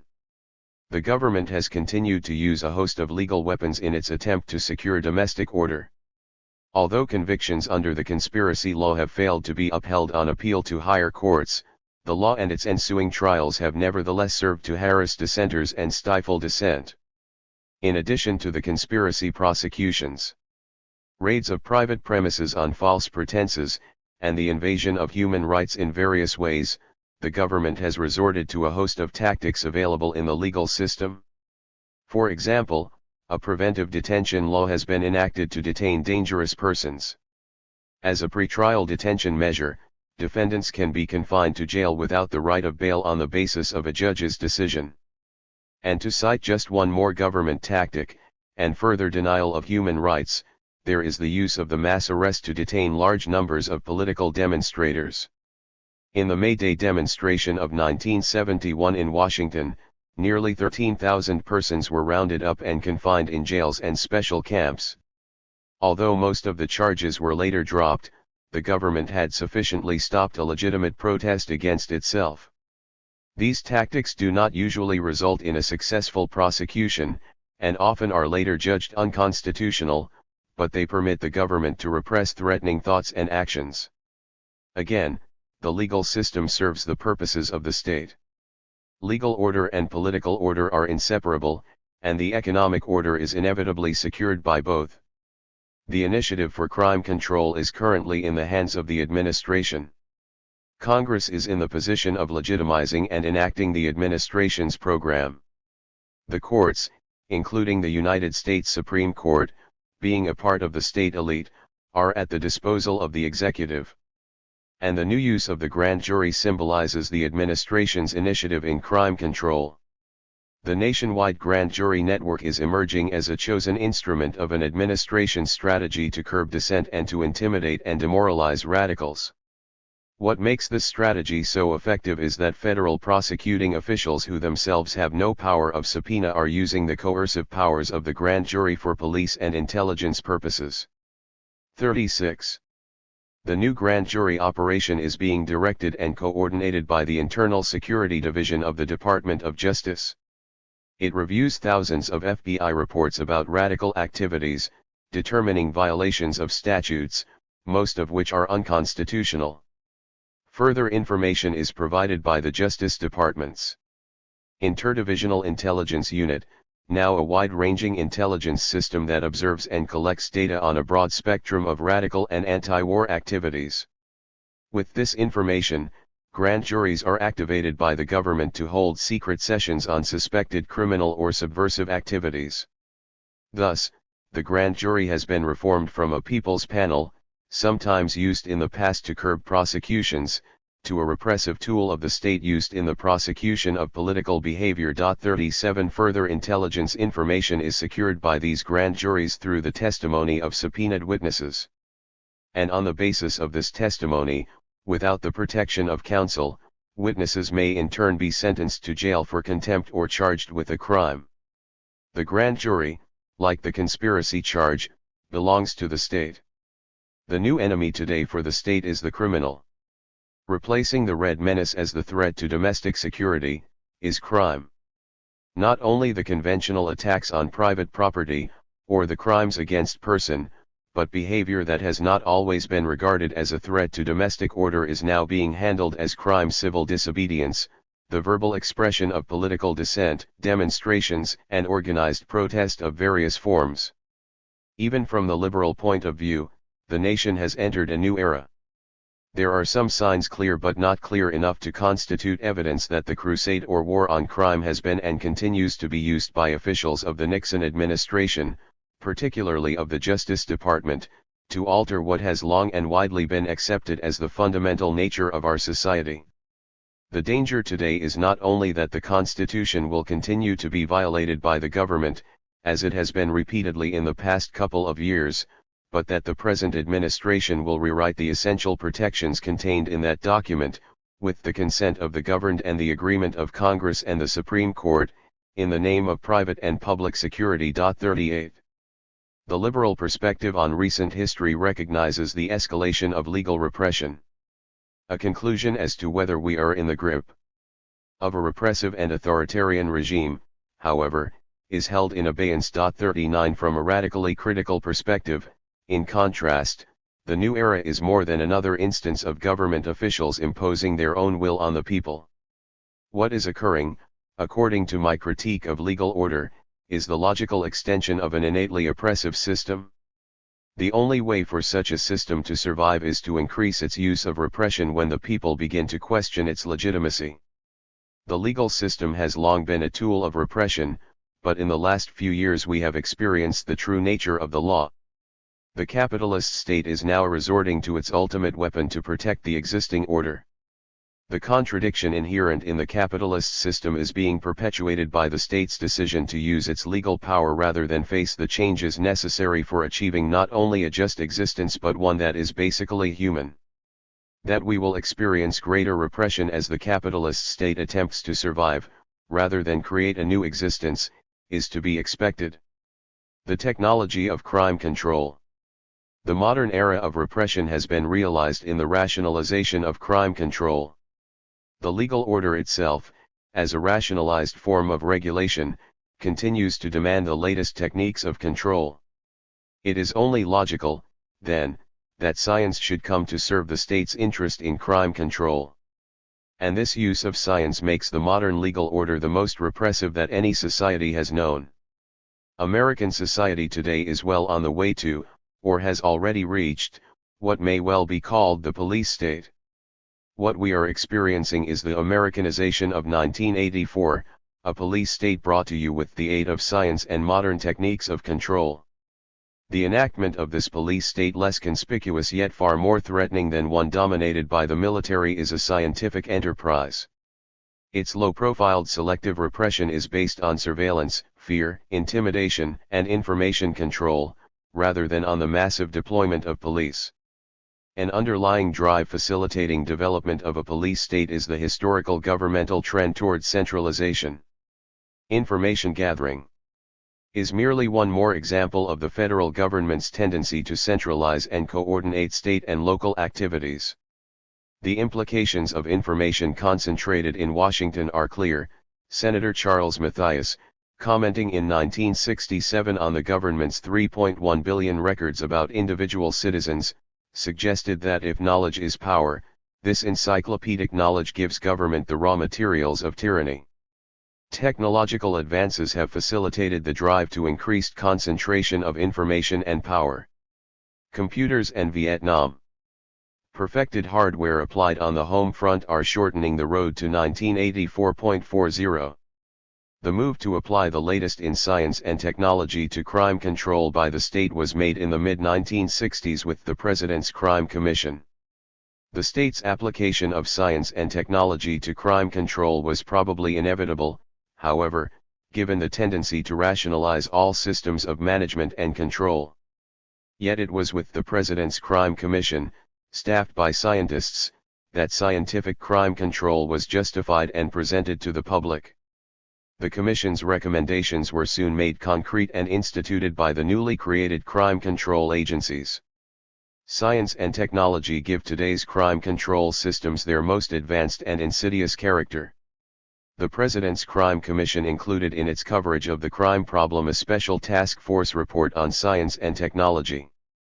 The special project was funded by the Office of Law Enforcement Assistance, of the Justice Department, which was also responsible for the staff and organization of the task force. The actual work was conducted by the Institute for Defense Analyses. The project was directed by Dr. Alfred Blumstein, a staff member of the Institute for Defense Analyses. The complete study is contained in the task force report, but the recommendations and arguments of the task force are also included in the final report of the Commission, The Challenge of Crime in a Free Society. The message of the task force's research and analysis is that crime control must become more scientific, that crime control must utilize the kind of science and technology that already serves the military, and that the federal government must institute and support such a program. The chapter on science and technology in the Commission's final report begins. The scientific and technological revolution that has so radically changed most of American society during the past few decades has had surprisingly little impact upon the criminal justice system. In an age when many executives in government and industry, faced with decision-making problems, ask the scientific and technical community for independent suggestions on possible alternatives and for objective analyses of possible consequences of their actions, the public officials responsible for establishing and administering the criminal law, the legislators, police, prosecutors, lawyers, judges, and corrections officials, have almost no communication with the scientific and technical community. Point 41. That there is a science and a technology available for crime control, on a military model, is the good news presented in the opening lines of the task force's own report. The natural sciences and technology have long helped the police to solve specific crimes. Scientists and engineers have had very little impact, however, on the overall operations of the criminal justice system and its principal components, police, courts, and corrections. More than 200,000 scientists and engineers have applied themselves to solving military problems and hundreds of thousands more to innovation in other areas of modern life, but only a handful are working to control the crimes that injure or frighten millions of Americans each year. Yet, the two communities have much to offer each other. Science and technology is a valuable source of knowledge and techniques for combating crime. The criminal justice system represents a vast area of challenging problems. Point 42. The Science and Technology Task Force goes on to list the kind of equipment and tactics that should be used in the war on crime. In the traditional view, science and technology primarily means new equipment. And modern technology can, indeed, provide a vast array of devices beyond those now in general use to improve the operations of criminal justice agencies, particularly in helping the police deter crime and apprehend criminals. Some of the more important possibilities are: electronic computers for processing the enormous quantities of needed data, police radio networks connecting officers and neighboring departments, inexpensive, light two-way portable radios for every patrolman, computers for processing fingerprints, instruments for identifying criminals by their voice, photographs, hair, blood, body chemistry, etc. Devices for automatic and continual reporting of all police car locations. Helicopters for airborne police patrol. Inexpensive, reliable burglar and robbery alarms. Non-lethal weapons to subdue dangerous criminals without inflicting permanent harm. Perimeter surveillance devices for prisons. Automatic transcription devices for courtroom testimony. Many of these devices are now in existence, some as prototypes and some available commercially. Others still require basic development but are at least technically feasible and worthy of further exploration. Point 43. The similarities between military operations and domestic crime control are made clear, and the Crime Commission is advised to pursue the militarization of crime control. Crime control, being largely a social problem, may appear to be outside the realm of the scientist's skills. Indeed, many aspects of the problem do fall outside their scope. The experience of science in the military, however, suggests that a fruitful collaboration can be established between criminal justice officials on one hand and engineers, physicists, economists, and social and behavioral scientists on the other. In military research organizations, these different professions, working with military officers in interdisciplinary teams, have attacked defense problems in new ways and have provided insights that were new even to those with long military experience. Similar developments appear possible in criminal justice. Point 44. The stage is reached where military operations abroad and crime control at home have become one in objective and technique. The remainder of the Science and Technology Task Force report is devoted, in great detail, to the applications of science and technology to the problems of crime, and especially to improving the criminal justice system. And at the same time, the task force director, Alfred Bloomstein, was appearing before John McClellan's Senate subcommittee, making the same recommendations to the committee that was in the process of creating the Omnibus Crime Bill. Bloomstein made the suggestion, which served to reinforce McClellan's initial intentions, that the federal government must play the crucial role in mounting the new form of crime control. It may very well be that the application of science and technology to criminal justice has been retarded so long as a result of the fragmentation of the criminal justice system. We have over 40,000 separate police agencies, and several thousand court systems and correctional systems. Only a handful of these are large enough and rich enough to undertake major research or equipment development projects on their own. There is little incentive for them to do so, since that would probably be an inefficient investment of resources for any one of them. Although the results would benefit all, the innovator alone would have to bear the high cost. Even if the individual agencies independently conducted their own projects, we would probably see many of them pursuing identical questions, not knowing of the work and results of the other. Furthermore, there would be little incentive for an individual agency to disseminate the results of its work to other agencies that might be able to use them. This is a typical situation in which it is appropriate for the federal government to take a leading and coordinating role. The federal government could provide the risk capital to conduct the research or to develop the new technology at a cost that would be small by federal standards but would swamp the budget of any individual criminal justice agency.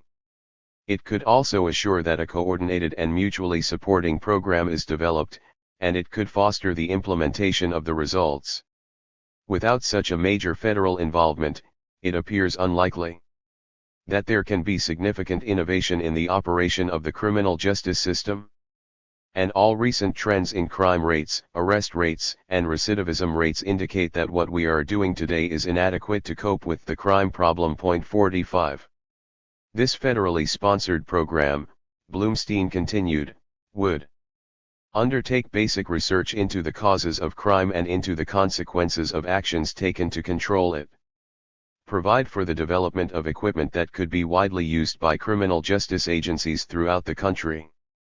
Create a coordinated program whose parts would complement and build upon each other. Assure that the results of the program are made available in a form that would be usable by criminal justice agencies throughout the nation. Provide technical assistance and guidance to state and local agencies in planning and implementing their programs and to the federal government in administering its subsidy program. Point 46. The government's response is now history, but it continues to shape our lives. War on crime, strategy and action. The technological war on crime has been launched. The military strategy toward domestic disorder now prevails. LEAA began by creating and sponsoring a host of counterinsurgency and military-like projects for the home front. States, upon receiving block grants, have distributed their funds to local agencies for the development of a broad range of anti-crime programs. Some of these discretionary grants are listed below, as briefly described in the LEAA Annual Report 47. Grantee City of Riverside, Riverside, California. Title: Project ACE. Project Summary: because of terrain and structural features, it is necessary to use an aerial enforcement unit of 2 helicopters and 3 crews to maintain police capabilities. Grantee: Metropolitan-Dade County, Miami, Florida. Title: Behavior and Attitude Modification in a Jail Setting. Project Summary: to initiate a program of attitudinal and behavioral change both in inmates and officers of the Dade County Jail through the introduction of scientifically tested correctional methods, classification systems, and a training program for officers in custodial roles. Grantee: Oakland Community College, Bloomfield Hills, Michigan. Title: Campus Security, Control of Student Revolt, Oakland Community College. Project summary: this project will support a 4-day conference on campus disorders for 100 persons from state campus police and security department heads. Top-level professionals in relevant fields will provide conference resources in an effort to begin early stages of development of professional expertise for handling campus disorders. Grantee: City of Long Beach Police Department, Long Beach, California. Title: Selective Enforcement and Crime Prevention Teams. Project summary: suppression of burglaries and street crime will be accomplished by concerted use of teams of personnel on foot, in cars, and in helicopters, with electronic and mechanical equipment necessary to keep constant communication between them. They will work in areas found to have high burglary and robbery incidents. LEAA support will be for equipment and an evaluation component, while the grantee will provide the personnel component. Grantee: West Virginia Department of Public Safety. Title: State Police Crime Lab Expansion. Project summary: this threefold projected plan calls for expansion and improvement of the chemical and fingerprint sections of the State Criminalistics Laboratory, using 3 additional chemists and obtaining additional equipment. The third lab improvement will be in drug identification and routine criminalistics. By adding these provisions, more time may be devoted by local police to preservation and identification of evidence. Grantee: Spartanburg Police Department, Spartanburg, South Carolina. Title: Comprehensive Police Cadet In-Service Training and Community Relations Program. Project summary: this program will generally establish better understanding by the citizens of the programs, priorities, and problems of the police role in the community. 3 major components of the program consist of establishing a 3-man police civil disorders prevention unit, a training division and community relations unit, and a 30-hour police/community relations in-service training program for all members of Spartanburg Police Department and a police cadre training program. The program will be evaluated by an independent organization. Grantee: Union County Board of Chosen Freeholders, Elizabeth, New Jersey. Title: Union County Tactical Force. Project summary: the tactical force will be comprised of 2 50-men units from all municipalities in Union County, on a force-strength ratio, with a minimum of 2 men from each department. Extensive training will be given at Ft. Dix, NJ in civil disorder-related subjects, to be followed by 1 training day per month for each unit at local National Guard Armory. Each unit will be made up of unit leader, assistant unit leader, 2 20-man squads, a 3-man gas squad, a 3-man sniper squad. An attorney will be attached to assist in legal matters. Senior level officers will be sent to Ft. Gordon, Georgia, for special training. Grantee: Department of Law and Public Safety, Trenton, New Jersey. Title: Expanded Court Disposition Reporting System.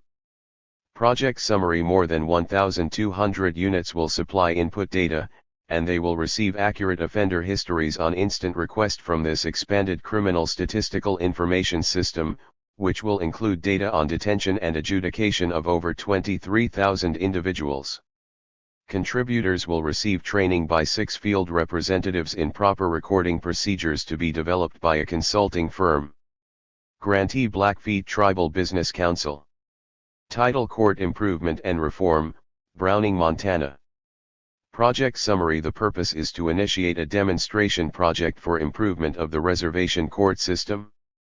The proposal is designed to provide a legally trained and experienced person to act as tribal court judge and administrator, develop and sustain effective court management programs including procedures, scheduling, forms and staff utilization devices and offices of public defender and prosecutor, and develop a comprehensive tribal court system which will effectively and fairly administer the reservation criminal justice system. Grantee: Tennessee Department of Safety. Title: Civil Disorders Technical Assistance Unit. Project summary: this project is to assist the Commissioner of the Department of Safety in planning, training, and coordinating efforts by all law enforcement agencies within the state in the field of civil disorder prevention, detection and control. The functions and responsibilities of this unit include, to provide civil disorders technical assistance between local and state agencies, to gather pertinent data concerning quantities and quality of equipment and training at local and state levels so that resources can be utilized in mutual aid situations, and to review grant applications for special equipment or training requirements submitted to Tennessee Law Enforcement Planning Agency in field of civil disorders prevention, detection, control and potential analysis. Grantee Berkeley Police Department, Berkeley, California. Title: Berkeley Alameda County Disorder and Riot Control Action Plan. Project summary: this project will implement the first phase of a problem definition stage of a larger plan for the control of civil disorders in Berkeley and Alameda County. Phase 2 is analysis and Phase 3 is solutions and recommended plans for implementation of the total program. A total of 643 such discretionary grant projects were supported by LEAA in 1970, with over $340 million allocated for the projects.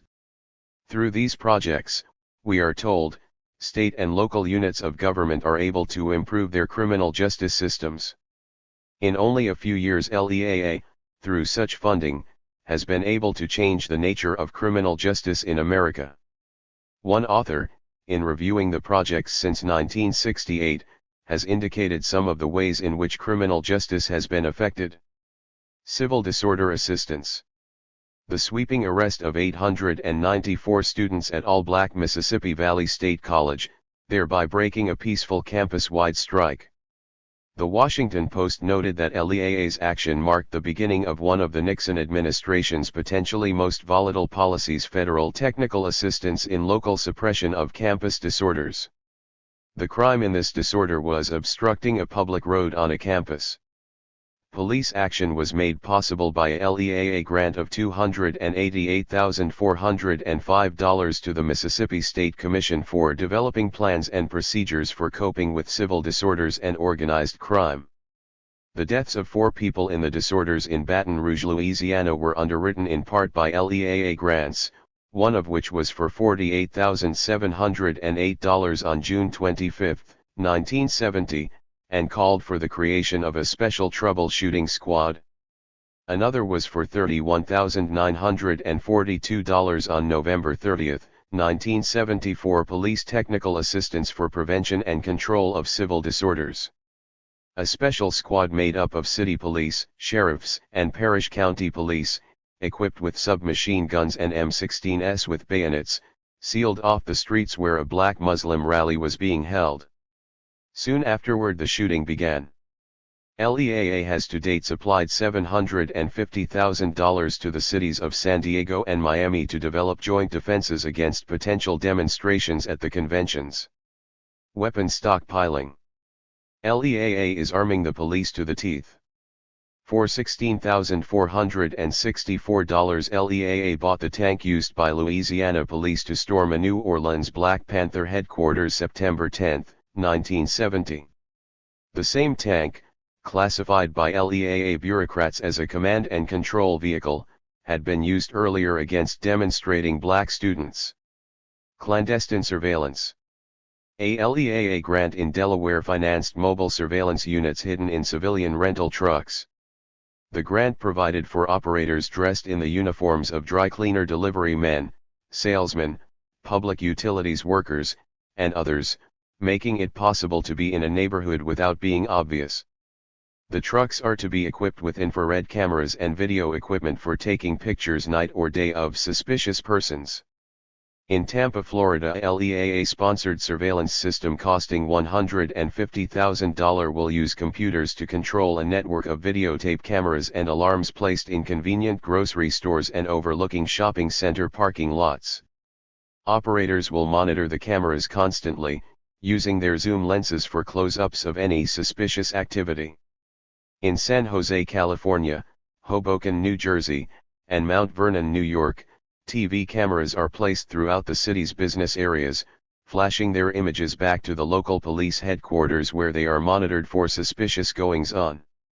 The MT Vernon equipment, which cost LEAA $47,000, is capable of discerning a man-sized object in extreme darkness for more than a half-mile away.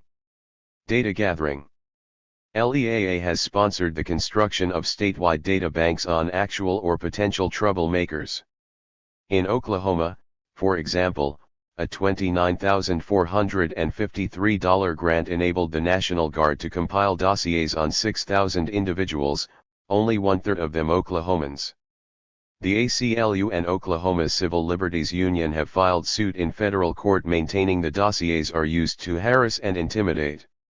One of the lawyers, Stephen Jones, has evidence that some Oklahomans have been blacklisted as a result of the dossiers.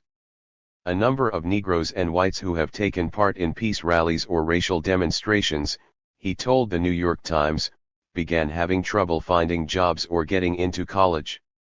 A $46,000 appropriation has been made to the New Haven, Connecticut Police Department for an exploration of law enforcement utilization of the 1970 Census Bureau data.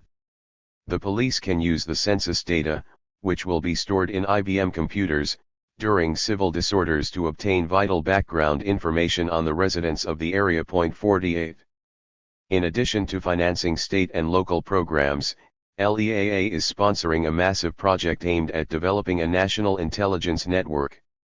Started as a $45 million LEAA pilot project called SEARCH, the project has grown into a computerized criminal justice information center, operated by the FBI. The information not only includes official records, such as an individual's arrest record, regardless of the eventual disposition of the case, but information compiled from other sources as well. The computerized intelligence system will contain information derived from informants, wiretaps, employers, and the like. 49 The intelligence gathering network functions through separate computer centers set up by each state. All records, criminal and otherwise, will be stored and then transmitted to the FBI for filing in the National Crime Information Center. All 50 states will be able to talk to each other through the FBI master computer. In addition, every major municipal police department in the country will be hooked into the network, either with its own computer or a less expensive teletype operation. There are already 135 local and state police agencies that are using or will soon be using the memory links to the FBI. Before long, 75% of the nation's police agencies will be plugged in, and by 1975 the figure should rise to 95%. 50. Each locality decides how much and what kind of information to feed into its computer, and all the information, regardless of its validity or legality, is pumped into the national computer in Washington. By the time the intelligence system is in full operation, law enforcement agents will have instant access to information on any person they regard as suspicious. Once again, science and technology have come to the aid of the state in providing a system that will enable government agents to control domestic order. In the name of combating crime, the state is now able to obtain information on as many people as it wants to and make it instantly available for use against them. This new anti-crime technology, in the form of a computerized data bank, has serious implications, even from a constitutional standpoint. The new technology has made it literally impossible for a man to start again in our society. It has removed the quality of mercy from our institutions by making it impossible to forget, to forgive, to understand, to tolerate. The undisputed and unlimited possession of the resources to build and operate data banks on individuals, and to make decisions about people with the aid of computers and electronic data systems, is fast securing to executive branch officials a political power which the authors of the Constitution never meant any one group of men to have over all others. 51. Further weaponry for the war on crime is rapidly being developed. New developments in scientific warfare abroad are being applied to crime control at home. Though a technology for domestic security has lagged behind that for military intervention abroad, the situation is being corrected. Up until recently, the standard arsenal for the patrolman was the sidearm and nightstick. Occasionally a labor strike was met with riot guns and gas bombs. Today's rapid expansion in the variety of the police arsenal illustrates the rapid expansion of domestic counterinsurgency planning. Today's police can employ a number of different gas dispensing devices, from shotguns to helicopters, carry individual two-way radios, fire machine guns on the practice range and high-powered rifles from moving aircraft, wear helmets and body armor, carry mace in their belts, engage in mock confrontations, as well as use computers to sort out large quantities of information in seconds. Recently, for instance, the Pentagon announced plans to provide $20 million worth of riot control equipment to the National Guard, including face shields, batons, protective vests, shotguns, floodlights, public address systems, radios, and tear gas. Point 52. The kinds of weapons used against the people of Indochina are now being used at home. Weapons are being developed and manufactured by corporations for local law enforcement. Police departments today are supplied with an arsenal that includes helicopters, infrared detection devices, gas-armored vehicles, tanks, hand grenades, explosives, smoke screen equipment, barbed wire, high-powered guns, sound machines, and so on. Aided by the federal government, mainly by grants from LEAA, the local police department is equipped with a stockpile of the latest weapons. The federal government today, through science and technology, has thus armed the police around the country with the weapons necessary to maintain domestic order. The role of the federal government in modern crime control has been summarized by Bloomstein. Think of where military technology would be if each battalion commander were responsible for his own research and development. A national agency was needed to represent the combined interests of police departments across the nation. The creation of the Law Enforcement Assistance Administration, and especially its research and development arm, the National Institute of Law Enforcement and Criminal Justice, was an important step in that direction. 53. Whenever the time is right, the government can now launch a full-scale war against its own people. Scientifically and technologically the state has been made ready. Reform, repression, and resistance. The contradiction within advanced capitalist society is that a system which violates human sensibilities in turn calls for resistance and rebellion by the population. And the more such resistance occurs, whether in outright political acts or in behavior that otherwise violates the rules of such a society, the more the state must bring its repressive forces to bear on the people. The state's failure to respond would allow changes that would undoubtedly spell the end of the kind of political economy upon which that society rests. Thus today in America we are witnessing the repression of a society that refuses to use its resources to solve its own problems. To protect the system from its own victims, a war on crime is being waged. The crime control programs of the last 10 years have been constructed within the framework of reform. This is to be expected, since reform is no more than the existing society's way of adjusting the system so that it will survive according to its own terms. Many of the crime control programs have been an integral part of the programs confronting poverty, racial inequality, and campus disorders. Under the guise of working toward new frontiers, the Great Society, and the like, measures have been instituted to preserve the existing social and economic arrangements. At the same time, measures have been developed to control resistance to the reforms and to prevent changes that go beyond them. The state thus activates the option that must accompany reform, namely repression. Reform and repression are not alternative options for the state but complementary ones. However, as reform reveals itself incapable of subduing pressure and protest, so does the emphasis shift towards repression, coercion, police power, law and order, the struggle against subversion, etc. Faced as they are with intractable problems, those who control the levers of power find it increasingly necessary further to erode those features of bourgeois democracy through which popular pressure is exercised. The power of representative institutions must be further reduced and the executive more effectively insulated against them. The independence of trade unions must be whittled away, and trade union rights, notably the right to strike, must be further surrounded by new and more stringent inhibitions. The state must arm itself with more extensive and more efficient means of repression, seek to define more stringently the area of legitimate dissent and opposition, and strike fear in those who seek to go beyond it. Point 54. The process of repression is cumulative. Further repression can only engender more protest, and further protest necessitates more repression by the state. The transition is to a new kind of control, one that transforms crime control into an expression of a larger system of state authoritarianism. This transition need not assume a dramatic character, or require a violent change in institutions. Neither its profession nor its end result need be identical with the fascism of the interwar years. It is indeed most unlikely to assume the latter's particular forms, because of the discredit which has not ceased to be attached to them, and of the loathing which fascism has not ceased to evoke.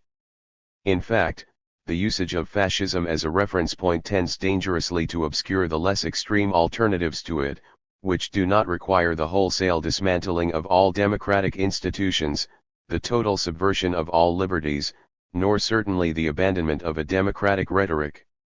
It is easily possible to conceive of forms of conservative authoritarianism which would not be fascist, in the old sense, which would be claimed to be democratic precisely because they were not fascist, and whose establishment would be defended as in the best interests of democracy itself.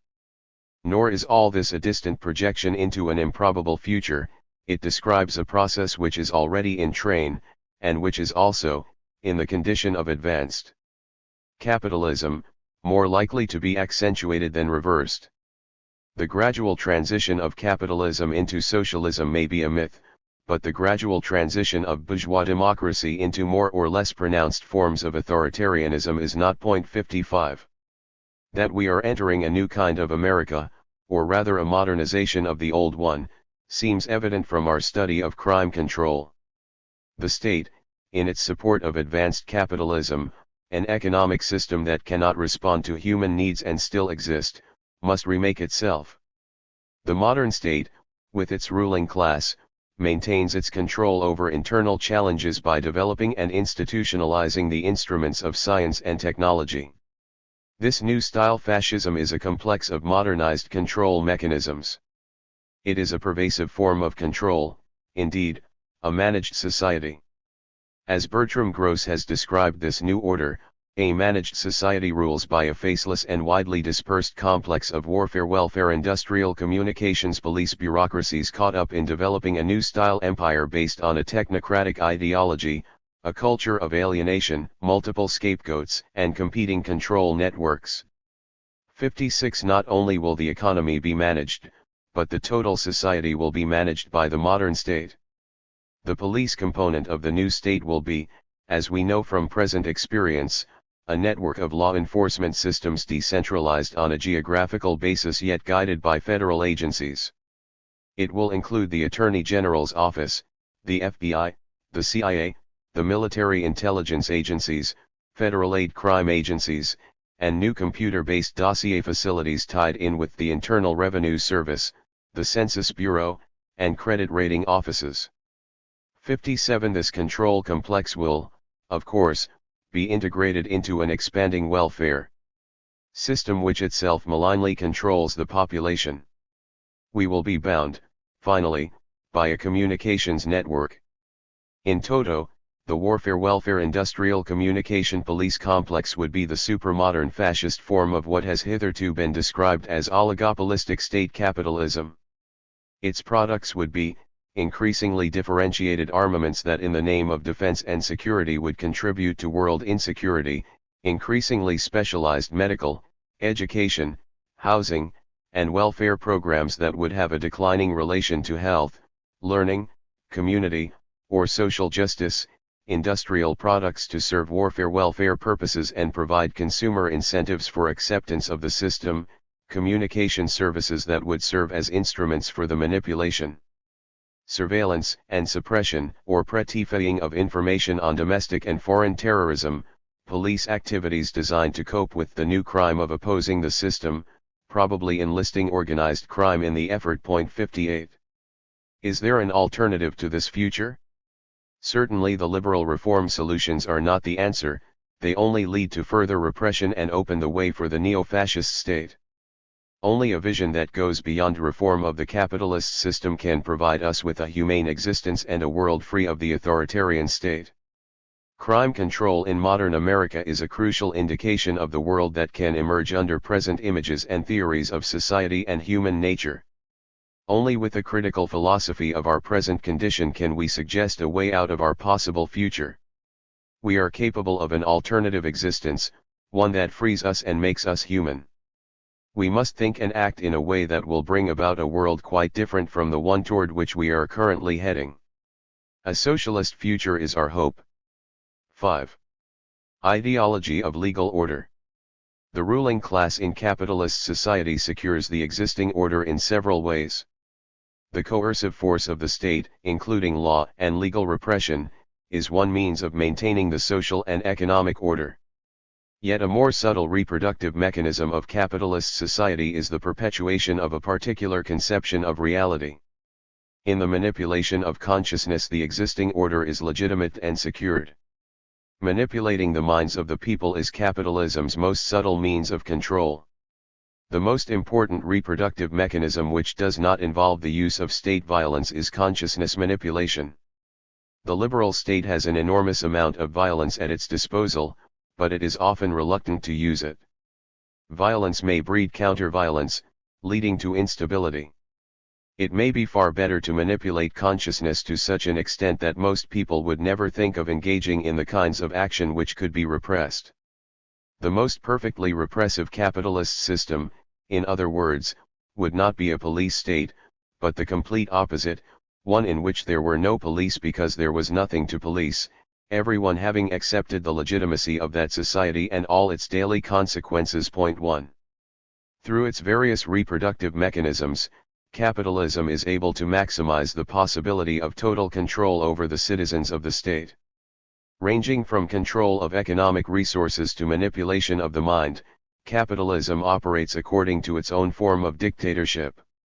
The dictatorship of capital is exercised not only on the production and distribution of wealth, but with equal force on the manner of producing, on the model of consumption, and on the manner of consuming, the manner of working, thinking, living. As much as over the workers, the factory, and the state, this dictatorship rules over the society's vision of the future, its ideology, its priorities and goals, over the way in which people experience and learn about themselves, their potentials, their relations with other people and with the rest of the world. This dictatorship is economic, political, cultural, and psychological at the same time. It is total. 2. Hence, the ideology of capitalism must be considered in any radical critique of the institutions of American society. We have seen that law in capitalist society serves to maintain and perpetuate existing social and economic arrangements, that ruling class interests are secured by the legal system of the state. How the legal order is made legitimate is now our concern. In fostering the ideology that the established legal order is the most appropriate way to manage a society and that crime is to be controlled by the state, the ruling class is able to maintain its dominance over the population. The ideology of legal order is the ultimate form of control in capitalist society. Legal ideology in capitalist society. Every society is founded on and supported by some ideology that serves to establish and justify the existing order. But the ideology that prevails is inevitably that of the ruling class. Marx noted the ideological hegemony of the ruling class in the observation that the ruling ideas are the ideas of the ruling class. The ideas of the ruling class are in every epoch the ruling ideas, i.e. the class which is the ruling material force of society, is at the same time its ruling intellectual force. The class which has the means of material production at its disposal, has control at the same time over the means of mental production, so that thereby, generally speaking, the ideas of those who lack the means of mental production are subject to it.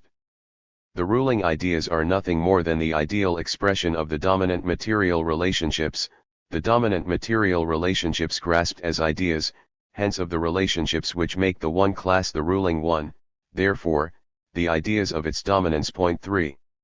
Our interest here is in the particular ideology that develops in a capitalist society to secure domestic order. And my argument is that the ideology of law serves as a primary form of control in capitalist society. To establish the ideology that we are to be bound by law in our activities is to secure the existing system. The ideology of law in America is an extension of the prevailing capitalist ideology. Criminal policy, in particular, reflects the capitalistic outlook and interests. The framework for dealing with domestic disorder is always that of the ruling class, which means that criminal policy is articulated within the capitalist framework. In subscribing to the general capitalist ideology, the public accepts the criminal policies of the ruling class. As long as a capitalist ruling class exists, the prevailing ideology will be capitalistic. And as long as that ruling class uses the law to maintain its order, the legal ideology will be capitalistic as well. The ideas of the ruling class therefore extend from the general to the particular. We are led to believe that the legal system is for the benefit of us all. The objective reality is quite different. However, the ideology of law serves the ruling class, establishing the hegemony of the dominant economic interests. It is usual in any discussion of law to ignore the fact that the legal ideal itself is an ideology. Such lack of awareness, of course, lends support to the official reality of capitalism. If we are to transcend the official reality in thought and practice, we must recognize the ideological nature of the legal order. As Kalko suggests in regard to American ideology in general, the pervasiveness of this ideological power in American society and its measurable influence on mass culture, public values, and political opinions is the most visible reality of modern American life to the contemporary social analyst. For this means that we can understand the legal order in America only when we recognize the dominant legal ideology and its relation to ruling class interests. What then is the nature of the legal ideology in America? And how does that ideology come to prevail in the society? First, it prevails by the very fact that alternatives to legal order are not perceivable within the capitalist framework. An American society without law, one not secured by legal order, is rarely suggested. The ideology of law successfully keeps alternatives from arising. Second, it prevails through the conscious efforts of the ruling class. Through the various means of communication, the ruling class and its bureaucracies systematically present the public with the ruling class ideology. It is not stretching the facts to suggest, although conventional liberal intelligence may be offended, that what is involved here is a process of indoctrination. 5 By selectively presenting one view of reality, and by rejecting alternatives to it, the ruling class presents an ideology to the public as being the reality. But whether the process is a deliberate effort to shape public consciousness or simply a general conception of the world, an ideological hegemony is established. Hence, we are all likely to share the ideology that law is good for us and, indeed, that a legal order is the only way to run a society. The legal ideology has done little more than perpetuate an oppressive system that depends on the domination of one class by another. Not to have seen beyond the dominant legal ideology represents a lack of critical imagination. To do better is the objective of a critical philosophy of legal order. The moral basis of the legal order. Among the pervasive forces that support the ideology of law are the moral values of the society. In specific instances, it is the religion of the time that gives legitimacy to legal order. And related to the moral force of the legal ideology is nationalism itself. In fact, nationalism has become the secular moral force of the modern age. So it is that the ideology of law is supported by the moral basis of the existing order. What this means in modern times is that there is a moral basis to capitalism, a morality that supports the interests of the ruling class and, at the same time, underlies the legal system that maintains the prevailing social and economic order. Social and economic arrangements have always been secured by some ideology of order. Underlying most societies is a belief in a natural order. Moreover, this natural order is believed to be regulated by a natural law. Natural law assumes some kind of relation between man-made law and a higher law. 6 The relation of the natural law to the man-made law is recognized in most legal systems. The end result, nevertheless, is a moral basis for an ideology of law. The prevailing view of law in capitalist societies is basically the Greek conception. That is, the citizen has a moral duty to obey the law, even when that law seems to be immoral. According to the Greek conception, human law may conflict with moral law, but the citizen must still obey the law of his state, though he may and indeed should labor to persuade the state to change its law to conform with morality. 7. This view has tended to dominate most ideologies of law and order since Greek times. The Christian notion of law gave further legitimacy to the law of the state. The state as a lawmaking and law-enforcing body was essentially a theological creation. For example, in the thought of John Calvin, the state was a necessary entity. Since man brought the fall upon himself, a man-made order had to be established. Man had failed, according to Calvin, to remain in the integrity of his original nature. Let us realize, then, that not without reason has God established the order of earthly justice, but because he considered the corruption that is within us. We are well warned by that, as I have already said, to humble ourselves, seeing that our vices require such a remedy. All the more we must extol the goodness of God, because he decided to assure that harmony would prevail and that we should not despair, which would come about if there were no law in the world. 8. Because of man's inordinate disobedience, the temporal state must exist and secure its power, if for no other reason than to protect the sovereignty of God's order. This is the conservative basis of religious political thought. Nevertheless, Calvin created a dilemma in his thought: how can earthly power be adapted to God's kingdom? Although Calvin's passion for order on earth was strong, his belief in the progressive character of the kingdom of God was overwhelming. Ultimately, the kingdom of God cannot coexist with the state. For Calvin, the movement of history was from political legal regulation to the self-determining freedom of the conscience. The coercive element of the state cannot finally be adapted to the free-willing potential of the Christian life. The old order must eventually give way to the new. The practical tension between positive law and natural law, however, was not reconciled. The Anglican churchmen tended to opt for the conservative aspect of Calvinism. The citizen was simply to conform to the existing political order. The Puritans in the American colonies likewise were not particularly bold in establishing the rights of man. The Massachusetts Bay Colony, as a city upon a hill, an example of godliness to the world, was based on the belief that government exists to regulate imperfect man and that political commands must be obeyed. 9. Out of such ideas, the Puritans developed a conception of the covenant. Under this conception, government was viewed as originating in a compact among the people. But more than this, the power of the state was viewed as legitimate because it was a government conforming to what God had decreed. In the American context, law soon became the moral instrument to establish social order.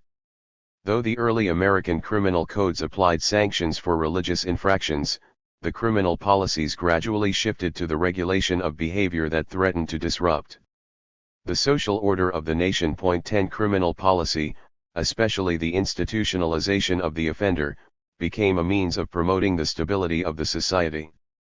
Criminal punishment served to incapacitate the violator and deter others from violation, while allowing the emerging social and economic conditions to continue without alteration. Criminal law had a new moral basis, to promote the necessary order of a capitalist society. The moral basis of legal ideology continues to this day. It is this ideology that underpins the recent efforts to control crime.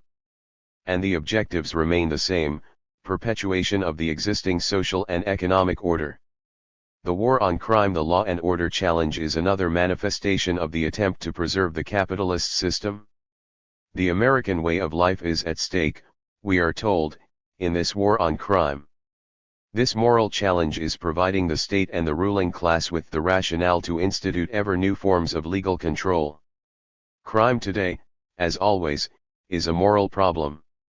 This is what gives the ideology of law its force and consequence. The ruling class rules through moral authority fostered by an ideology that it in turn perpetuates. Civil liberties and selective repression.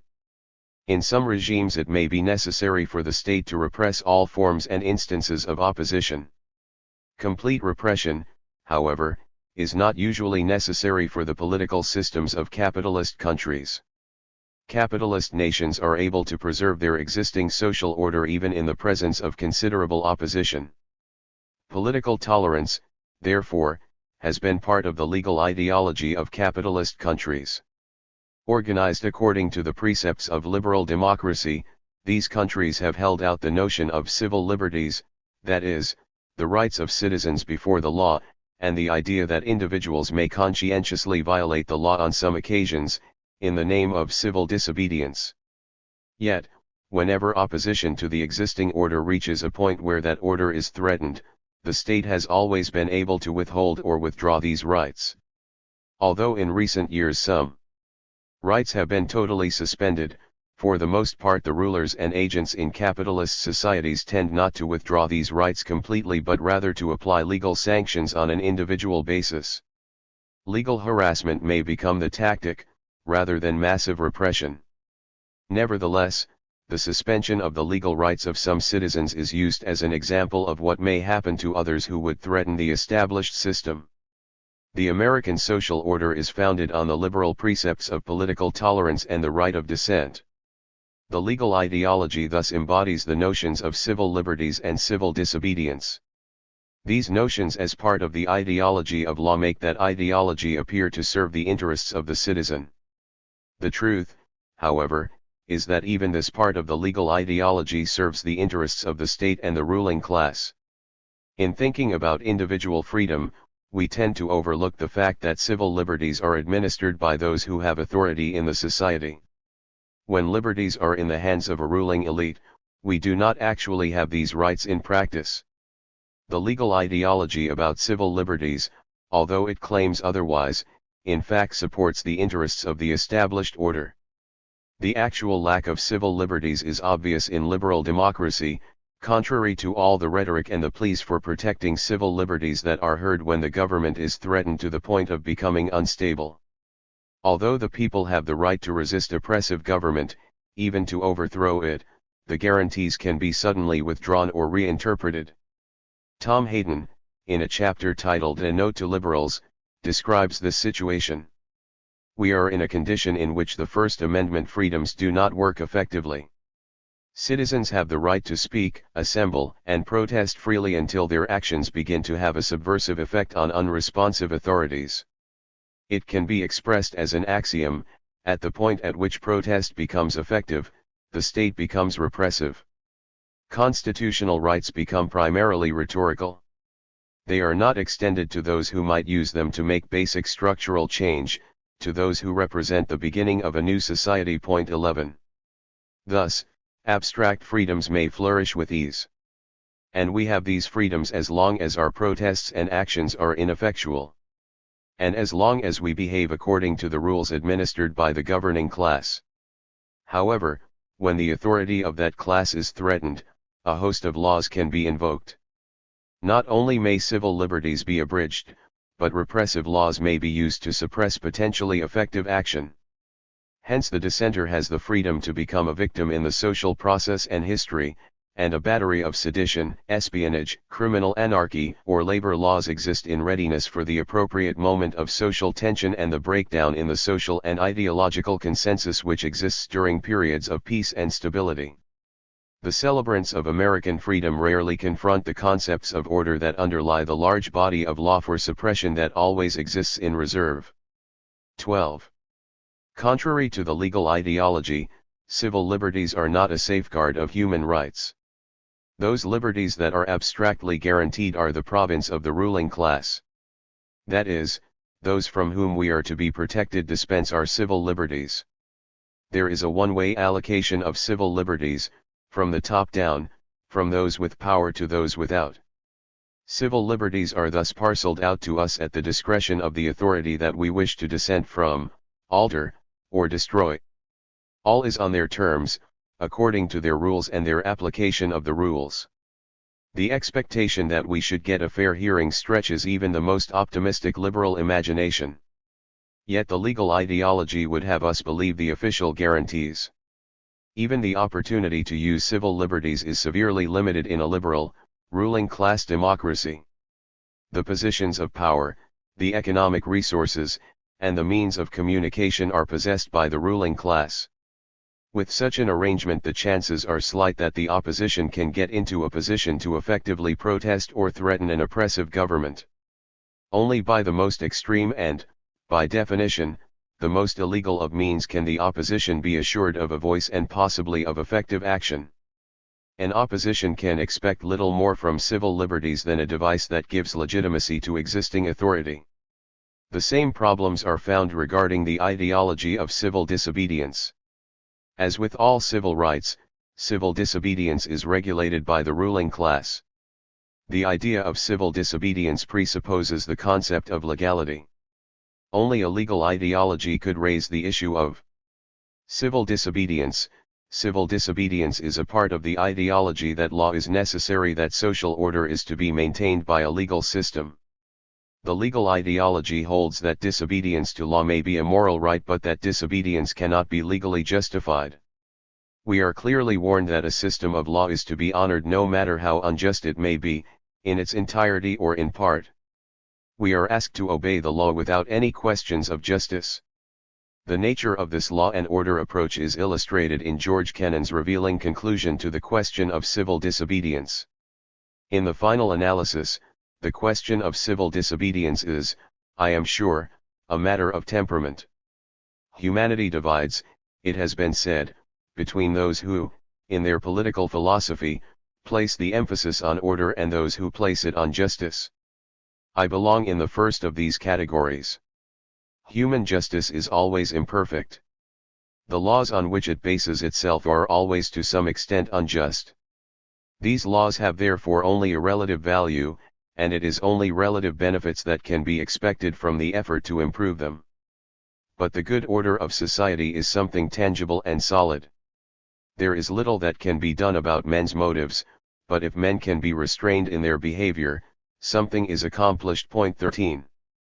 As one of the leading liberal spokesmen and government servants, Kennan adds, the benefit of the doubt should lie, therefore, with the forces of order, not with the world improvers. The ideological position is quite clear, to preserve the existing order at the expense of a just human existence. It becomes clear that the legal system really has no place for the practice of civil disobedience, other than to provide a liberal ideology and to assure that the offender is punished. Uncritically, the legal ideology tells us to look to Socrates, who insisted that he should accept the death penalty for an act he thought was morally right. This is the argument that centuries later goes unquestioned. Former Supreme Court Justice Abe Fortas, in his book on civil disobedience, confirms the doctrine, civil disobedience is violation of the law. Any violation of law must be punished, whatever its purpose. As the theory of civil disobedience recognizes.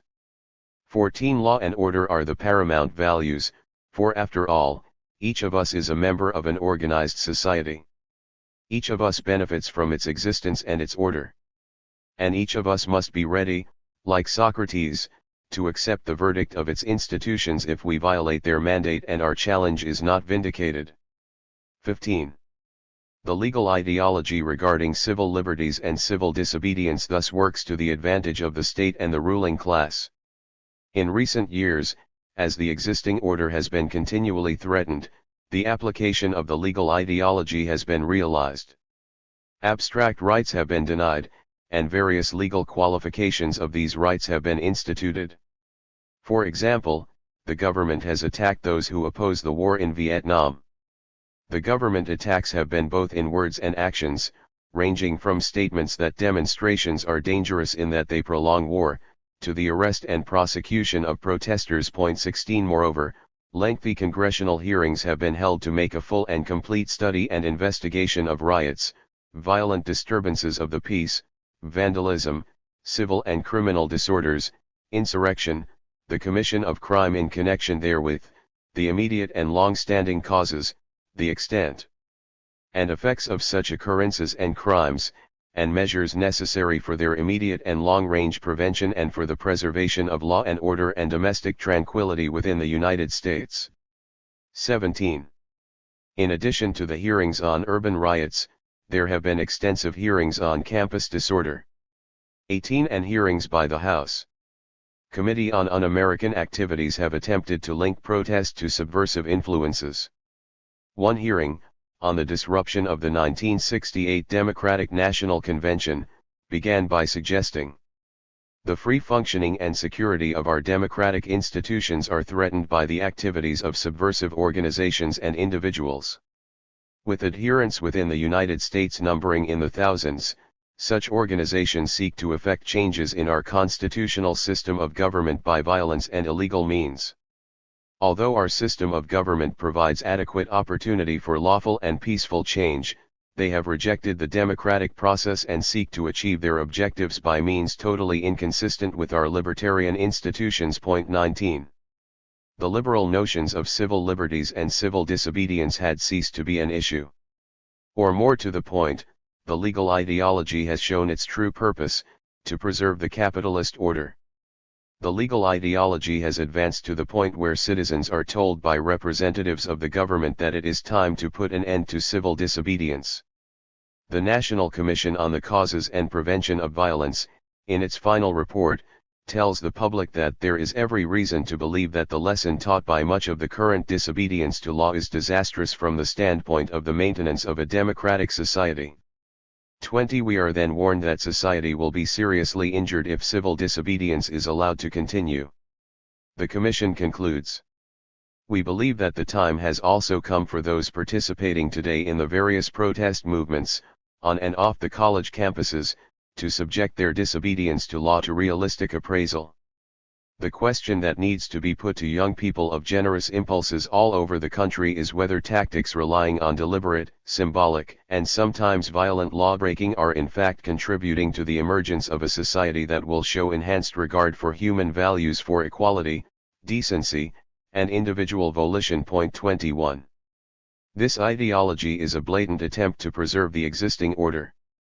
We are told in the ideology of law to suspend any action that might effectively change oppressive conditions. The modern ideology of law as a logical extension of earlier liberal precepts has reached the point where the United States Attorney General can insist that the government has license to protect itself against attack and that this must prevail over citizens' rights.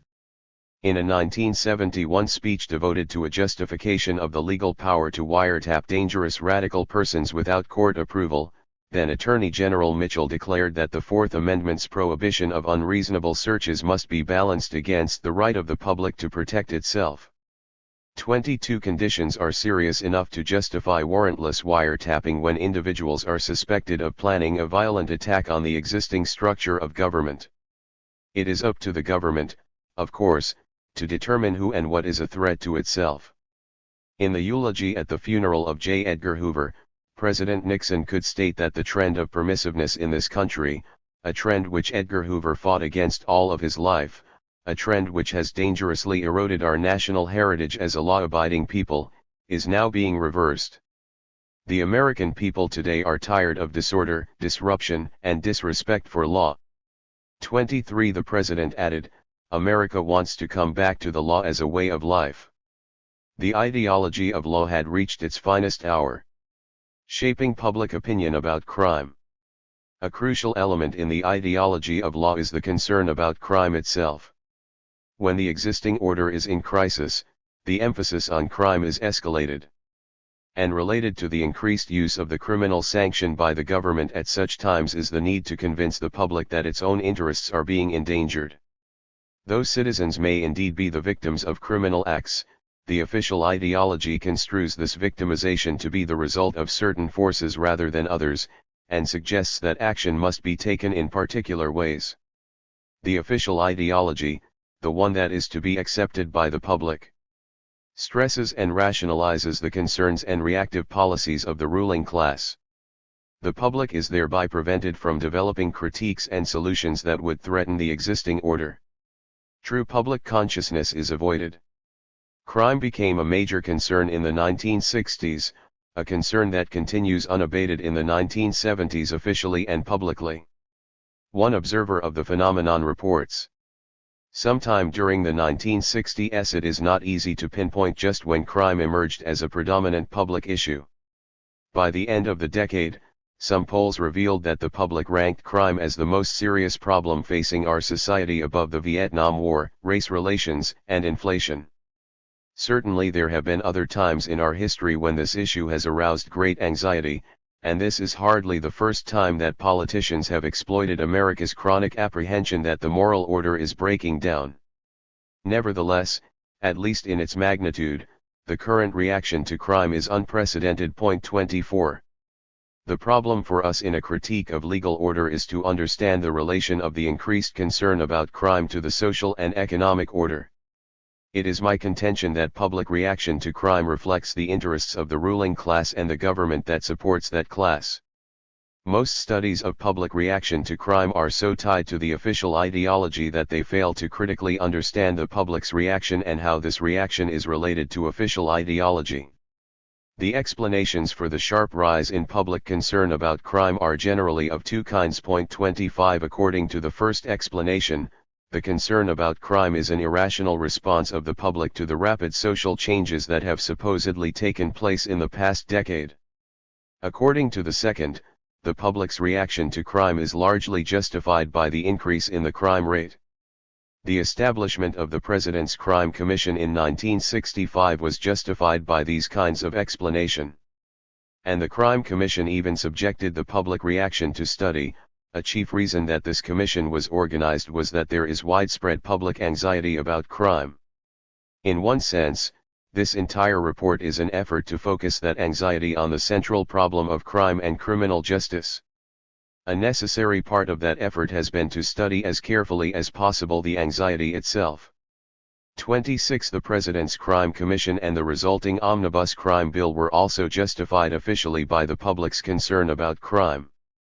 The critical understanding of the public's reaction to crime, however, argues that public opinion cannot be separated from the ideology fostered by government officials and members of the ruling class. Public opinion must be seen as the result of official indoctrination and ideological manipulation by and for those who rule and govern. It is not to be doubted that public concern about crime is widespread and has increased sharply in recent years.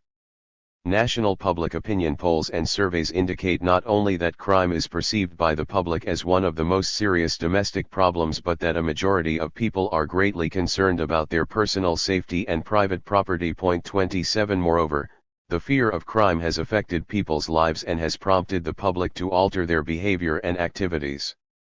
Most important from the official ideological standpoint, however, are the attitudes that people share regarding the control of crime. It is here that officials would like the public to agree that action is needed and that the policies made and the actions taken deserve popular support. Though the public may be concerned about crime, even independent of official ideology, it is in the action against crime that the officials desire a public opinion that supports government policies. Public opinion must be shaped, if necessary, to rationalize official policies of crime control. With the appropriate public opinion, official policies can be instituted without the appearance of exploiting the public and serving the narrow interests of the ruling class.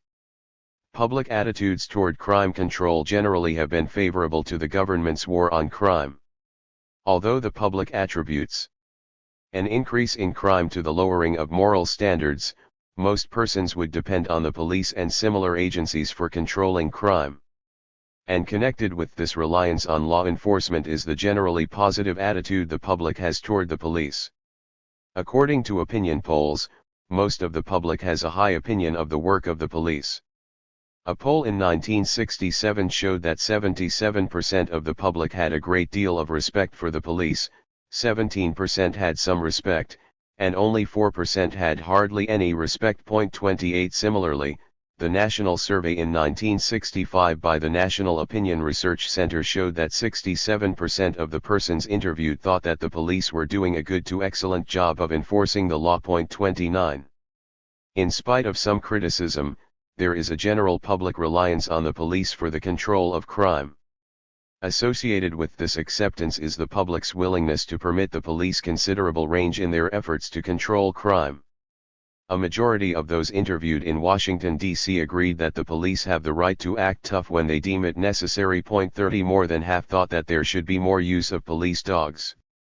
In the national survey, 52% of the respondents believed that the police should have more power, and 42% believed that police should risk arresting an innocent person rather than risk missing an offender. 31. Another indication that the public believes that repressive measures, rather than changes in social conditions, are the most effective means of controlling crime is found in attitudes about court actions. A Gallup survey poll in 1969 found that 75% of adults believe that the courts do not deal harshly enough with criminals. 32 Only 2% in 1969 said that the courts in their area deal too harshly with criminals, whereas 13% agreed that the treatment by the courts is about right. Further evidence of the public's desire to crack down on crime was indicated when 58% of the respondents agreed that it was a good idea to give a double sentence to anyone who commits a crime with a gun. Similarly, 71% of the sample believed that it is a good idea to deny parole to a person convicted of crime a second time.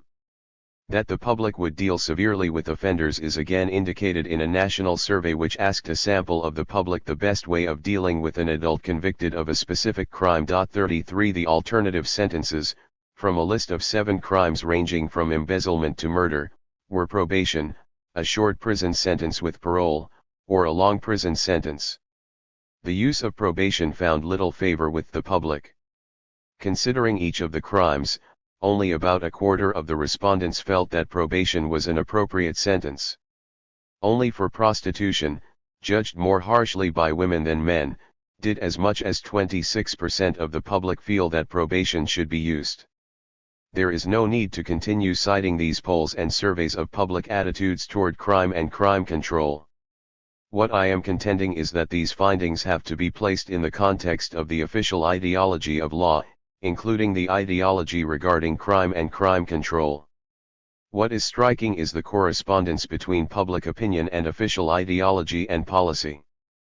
But rather than follow the traditional assumption that official policy reflects public opinion, I am suggesting that officials use public opinion for their own advantage and that, at the same time, government officials and members of the ruling class manipulate public opinion to suit the policies they are establishing.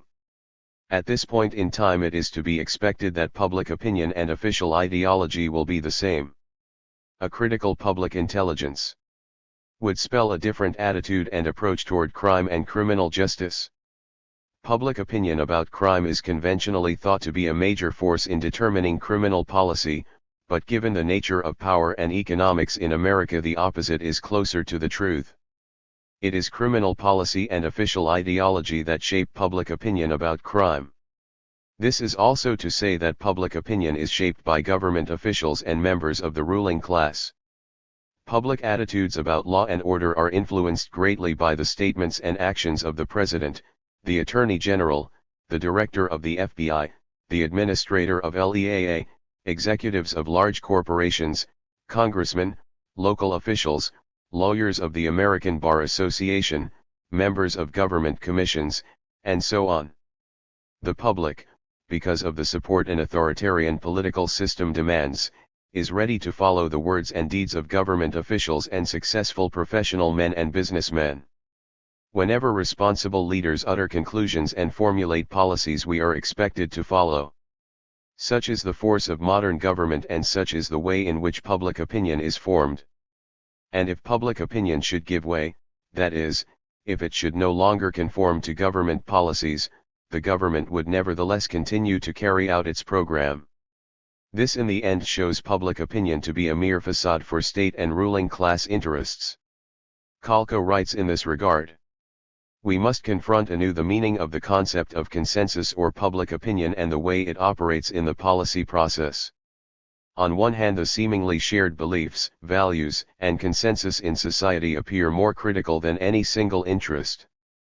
But the fact that a ruling class makes its policies operate even when the mass of society ceases to endorse them, and that the voluntaristic and occasionally enforced social goals benefit individuals rather than all of society, is a central reality most analysts perpetually exclude from a descriptive explanation of American society. 34. And official policy continues even when public consensus withers away.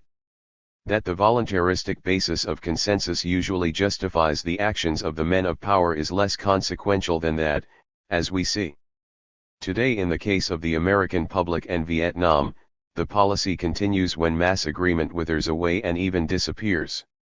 For consensus is identifiable with class goals and needs, suitably wrapped in a vague ideology of American nationalism and its global responsibility. These class goals and interests prevail even when the consensus disappears, and it is at this very point we see that administrators base policy on the control of power and interests rather than society's sanction or consent. 35. Public opinion is thus based on the ideological hegemony of the power elite on the ideology of the small but ruling element of society. The ruling class determines how we think as well as how we are governed. All of this to serve the predominant interests of the minority, but ruling class.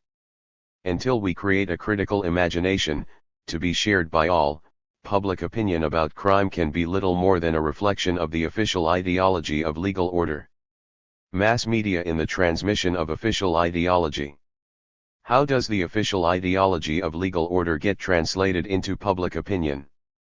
Most persons at some time directly experience the force of that ideology, but there are more subtle and continuous ways of transmitting it. The most important means in an advanced technological society is by mass communications. Each day the citizenry is presented with messages from the various media of mass communications. Images of law and order, or simply portrayals of the nature of the real America, are presented daily in the newspapers, on the radio, in books and magazines, and on the television screen. Whether the format is entertainment, news broadcasts and articles, or statements by government officials and community leaders, a message is conveyed regarding the official reality. A world is presented for us to believe in. This is not to argue simply that the ruling class dictates the substance of social reality in the media of mass communications. Indeed, in modern capitalist countries communications are not the official mouthpiece of the state, a diversity of views is presented, even in opposition to the interests of government and the ruling class. Yet in spite of the diversity, a general reality is being conveyed. In spite of a certain freedom of expression, the existing order is being legitimate. The importance and value of this freedom and opportunity of expression is not to be underestimated. Yet the notion of pluralist diversity and competitive equilibrium is, here as in every other field, rather superficial and misleading. For the agencies of communication and notably the mass media are, in reality, and the expression of dissident views notwithstanding, a crucial element in the legitimation of capitalist society. Freedom of expression is not thereby rendered meaningless. But that freedom has to be set in the real economic and political context of these societies, and in that context the free expression of ideas and opinions mainly means the free expression of ideas and opinions which are helpful to the prevailing system of power and privilege. 36. Although the media are not explicitly engaged in the transmission of an official ideology, that ideology is nevertheless portrayed to the exclusion of alternative realities. There may be a variety of viewpoints, and controversies may be presented, but the general framework of the prevailing system serves as the boundary of expression. Hence, the fact remains that the mass media in advanced capitalist societies are mainly intended to perform a highly functional role. They too are both the expression of a system of domination, and a means of reinforcing it. 37. The media presentations relating to crime, whether as fiction or reality, are based on a general acceptance of the prevailing social and economic order. And on such a basis the portrayals of crime and crime fighting inevitably adhere to the existing legal system and the necessity of controlling crime. Crime is viewed in the media as a threat to the American way of life, and the right of the state to intervene in controlling crime is presented as the only legitimate reality. This is the ideology presented by officials when they appear in the media, and this is the message in the fictional accounts of crime and the law. The content of the mass media must therefore be understood in reference to the underlying ideology and the presentation of a particular reality. The criticism usually made of the media concerns such things as the cultural level of programming, commercialism, excessive violence, and the like. And the indictment is justified. But that indictment also tends, very often, to understate or to ignore the specific ideological content of these productions and the degree to which they are used as propaganda vehicles for a particular view of the world. 38. The specific ideological content of mass media portrayals of crime is shown, for example, in popular detective fiction. Furthermore, it is worth noting that much of the message of the mass media is not diffuse but quite specific. It would of course be ridiculous to think of such authors as Mickey Spillane and Ian Fleming as political writers in any true sense.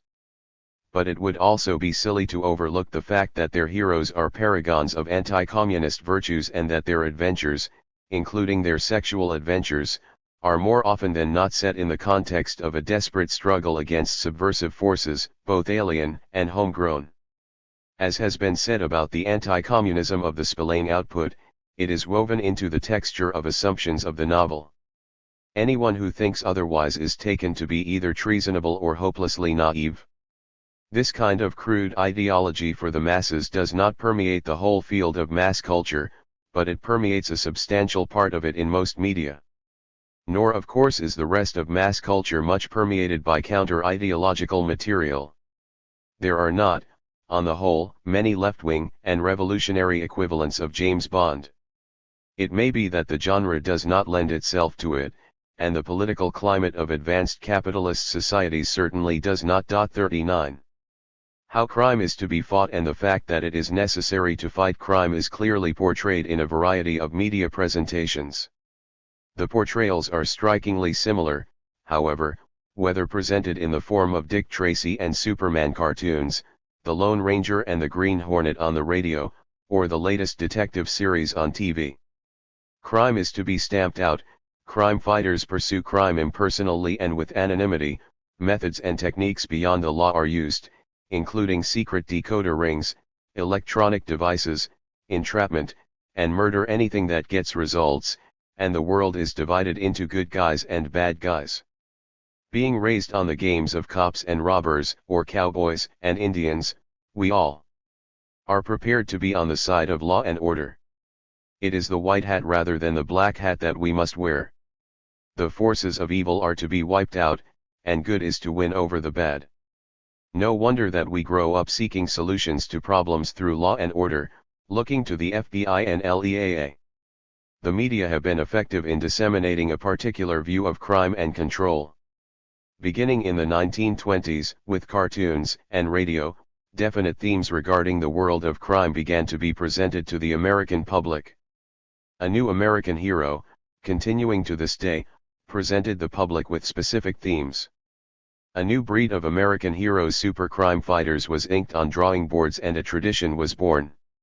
As these new heroes were created and continued in the media, the comic strips, the comic books, radio, television, and the widescreen of the neighborhood THRE, several themes emerged about the nature of the crime problem, the crime fighters and the criminals.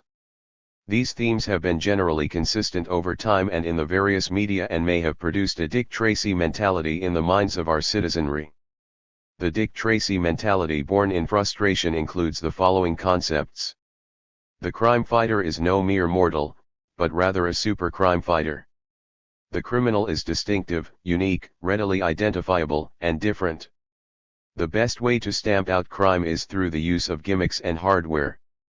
Good always triumphs over evil, crime does not pay. Members of ethnic minorities may fight crime, but only in a supporting role. Violence is central to the crime problem. Uniforms, costumes, and masks provide the crime fighter with anonymity and identity, and conceal any emotional involvement in crime fighting. Operating outside the law is appropriate in dealing with major crimes and criminals. There are two kinds of people in society: good guys and bad. 40. When media content has been subjected to systematic investigation, the findings have consistently shown a uniform presentation of crime and its control. As the Violence Commission found, in one of the research investigations for which it contracted, drama presentations on television constitute a world of violence. Over 80% of all programs analyzed in the study contained some form of violence. 41. However, violence occurred most often in the programs with a crime western action adventure story. And not surprisingly, the collision of the forces of law and lawlessness made up 1/4 of the total of television drama. High proportions of violent acts were committed by and against both criminals and agents of the law. 82% of the criminals and 80% of the lawmen were engaged in some violence. In other words, when crime was featured, the programs nearly always involved violence. And the violence by the agents of the law was usually portrayed as being justified. The message for the TV viewer is that crime is commonplace and that it must be fought even with violence itself. That most crime in the real world does not involve violence is ignored, and a reality is portrayed that is quite the opposite. But since crime is presented as being violent and of great danger to the social order, the viewer is expected to believe in the worthiness of the lawmen's cause. Crime, like the enemy, is to be fought in any way. News coverage on television presents its own version of reality, not so much different from that of TV drama programs. When the Violence Commission turned its attention to news coverage, the question of government influence on the media was specifically raised. The ideal for the media has always been the libertarian belief in the right of free expression unfettered by government intervention. Objective journalism is the goal, with a balancing of viewpoints. The media industry projects the ideology that diversity is being achieved, primarily because of its own professionalism and its attempt to maintain independence and integrity from government control. Professional pride and morale, high standards of performance, and maintenance of the public interest all are dependent on continuing diversity in the channels of expression. Where the pressure for improvement comes through the channels of government, there is an inevitable threat to independence and integrity and thus to professionalism, high standards, and the public interest. Herein lies the dilemma which must be faced in any effort to raise the level of the mass media and thus to improve the quality of life in America. 42. What this argument totally neglects to tell the public is that as long as the media are in the hands of corporate power, removed from those who receive their communications, government regulation and interference have little meaning. As long as communications are controlled by corporate power and journalists are supported by business interests, recommendations that suggest a balanced coverage still result in media presentations that fall well within the official reality. The way the media are controlled is in large part the message. The substance of the media establishes one reality rather than another. As a major American industry, the mass media are not separate from the interests of the state and the ruling class.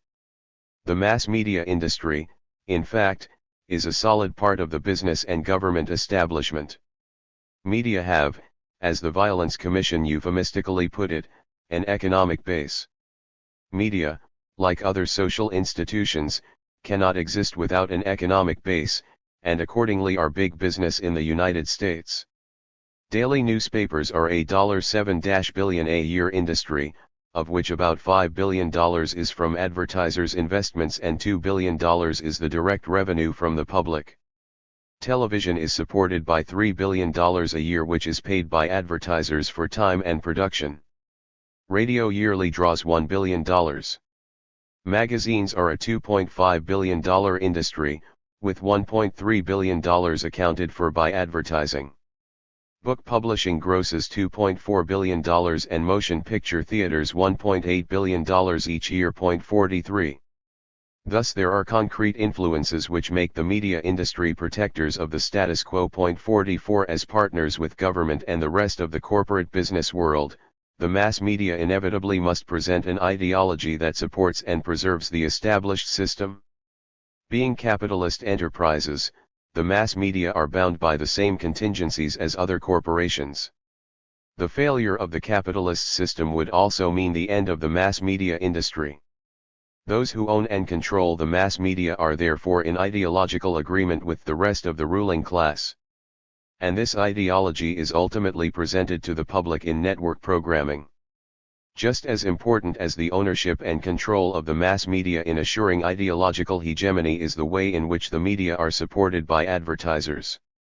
Advertisers, themselves members of the capitalist ruling class, exercise a strong influence over the content of the mass media. And the influence need not be direct. The direct political influence of large advertisers upon the commercial media need not be exaggerated. It is only occasionally that such advertisers are able, or probably even try, to dictate the contents and policies of the media of which they are the customers. But their custom is nevertheless of crucial importance to the financial viability, which means the existence, of newspapers and, in some but not all instances, of magazines, commercial radio, and television. That fact may do no more than enhance a general disposition on the part of these media to show exceptional care in dealing with such powerful and valuable interests. But that is useful too, since it provides a further assurance to business interests in general that they will be treated with sympathetic understanding, and that the business community will, at the least, be accorded a degree of indulgence which is seldom if ever displayed towards the labor interest and trade unions. Their displeasure is a matter of no consequence at all. 45. Advertising revenue from the large corporations of the capitalist system suggests a favorable portrayal of the world that supports the system. Finally, there is the pressure that the government, in its own ways, exerts on the media. The government and its agencies now make it their business, ever more elaborately and systematically, to supply newspapers, radio, and television with explanations of official policy which naturally have an apologetic and tendentious character. The state, in other words, now goes in more and more for news management, particularly in times of stress and crisis, which means, for most leading capitalist countries, almost permanently, and the greater the crisis, the more purposeful the management, the evasions, the half-truths and the plain lies. 46. What all of this means is that the mass media contain an ideology that supports the capitalist system. The media, as an integral part of the capitalist system, effectively present us with an ideology of law that serves to enforce the existing order. Daily a social reality of law and order is constructed for us, according to the interests of the ruling class. Transcending the official ideology. Modern American society, then, is not free from ideology. Contrary to much conventional wisdom, an ideology not only exists but is extremely important in promoting existing social and economic arrangements. The American capitalist system is, in fact, dependent upon this ideology. It is another, albeit the most subtle, means of controlling the social order, in this case, through controlling the minds of people. An ideology, reinforced daily in mass communications, serves the ruling class in dominating the minds and lives of the subordinate classes. An important part of this ideology is the belief that law is the most appropriate means for establishing an order that is good for all of us. Crime control, that is, the preservation of domestic order, is supposedly for the public interest. The ideology of law is made more palatable to us by the inclusion of a rhetoric on civil liberties. That we are often granted due process before the law is supposedly enough to warrant our allegiance to the capitalist legal system. Even when we are given the right of civil disobedience, we are nevertheless expected to accept the punishment for transgressing the law.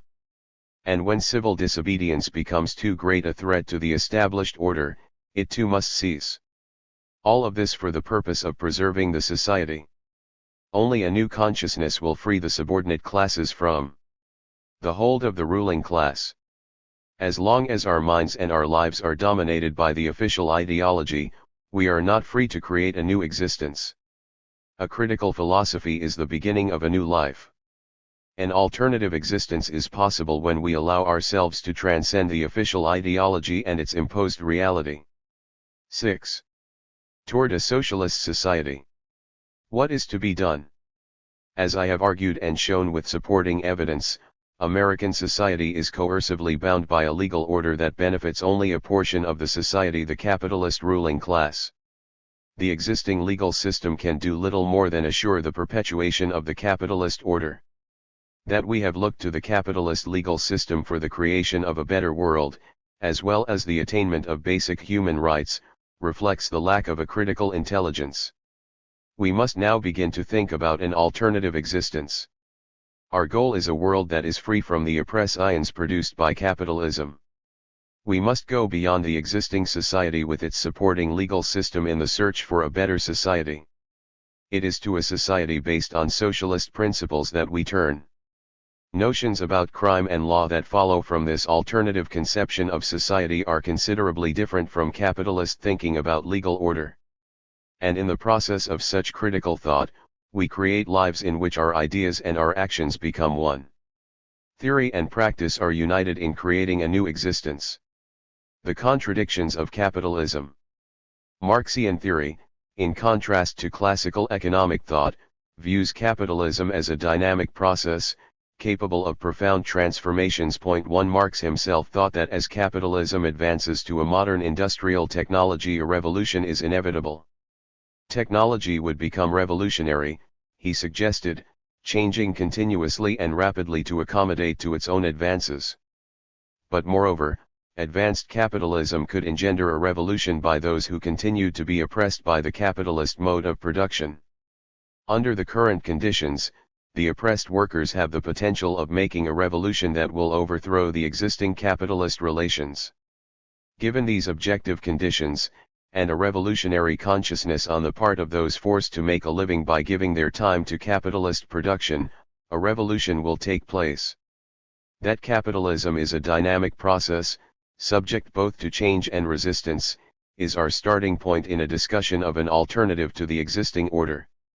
As I have argued throughout, law in capitalist societies is a means of controlling threats to that system from those who are oppressed by it. Dynamic forces within capitalist society assure that change will take place, changes that will benefit mainly the owners, managers, and servants of capitalism.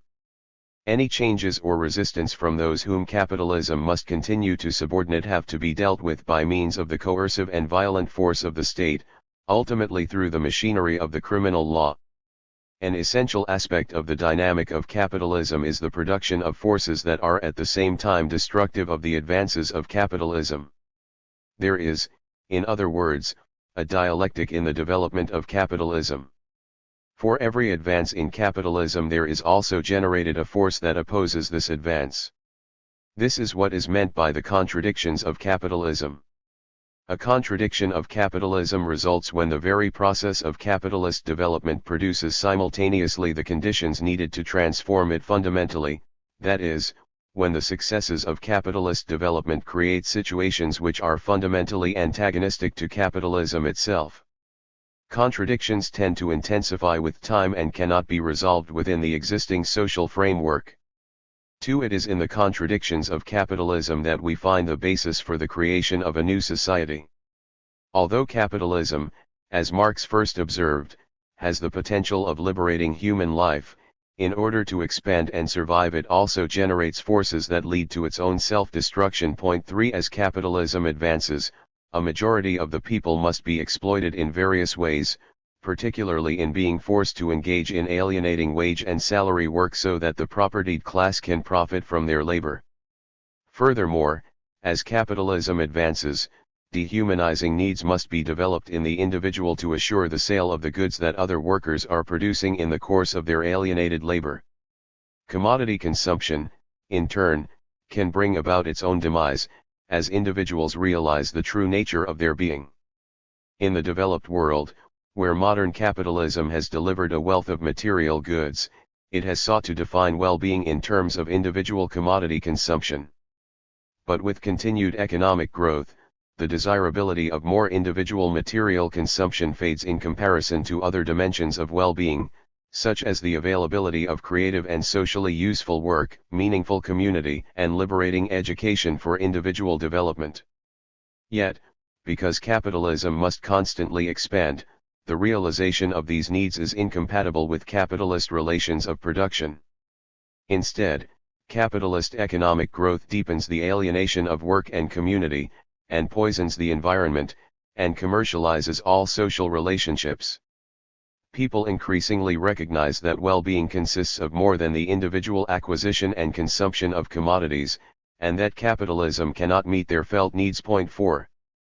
On the basis of these fundamental contradictions, as well as many others, the inevitable conclusion is that capitalist society is based on destruction of the lives of most people as well as its own destruction. The further development of the United States within the capitalist framework can only mean further destruction. In order for the capitalist system to continuously expand, various forms of oppression must be maintained. Capitalism can survive only by promoting further inequality, alienation, racism, irrationality of human wants, imperialism, and so on. And according to the argument I have been presenting, crime will continue as long as capitalism exists.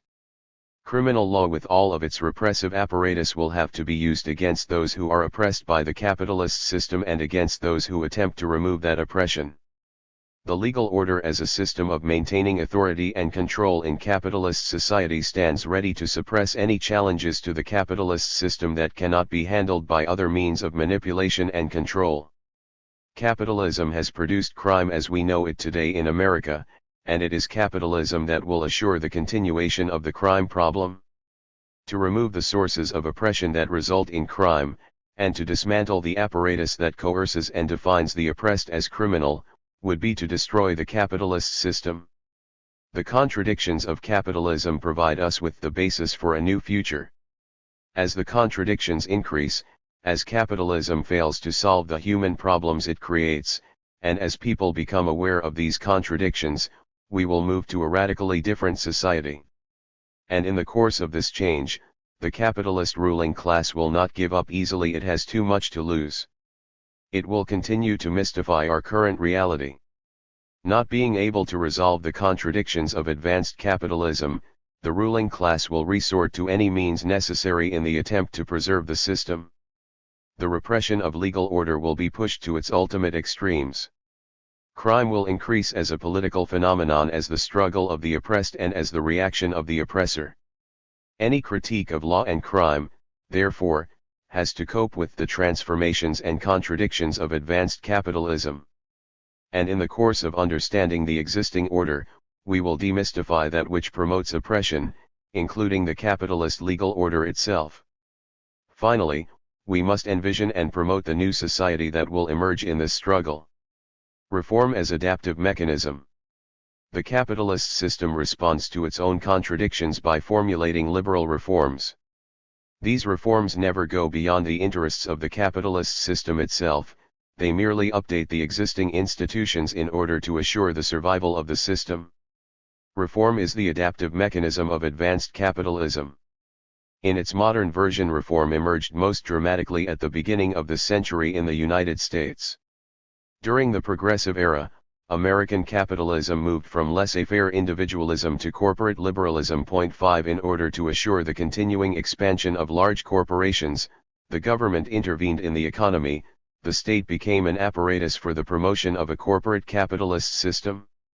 From then on, reforms consisted of state intervention in the social and economic structure of the country. In spite of conventional wisdom, liberalism in the 20th century has been an ideology and a means of securing the capitalist order. Corporate liberalism, with its reforms, has been dominant in the United States since the Progressive Era. The New Deal of Franklin D. Roosevelt was only a further refinement of the corporate ideal in the liberal state. Large business secured its hold over the social and economic order of the nation by the many reforms instituted during the years of the New Deal. Further support was given to corporate capitalism with the economic expansion stimulated by World War II, and subsequently by the Cold War that continued into the 1950s. The Great Society programs of the Johnson administration continued to protect and promote corporate capitalism through national planning and control. Every recent administration, whether Republican or Democratic, has sought to advance the capitalist system. Thus, for over half a century the American capitalist system has been able to survive by instituting liberal reforms, as adjustments to the contradictions of capitalism, and has been supported during crucial periods by the markets created either by world wars or by United States military intervention abroad, as in Southeast Asia. In the meantime, domestic conditions continue to deteriorate, inequality prevails, crime increases, racism continues, and unemployment remains a problem. From a critical perspective, which also means contrary to the official ideology, nothing else could be expected. The assumption that it is possible within capitalism to reallocate resources domestically according to social rather than market criteria and on a scale adequate to meet the cumulative social crisis has no foundation in reality. For it is belied by the whole historical experience of capitalist societies and runs counter to the logic of the system itself. Historically, the capitalist state, whether under the formal rule of social democratic radicals or Tory conservatives, has never marshaled the funds necessary to even begin a genuine social reconstruction. War and preparation for war have proved the only vast expenditure programs that capitalist states have been willing or able to undertake. 6. Capitalism itself is the problem. Liberal reforms, therefore, can do little more than support the capitalist system, which is also to say that the capitalist problem cannot be solved within the liberal reformist framework. The liberal state is an integral part of the problem. It is a device for holding down the oppressed classes while at the same time promoting the interests of the capitalist ruling class. A critical philosophy allows us to uncover another mystification of the liberal state, the myth that law serves the interests of all the people.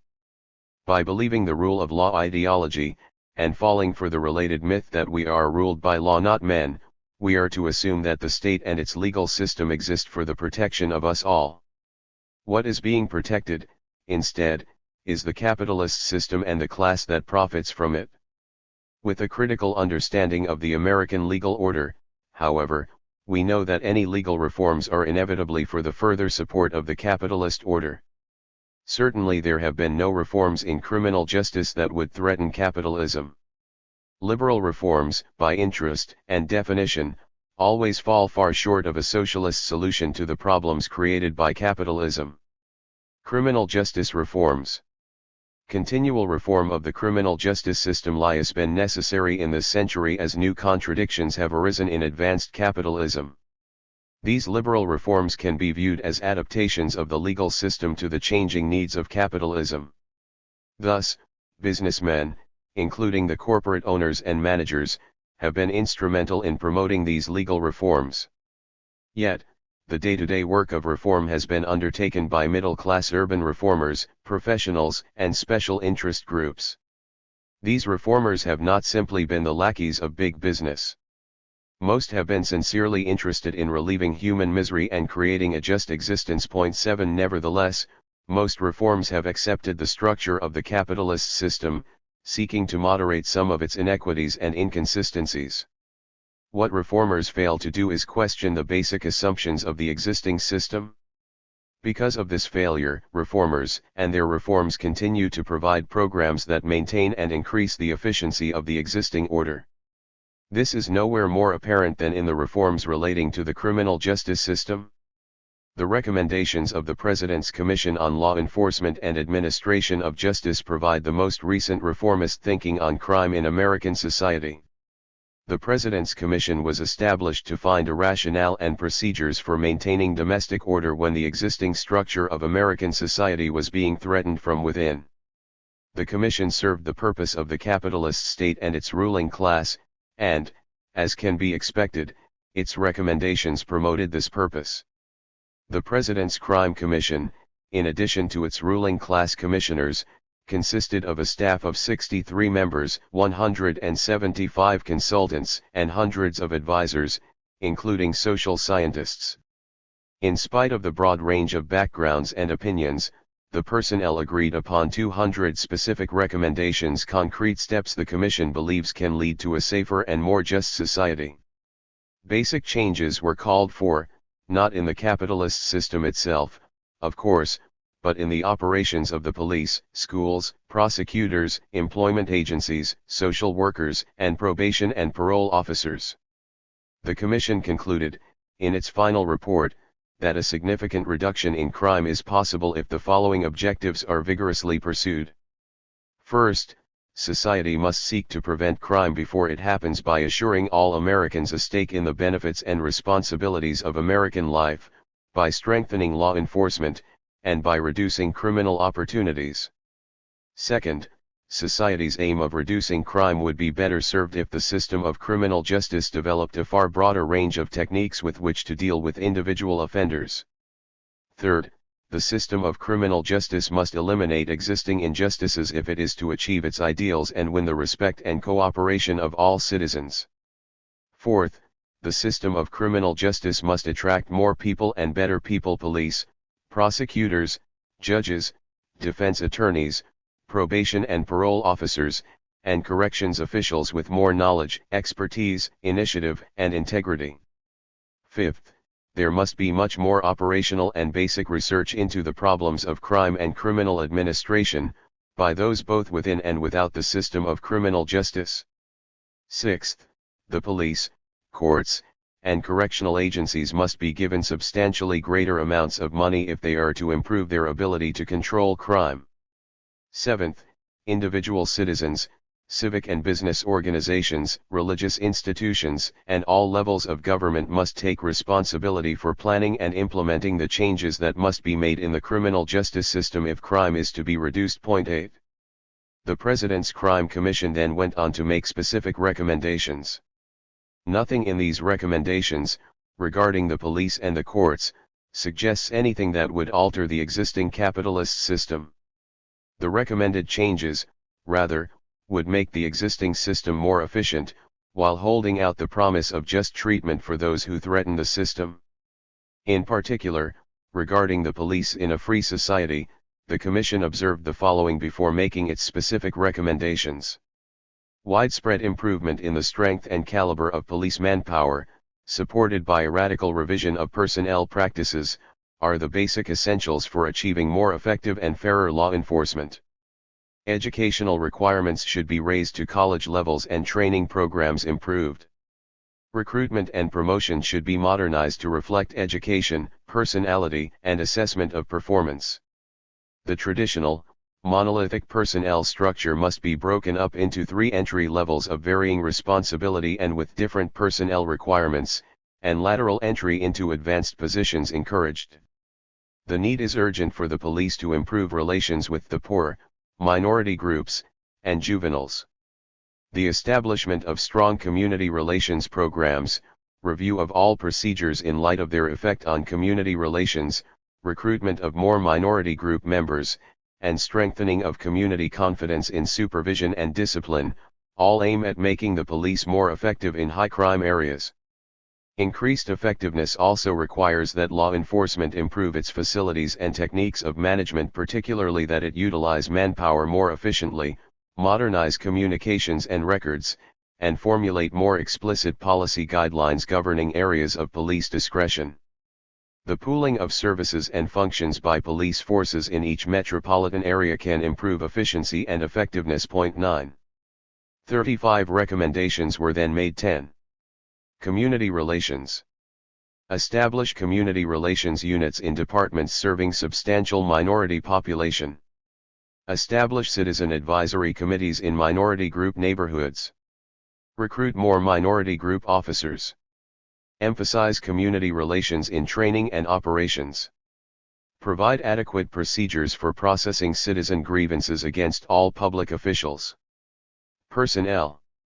Divide functions and personnel entry and promotion lines among 3 kinds of officers. Assess manpower needs and provide more personnel if required. Recruit more actively, especially on college campuses and in inner cities. Increase police salaries, especially maximums, to competitive levels.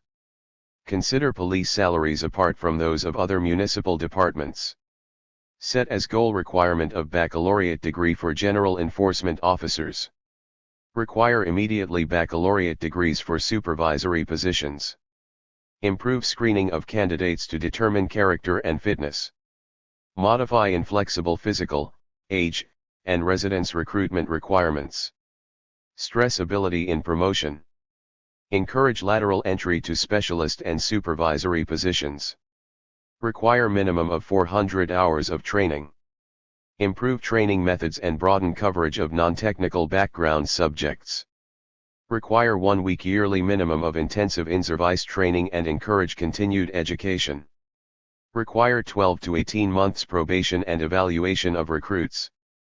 Establish police standards commissions. Organization and operations. Develop and enunciate policy guidelines for exercise of law enforcement discretion. Clarify by statute authority of police to stop persons for questioning. Include police formally in community planning. Provide state assistance for management surveys. Employ legal advisors. Strengthen central staff control. Create administrative boards of key ranking personnel in larger departments. Establish strong internal investigation units in all departments to maintain police integrity. Experiment with team policing combining patrol and investigative duties. Adopt policy limiting use of firearms by officers. Pooling of resources and services. Provide area-wide communications and records coordination. Pool and coordinate crime laboratories. Assist smaller departments in major investigations. Explore pooling or consolidation of law enforcement in all counties or metropolitan areas. Again, there is nothing in these reforms that attacks the existing social and economic arrangements in American society. The same reformist suggestions regarding the police are made by social scientists when they speak in their own behalf. Rather than questioning the existence of the law enforcement institution in the capitalist state, most social scientists offer measures that would strengthen the police and increase their ability to perform. Suggestions are made in respect to improving recruitment and training, increasing the size of police departments, better deployment of police forces, and changing the public image of the police. The police functions will be enhanced, we are told, by improving community police relations. Point 11. What is actually being advocated is further manipulation of the public consciousness so that the police can more effectively fulfill their function of preserving domestic order. What we are not offered in these recommendations is a change that would get to the basis of criminal justice in a capitalist society. Such current suggestions among social scientists as the development of a professional orientation among policemen, the creation of civility in police relations with citizens, or making the criminal justice system more accountable, do not alter the basic purpose of the criminal justice system. Point 12. Proposals that would go beyond reform of criminal justice would threaten the dominant social and economic system. Proposals within the reformist framework have no intention of doing that. The court system is subject to the same kinds of reform offered for law enforcement. The President's Crime Commission, paralleling its recommendations for the police, made the following proposals. A number of important reforms are necessary to enable courts to operate with the dignity and effectiveness many now lack. Substantial changes in the processing of criminal cases and increases in the number and caliber of judges, lawyers, and administrators are essential to fairer and more effective justice. To rationalize procedures in the crucial and often neglected pretrial stage, bail practices must be reformed, guilty plea negotiation regularized, and discovery expanded. Early diversion of appropriate cases to non-criminal treatment should be encouraged. Sentencing reforms such as revision of criminal codes, improved fact-gathering, sentencing councils and institutes for judges are needed to promote consistent and informed decisions. The right of defendants to counsel must be extended and defense counsel's role broadened. Improvements must be made in the methods used to select, compensate, and educate counsel. Better procedures are needed to remove judges from political influence and supervise their performance. Several commission recommendations are aimed at strengthening prosecutors' offices, and encouraging better formation of policy guidelines and procedures for the exercise of discretion.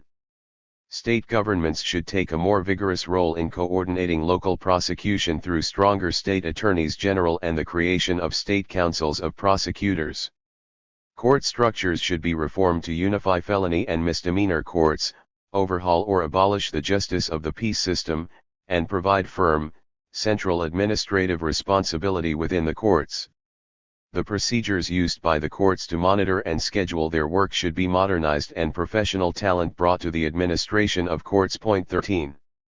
38 specific recommendations were then made and discussed in the report. The recommendations are listed as follows. 14. The lower courts.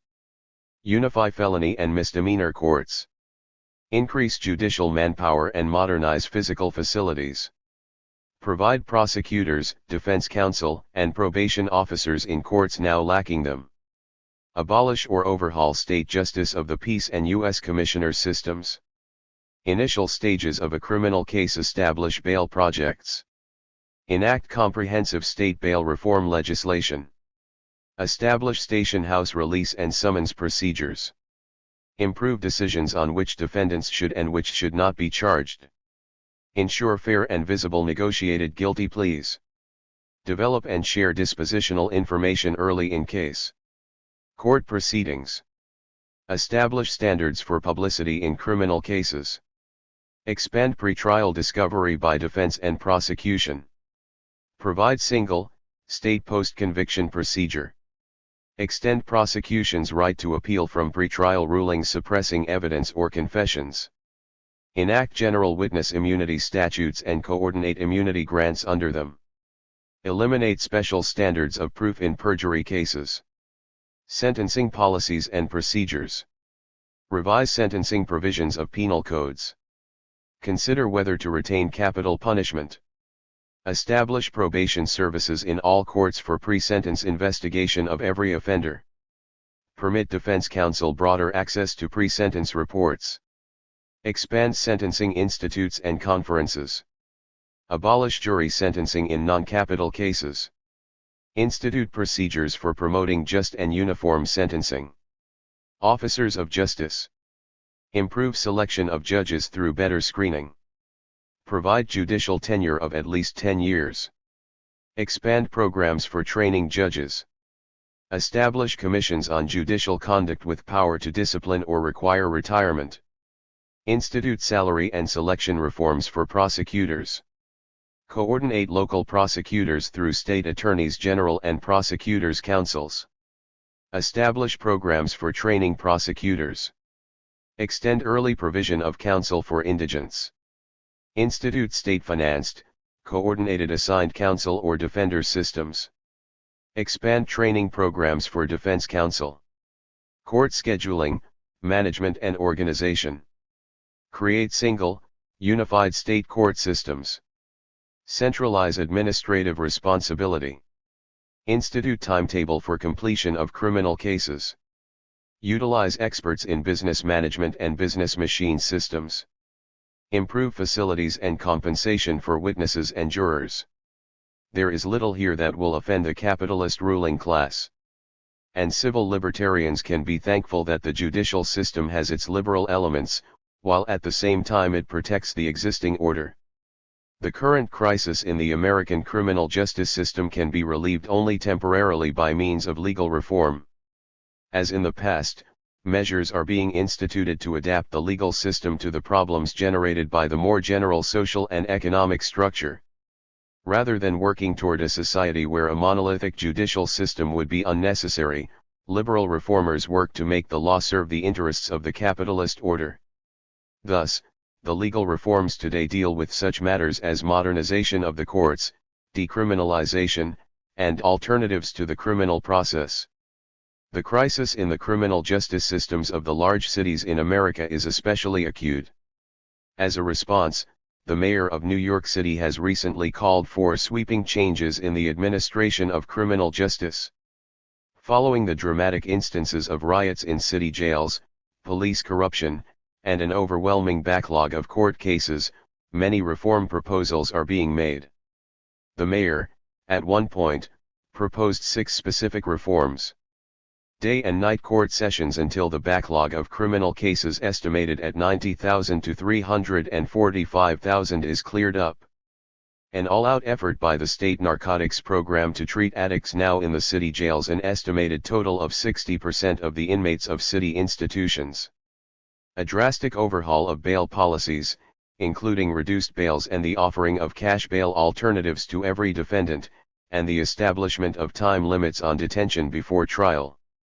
The placing of direct responsibility for the daily operation and efficiency of the judicial system in the hands of the members of the Administrative Board of the State Judicial Conference.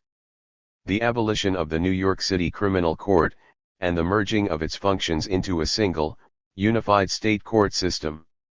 The strict limitation of jurisdiction of the criminal courts to serious crimes, and a search for other ways to deal with moral conduct and lesser offenses, including gambling, prostitution, and other victimless offenses. Point 15. These recommendations were followed by counter-proposals by other state and city groups. New York's chief judge made his own suggestions, dealing primarily with the regulation and extension of court schedules to handle the tremendous backlog of cases. 16 6 months later, the Criminal Justice Coordinating Council, an agency established by Mayor Lindsay to decide how federal crime-fighting money should be spent in New York, issued its own critical report on the need for reforming the criminal justice system. 17 This was followed by a task force report by management specialists who called for a series of administrative reforms in the state's court system. 18 The liberal concepts of social engineering and social efficiency are being applied to criminal justice problems just as they have been to the management of industrial problems. An engineered and managed criminal justice system means a more effective method of dealing with threats to the capitalist order.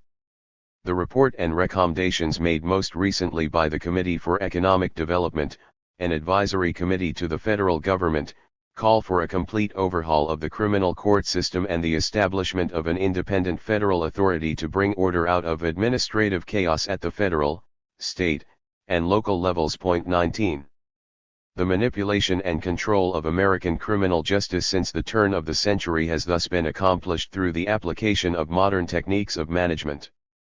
Moreover, liberal notions of reform have guided this movement.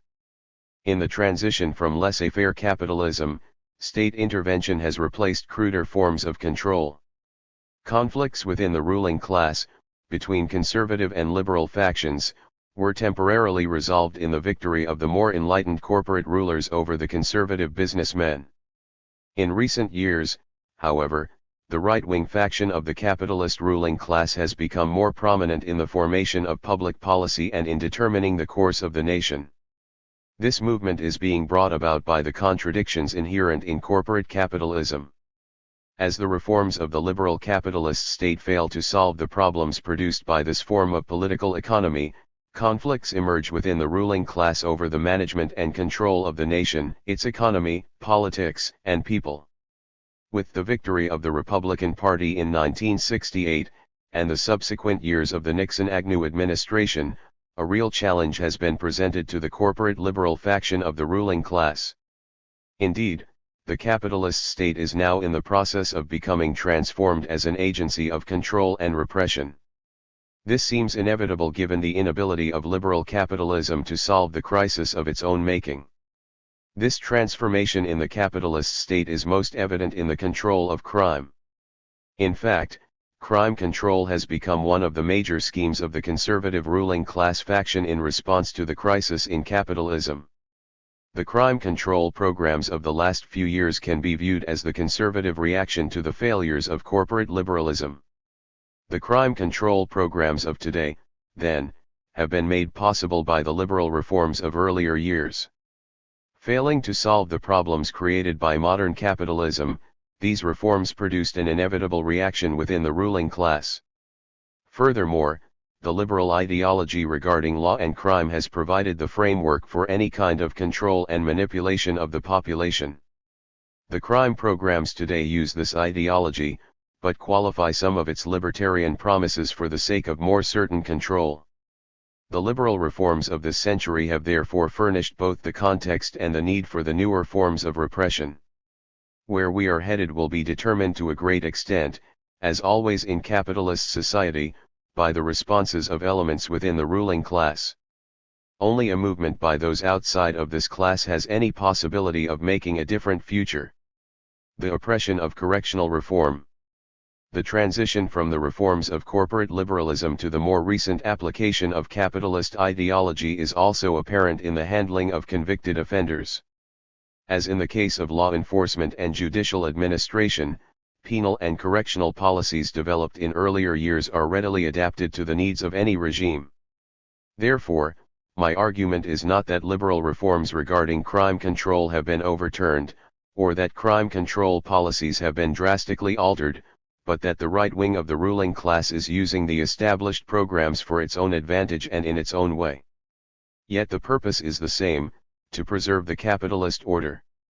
The correctional reform movement of corporate liberalism, which had been developing for half a century, reached its finest hour in the recommendations of the President's Crime Commission. In its report, the Commission summarized its position in the following manner. The wholesale strengthening of community treatment of offenders and much greater commitment of resources to their rehabilitation are the main lines where action is needed to make correctional treatment more effective in reducing recidivism. Correctional programs of the future should be built around small centers, located in the communities they serve.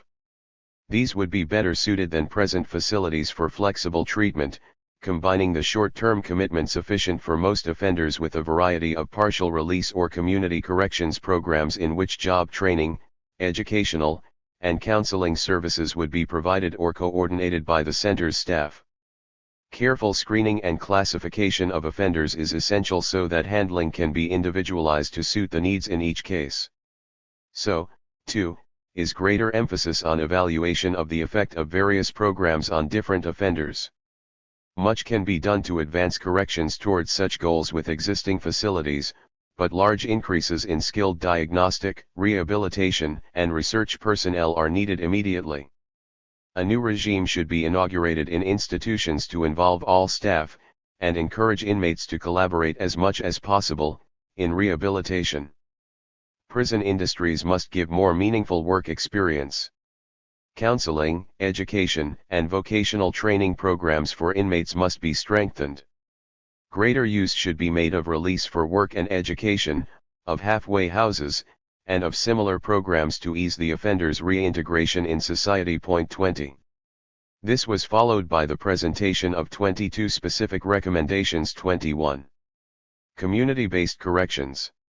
Make parole and probation supervision available for all offenders. Provide for mandatory supervision of released offenders not paroled. Increase number of probation and parole officers. Use volunteers and sub-professional aides. Develop new methods to reintegrate offenders by mobilizing community institutions. Make funds available to purchase services otherwise unobtainable for offenders. Vary caseload size and treatment according to offender needs. Develop more intensive community treatment programs as alternative to institutionalization. Correctional institutions. Establish with state and federal funds small unit institutions in cities for community-oriented treatment. Operate institutions with joint responsibility of staff and inmates for rehabilitation. Upgrade education and vocational training for inmates. Establish state programs to recruit and train instructors. Improve prison industries through joint state programs and federal assistance. Expand graduated release and furlough programs. Integrate local jails and misdemeanant institutions with state corrections. Provide separate detention facilities for juveniles. House and handle persons awaiting trial separately from convicts. Provide separate treatment to special offender groups, through pooling or sharing among jurisdictions. Correctional decision-making. Strengthen diagnostic and screening resources. Appoint parole boards solely on basis of merit, providing training and requiring full-time service. Develop standards and procedures to ensure fairness to offenders in decisions affecting them. Research and training. Improve university research and training in corrections. Correctional reform, following the liberal ideology, has become the control of crime and criminals by means of scientific knowledge and professional management. The business of the state is to maintain domestic peace, and the role of corrections is to rehabilitate anyone who threatens the existing order. Prisons are to be made into therapeutic centers, where offenders will be scientifically managed and manipulated, and finally reintegrated into society. This is all to be done, of course, as humanely as possible, according to precepts of liberalism. In spite of the correctional reforms of recent years, the purpose of corrections is to protect capitalist society. The reforms, in fact, are instituted to better accomplish this goal. The true nature of these reforms is illustrated whenever the functions of corrections are threatened by those subject to its operations.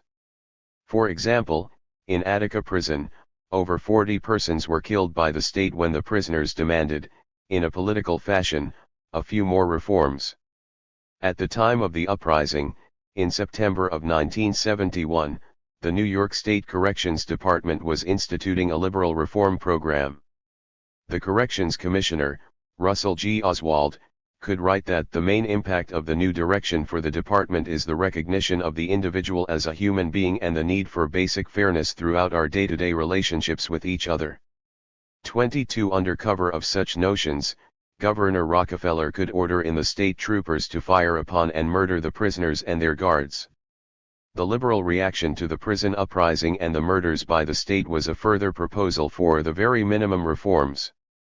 A package of legislative bills was prepared by the New York Civil Liberties Union, with the backing of several state legislators. The bills would do the following: abolish censorship of incoming and outgoing prisoner mail, but allow prison officials to open mail in the presence of prisoners to intercept contraband.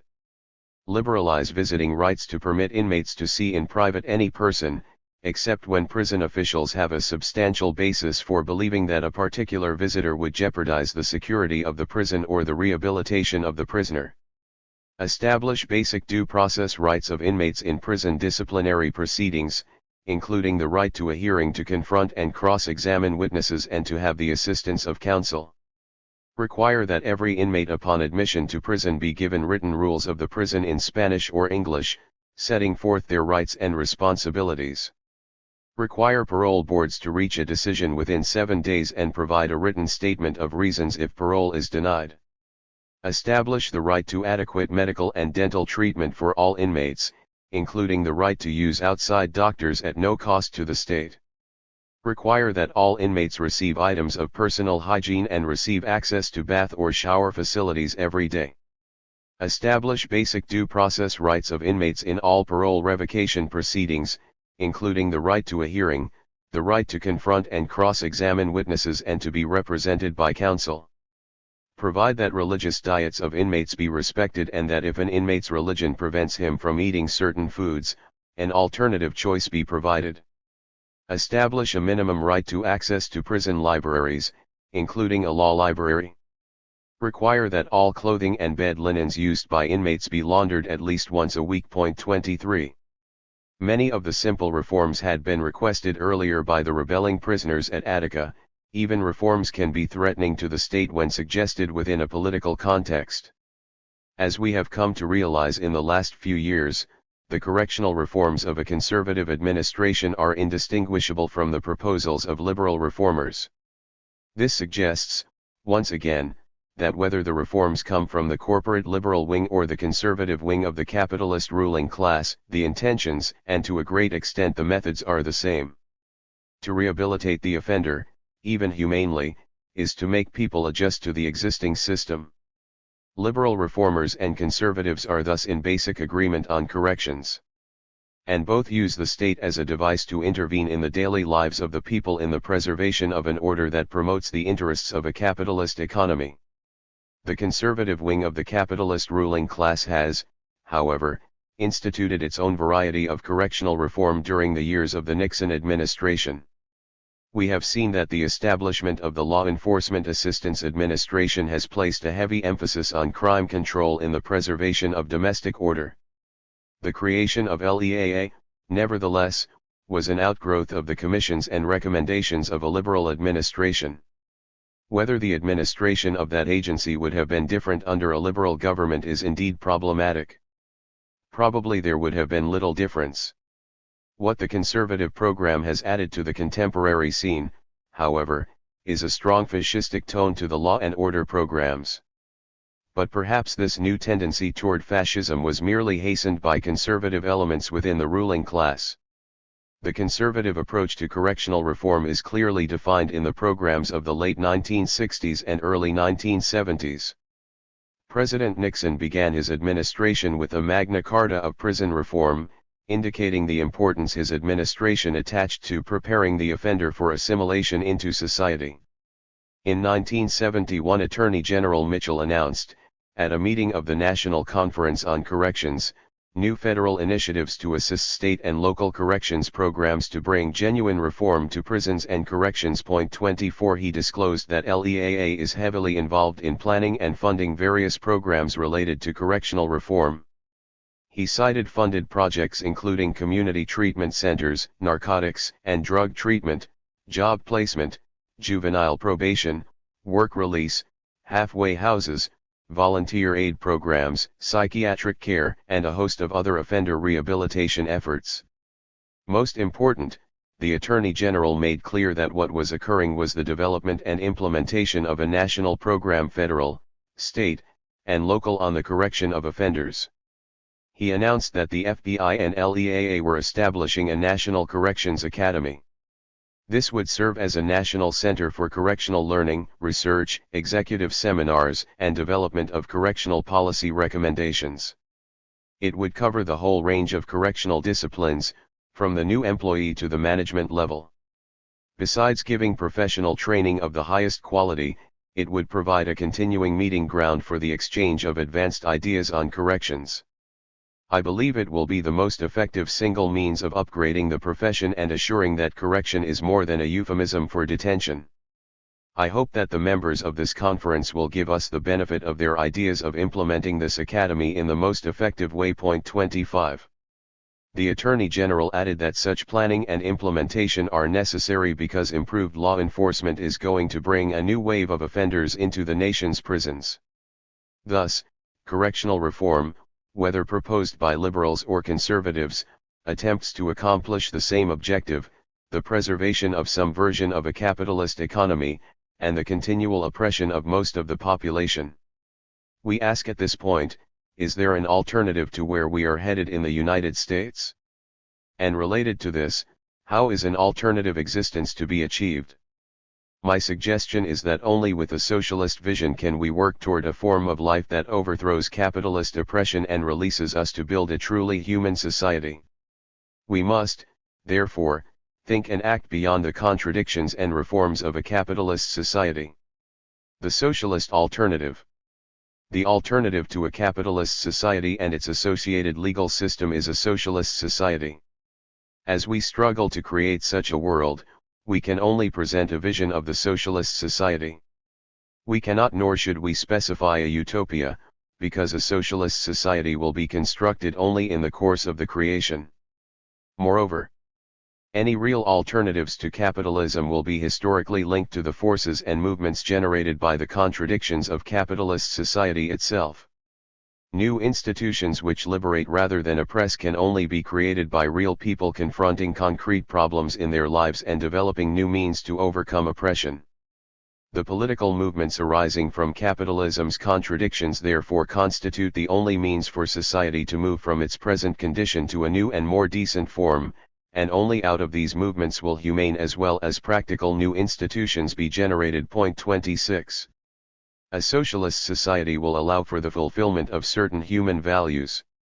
As the authors of the capitalist system write, after their extensive critique of capitalism, a truly socialist society would be characterized by equality, equality in sharing the material benefits of the society, equality rather than hierarchy in making social decisions, and equality in society's encouragement to develop one's full potentials. Work must cease to be a means of making one's living and become non-alienated, a part of one's living. Arbitrary distinctions by race and sex would cease to be criteria for particular forms of oppression or for tracking people into limited opportunities. The irrationality of production for profits would be transformed into the rationality of production to satisfy people's needs, and the unequal relations of imperialism would be replaced by a cooperative ethic recognizing people's responsibility to each other. 27. These values will be realized in the process of daily life in a socialist society. Socialism means many different things and can take a variety of forms. This is also to say that various systems have been improperly called socialist. Historically, the objective of one kind of socialism has been to nationalize all major activities in the country and to centralize the state bureaucracy. This is state socialism as practiced in the Soviet Union and some East European countries. In state socialism there is government intervention into the economy, sometimes to promote capitalism, as in Sweden. Furthermore, a welfare state may be established as a reform measure to make the contradictions of capitalism, bureaucracy, and class oppression manageable and also tolerable to those subjected to such a regime. There is little in these societies that promotes the true socialist values of cooperation, equality, participatory democracy, and freedom. In contrast to state socialism is democratic socialism. As a process, democratic socialism can be described in this way. Most fundamentally, socialism means democratic, decentralized and participatory control for the individual. It means having a say in the decisions that affect one's life. Such a participatory form of socialism certainly requires equal access for all to material and cultural resources, which in turn requires the abolition of private ownership of capital and the redistribution of wealth. But it also calls for socialist men and women to eliminate alienating, destructive forms of production, consumption, education, and social relations. Participatory socialism requires the elimination of bureaucracies and all hierarchical forms and their replacement, not by new state or party bureaucracies, but by a self-governing and self-managing people with directly chosen representatives subject to recall and replacement. Participatory socialism entails a sense of egalitarian cooperation, of solidarity of people with one another, but at the same time it respects individual and group differences and guarantees individual rights. It affords to all individuals the freedom to exercise human rights and civil liberties that are not mere abstractions but have concrete day-to-day meaning. Point 28. As we are coming to realize in our study of the unknown Marx, Karl Marx considered democracy to be the basis of socialism. In contrast to other theorists of his time, including other socialists, Marx insisted upon the democratic character of socialism. Point 29. In his later work as well as in the earlier work, Marx insisted that socialism can only develop in the course of a democratic mass movement. With the emerging contradictions of capitalism and the development of a political consciousness among those subjected to capitalism, a socialist society will be created collectively and democratically. In addition to the democratic ideal evident in Marxian theory, there is the socialist image of human possibilities. As we are finding in our reading of Grundrisse, the most basic statement of Marx's perspective, Marx held that only under the appropriate conditions can human possibilities be realized. Point 30. In the course of the socialist revolution, a person is transformed into a new being, into the authentic species being. This new human nature is one that is totally liberated from the society of acquisitive individualism, as found in capitalist society. In the movement from a capitalist society to a socialist society, then, the human being no longer suffers the alienation otherwise inherent in the relations of capitalism. The socialist vision is one of human liberation. According to the new understanding of Marxism, therefore, the human being is realized in the struggle for a true democracy, a socialist society. Marx then arrives at the conclusion that this process will lead to the dissolution of the state. The state eventually may be abolished or altered in a socialist society, since the state is based on class divisions, is characterized by centralized authority, and is dominated by bureaucracy. Without the eventual abolition of the state, these conditions and forces may continue to expand into state socialism or state capitalism, negating the realization of a true democratic socialism.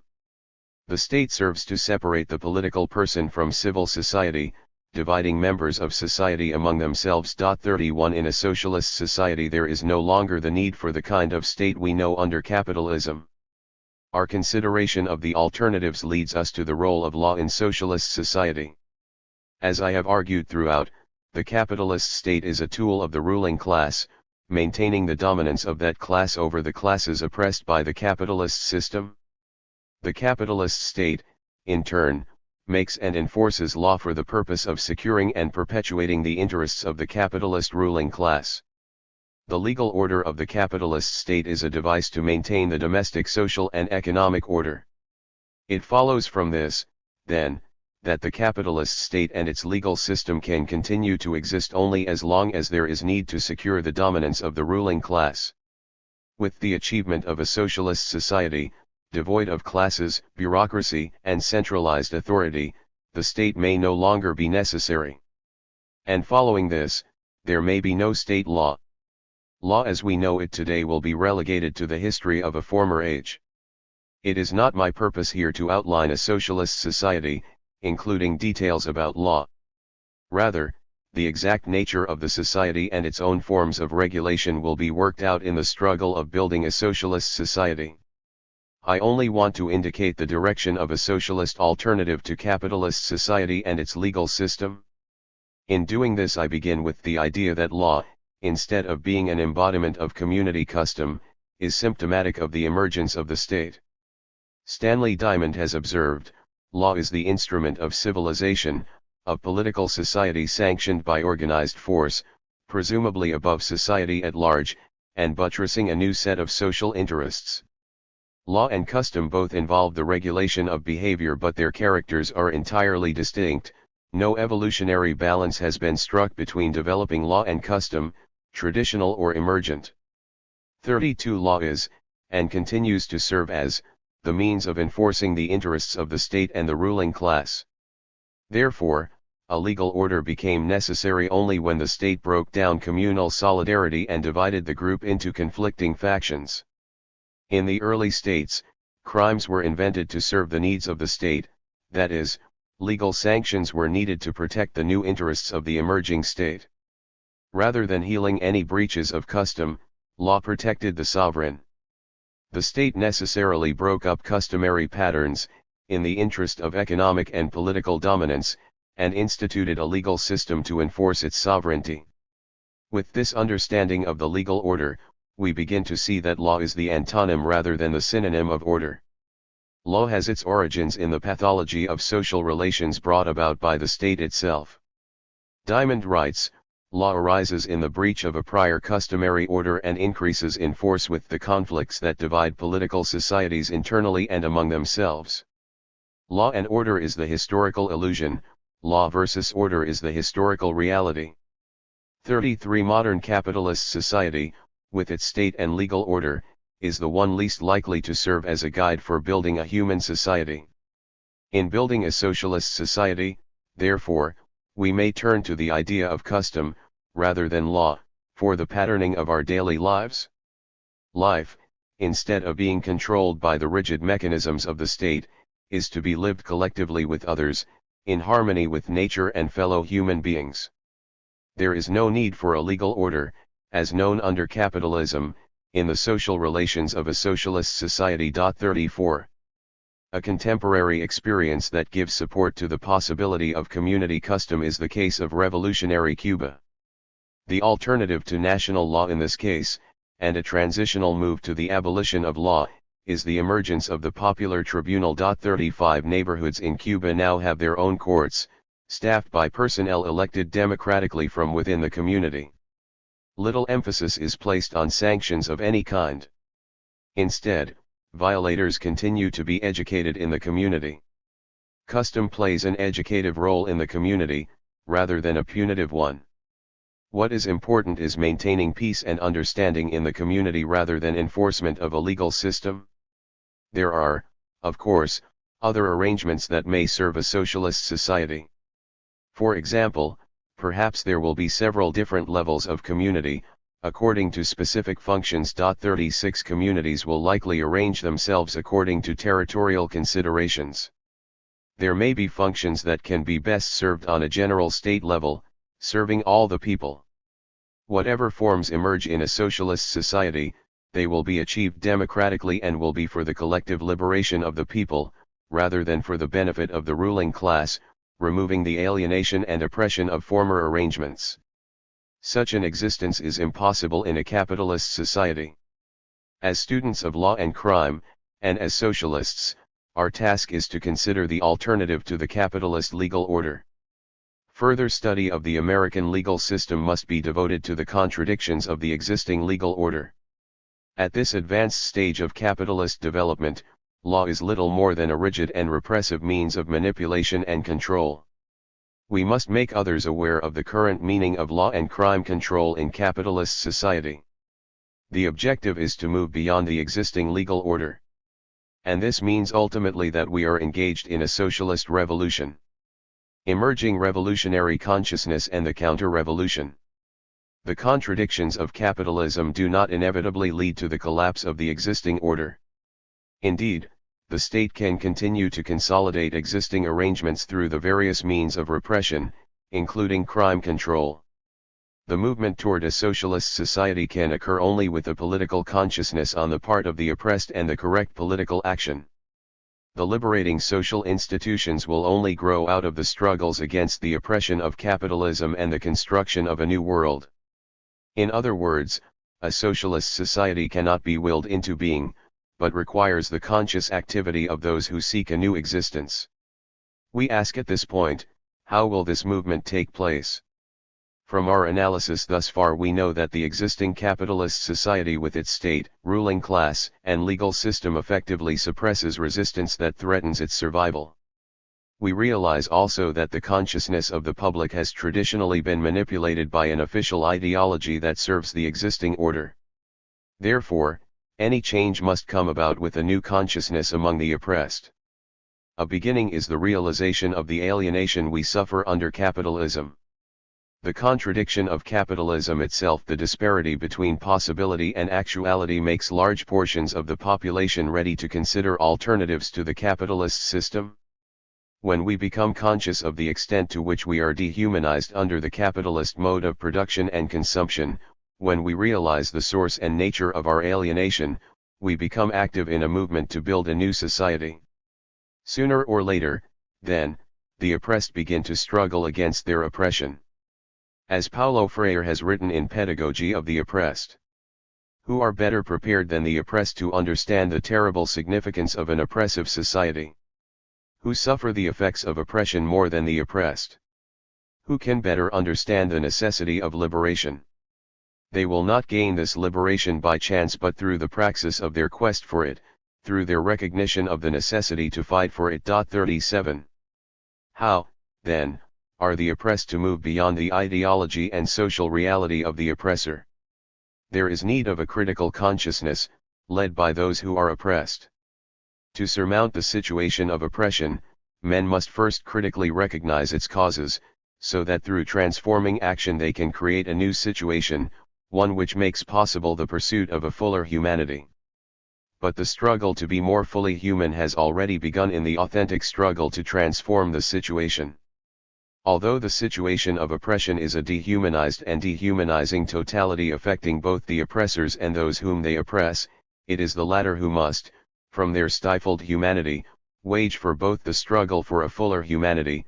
The oppressor, who is himself dehumanized because he dehumanizes others, is unable to lead this struggle. 38. It would be a contradiction in terms, Freire notes, if the oppressors not only defended but actually implemented new institutions. It is the responsibility of those who are oppressed to remove that which is oppressive, that which makes us less than human.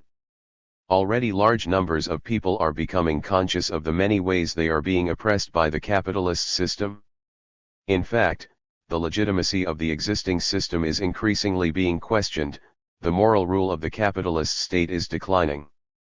Both the rebellion of the people and the repressive measures of the government can be interpreted as reflecting the decline in legitimate authority. No longer do we accept the ideology that once automatically granted legitimacy to the state. The older belief in unexamined allegiance to the state no longer prevails. We now base allegiance on will and conscience rather than on blind acceptance of existing power. The social and political world has become unfrozen for us. 39. As the oppressed continue to question and demystify capitalist institutions, the hegemony of the ruling class and capitalist relations is being eroded. This means that law itself is being undermined. As Aronowitz observes, the revolt of ordinary people against all forms of legitimate authority controlling the institutions of daily life and their simultaneous efforts to establish their own authority over these institutions takes law from its position of preeminence in society and reveals it as an arm of class rule. 40. Consequently, the American legal order is breaking down. Yet, while the legitimacy of existing institutions is being questioned, and as the legal order is breaking down, there is occurring simultaneously the further development of an authoritarian state. The authoritarian solution to the attacks on existing institutions is apparent in the creation of the recent crime control techniques and programs. The manipulation and control of a large portion of the population become necessary when the capitalist order is in danger. Some of the principles and methods for fighting crime developed earlier under liberal administrations are now being organized and applied in new efforts to preserve domestic order. An attempt to establish an authoritarian, neo-fascist state may be the final phase of advanced capitalism. It is the counter-revolution in America that a Marxian analysis must now confront. Capitalism may well collapse, but as Marcuse has recently observed, the outcome will not necessarily be a socialist revolution. A Marxian analysis cannot seek comfort in the long run. In this long run, the system will indeed collapse, but Marxian theory cannot prophesy which form of society will replace it. Within the framework of the objective conditions, the alternatives depend on the intelligence and the will, the consciousness and the sensibility, of human beings. It depends on their still existing freedom. The notion of a protracted period of barbarism as against the socialist alternative barbarism based on the technical and scientific achievements of civilization is central to Marxian theory. At present, the initiative and the power are with the counter-revolution, which may well culminate in such a barbarian civilization. 41. This counter-revolution within advanced capitalist society is the context in which we must now work in making a socialist revolution. There are already the tendencies, such as the erosion of legitimacy and a consciousness of oppression, that are necessary for a mass-based revolution to work against the counter-revolution. In other words, the presence of objective conditions for a socialist revolution is now being joined with the subjective awareness of the need for such a revolution. 42 Millions of people who are subject to the objective oppressions and repressions of advanced capitalism are challenging the capitalist system in various ways. This is a revolution from below, by those who are oppressed and exploited in many diverse ways by the existing system. This includes the working class, and the new working class, as well as many other groups. To sum up, Marcuse writes, the working class remains the potentially revolutionary class, although it would be a class of different composition and with a different consciousness. In line with the new character of production in advanced monopoly capitalism, it comprises manual and intellectual labor, blue-collar and white-collar. The impulses for radical change would be rooted, not primarily in material privation but in human degradation, and in the awareness that it can be otherwise, here and now, that technical progress can become human liberation, that the fatal union of growing productivity and growing destruction can be broken. Needs are becoming a material force, the need for self-determination, for a non-repressive organization of work, the need for a life that has not only to be earned but is made an end in itself. 43. This new radical movement is spreading, and not only within American society. Even more important, there is a worldwide revolt against global capitalism, mainly among the underdeveloped and third world nations. 44 Revolutionary wars are being waged against capitalist domination. Social and economic reconstruction is taking place on a socialist basis in Vietnam, China, Korea, Cuba, and Algeria. These victories, taken together with the increasingly obvious inability of the underdeveloped countries to solve their problems within the framework of the world capitalist system, have sown the seeds of revolution throughout the continents of Asia, Africa, and Latin America. Some of these seeds will sprout and ripen rapidly, others slowly, still others perhaps not until after a long period of germination. What seems in any case clear is that they are now implanted beyond any prospect of extirpation. It is no longer mere rhetoric to speak of the world revolution. The term describes what is already a reality and what is certain to become increasingly the dominant characteristic of the historical epoch in which we live. 45. In spite of the existence of certain objective revolutionary conditions, and in spite of an emerging revolutionary consciousness, we cannot assume that the socialist revolution will occur or be completed soon, or any time in the near future. We are capable of only some advances in our time, due in large measure to the nature of the conditions. Man makes his own history, that is true. But as Karl Marx pointed out, he does not make it out of the whole cloth, only from that which is available to him at any given time. Men cannot accomplish what is impossible. Try as they did, the utopians in previous centuries could not establish new social orders based on brotherhood. The time was not yet ripe for that. They could dream of such a society, and dreams are of tremendous importance and play a great role in mankind's progress, but they could not yet realize it. The time can be seized, but only for that which the objective material forces of society has made possible. 46. We must be aware, at every turn, that we are engaged in a struggle against the oppressions of the capitalist system. In the course of concrete struggles against existing capitalist relations and state power, we will define our future strategies. In this long march we will build humanizing, socialist institutions. With a critical intelligence we will combat the counter-revolution that is taking place in capitalist society. We must make certain that the alternative to the collapse of capitalism is a socialist world, not a totalitarian one. This makes all the more crucial our understanding of the counter-revolution that now relies on the tools and ideology of legal order. A critique of legal order and crime control helps us to demystify those fundamental aspects of counter-revolution. Our objective is to work toward the only alternative that will promote human liberation: a socialist society. Struggle for a socialist society. I conclude this critique of the American legal order with a sense of the work to be done. We have much to do in the further development of a Marxian theory that is appropriate to our times. A critical intelligence requires the expansion of our ideas to meet the challenges of the advanced capitalist society. Much more attention has to be devoted to an understanding of legal repression as a counter-revolutionary force. Only in such critical work can we survive the collapse of capitalism and build a socialist world. In critically understanding our current historical reality, we are in a position to act in a way that will remove our oppression and create a new existence. Though we are subject to the objective conditions of our age, as human beings we are also collectively involved in transforming our social reality. Our praxis is one of critical thought and action, reflecting upon the world and acting to transform it. We can free ourselves from the oppression of the age only as we combine our thoughts and our actions, turning each back upon the other. Our theory and our practice are formed in the struggle to make a socialist society. This is a critical life.